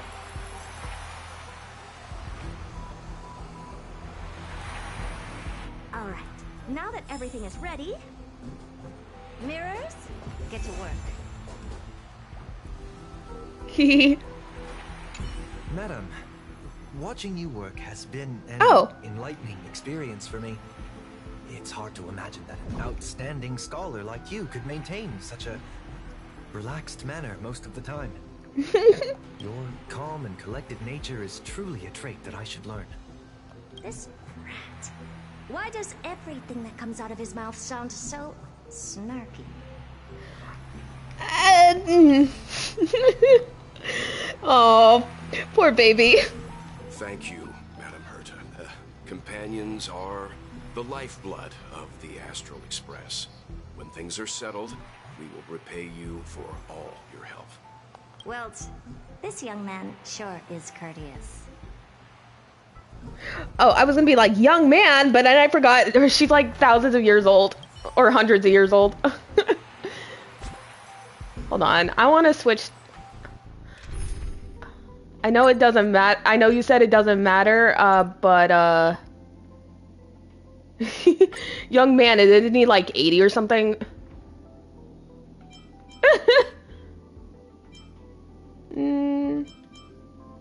Actually, you know what? It's fine. I'll keep this. That's because Cass is the new character and I'm absolutely heartbroken. Anyways. Input the coordinates. You'll be in charge of the spatial warp. As you command, Madam Herda. They just all have her voice. She's so conceited. I love it. Preparations are complete. I wish you a pleasant journey ahead. Second, prepare for the thought refraction. There's still some distance from the astral express to the Emphoria's celestial body. You're in charge of sending me over.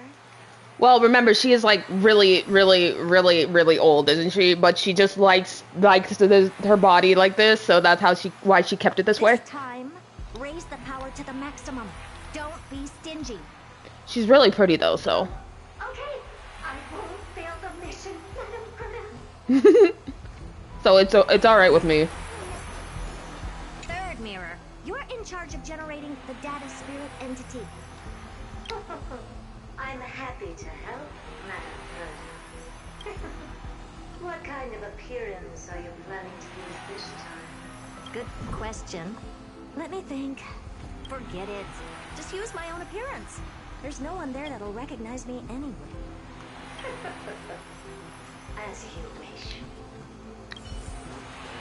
Fourth mirror, you'll be in charge of... It seems like I have nothing for you. Huh? Just stand by and wait for orders. I don't know. Ah, standing by again. That's so boring.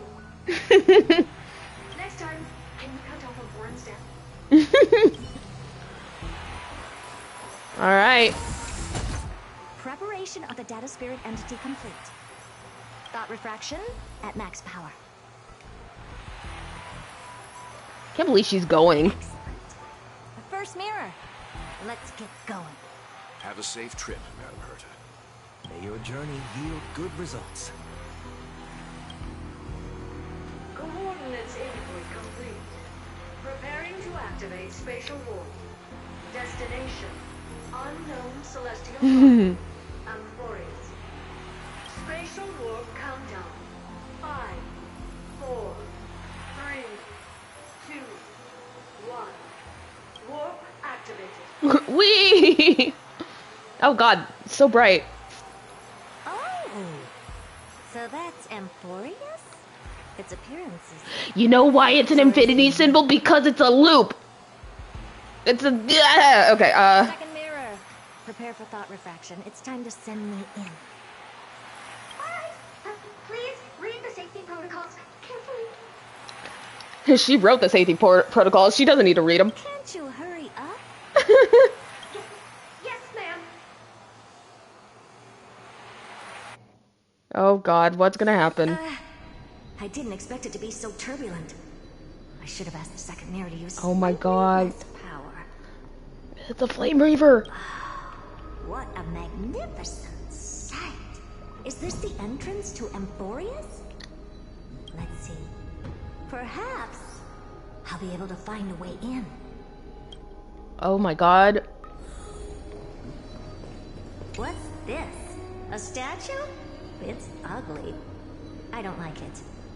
Yeah, I see that.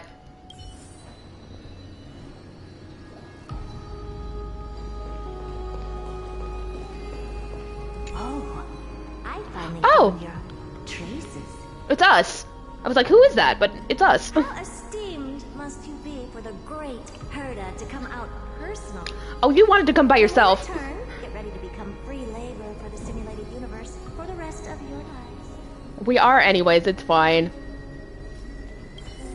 Okay, what the fuck are you doing here, sir? What's this? Oh, how creepy. Wow, he's so tall. Oh, it moves? Who are you trying to scare? She's like, oh, cool, yeah, you killed so many people? It's fine. It's either a projection or a fake. What is he doing here? Much to take note of. How am I going to get into Emphorius? The door? My deepest Oh. apologies, esteemed lady. I'm afraid that you cannot proceed further. Who's there? It's, this guy. Although not part of my calculations, it is a pleasant surprise. It's a pity that the preparations are not yet in place to receive you. with the hospitality that some of your status deserves. Are you not going to answer my question? Who are you? Don't push it, Herda. I have many identities, and I'm going to have even more in the future. But if you just need a form of address, you can use my common alias.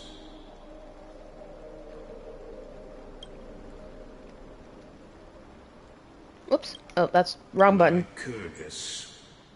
Lygus. All right, Lygus. But you can't possibly think that I'm just asking for a name, can you?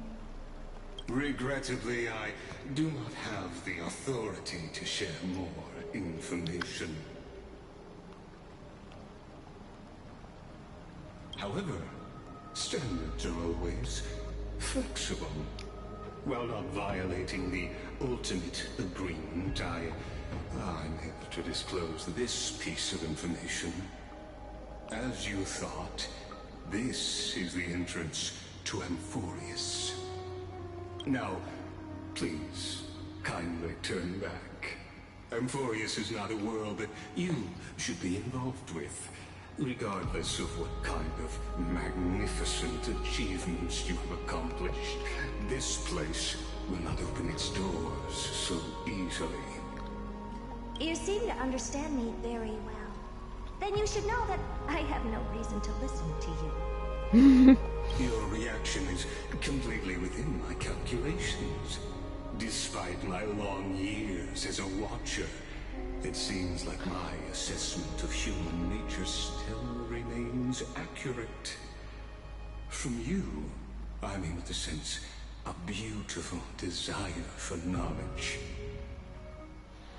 I said this yesterday, but I really like this guy's design. I think it's really cool. But my answer remains unchanged. Madam, it is with the utmost goodwill that I suggest you return to where you came from. Let's assume for a second that I'm not so well-mannered, and that I insist on uncovering the secrets hidden behind you, Mr. Lygus. How do you plan to dispel this notion of mine? Within the scope of the ultimate agreement, there are 178,244 Jesus. chains at my disposal to convince you.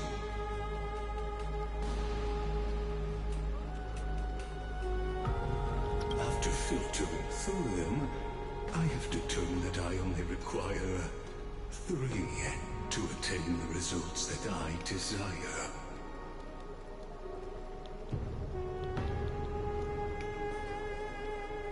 Oh? I'm all ears.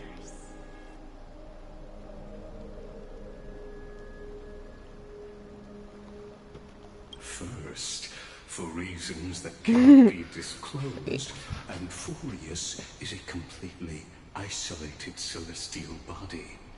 Apart from me, no one else will be able to help you enter. That's not a good argument. Second, I love her. She's like, your plan is, as you've alluded to previously, to force me into cooperating by showing hostility. Do know that, just like you, I have basked in the gaze of the erudition. Oh. I stake my honor. Wait, how did he know that? In the worst case scenario, our mutual destruction will be inevitable. How did he know that she was an emanator? Oh. Or she is an emanator, sorry. No wonder I couldn't find a back door. When I did a scan of our surroundings, the safety protocols on you are comparable to Screwy's. Screwy's.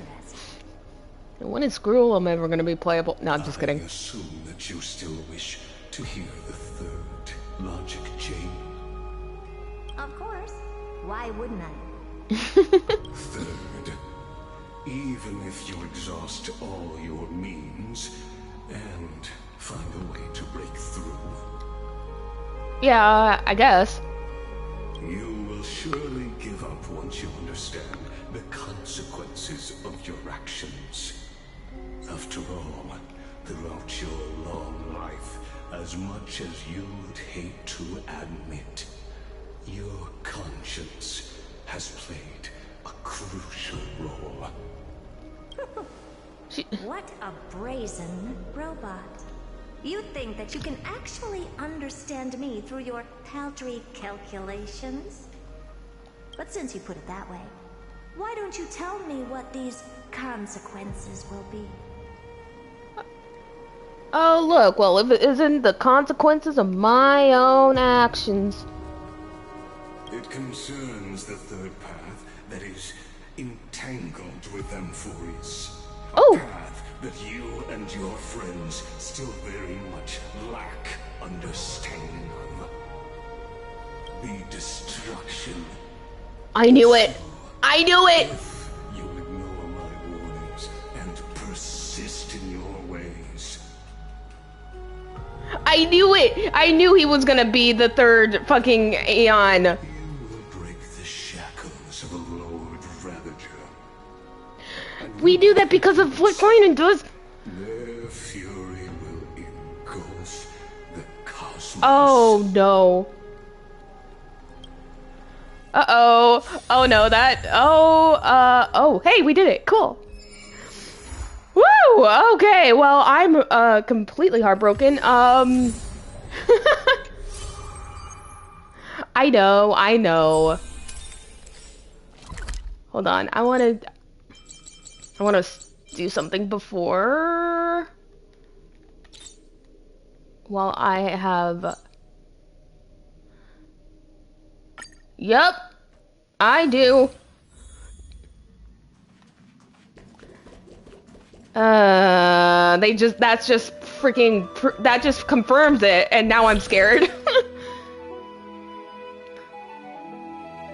We're meant to on stream, is that the one it is? Wait, probably. I want to see, is this... No, not that.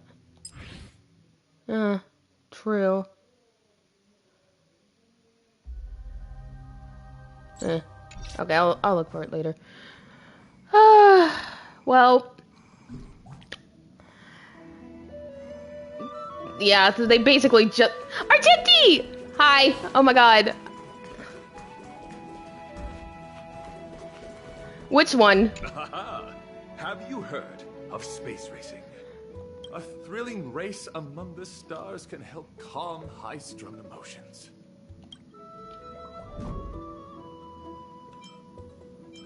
Your courage and curiosity are truly moving. The one and only and I await your arrival.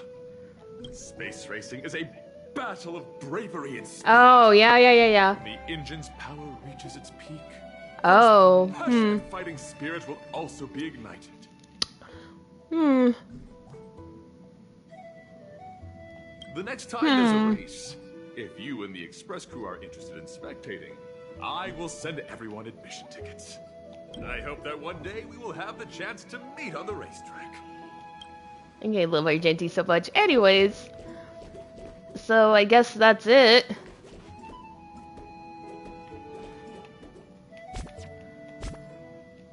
Oh, you know what I was actually thinking? Oh yeah, he was.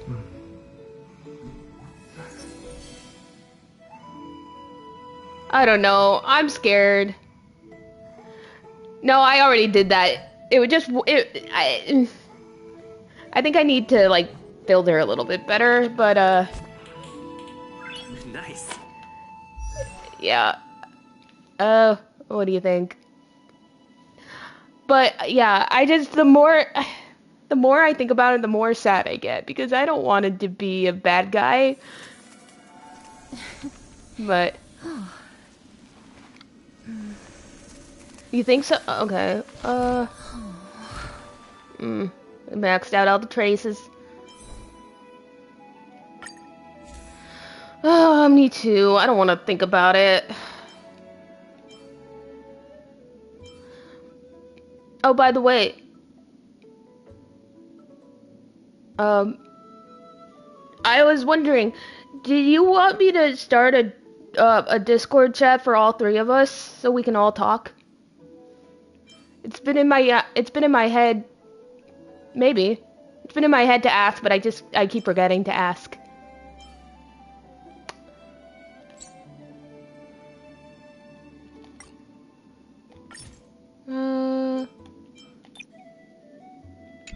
You know what? If you guys don't, that's absolutely fine. I'm just throwing the idea out there. Because then we can talk about this stupid game that we love. Sweet, okay.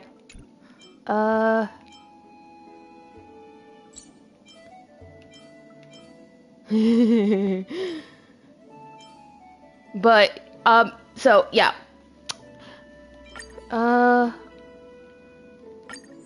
Let me just see what this gets me real quick.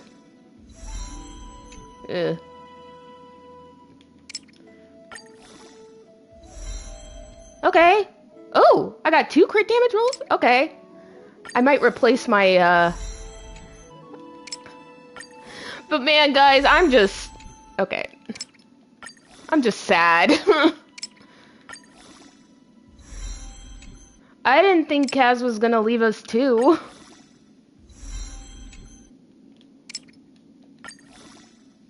I thought she was just gonna get our soul and come back, but, you know.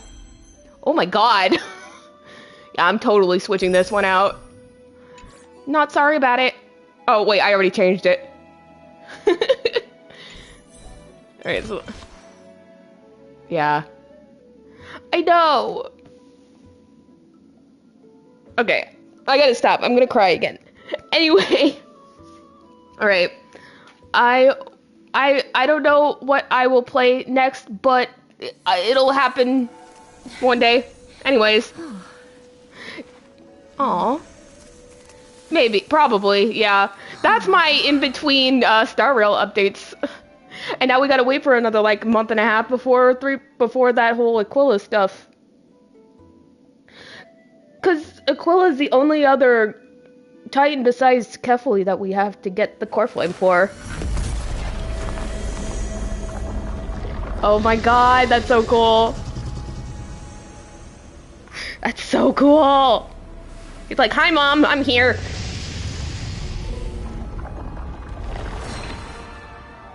Like, mom, did I do good? And anyways, yeah, that's gonna be insanity and a half. I'm scared. It's like a biblically accurate angel bird thing.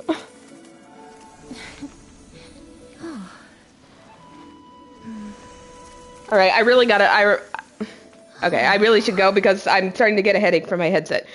Anyways, so, yeah. Cool. Okay, love you guys. Mwah.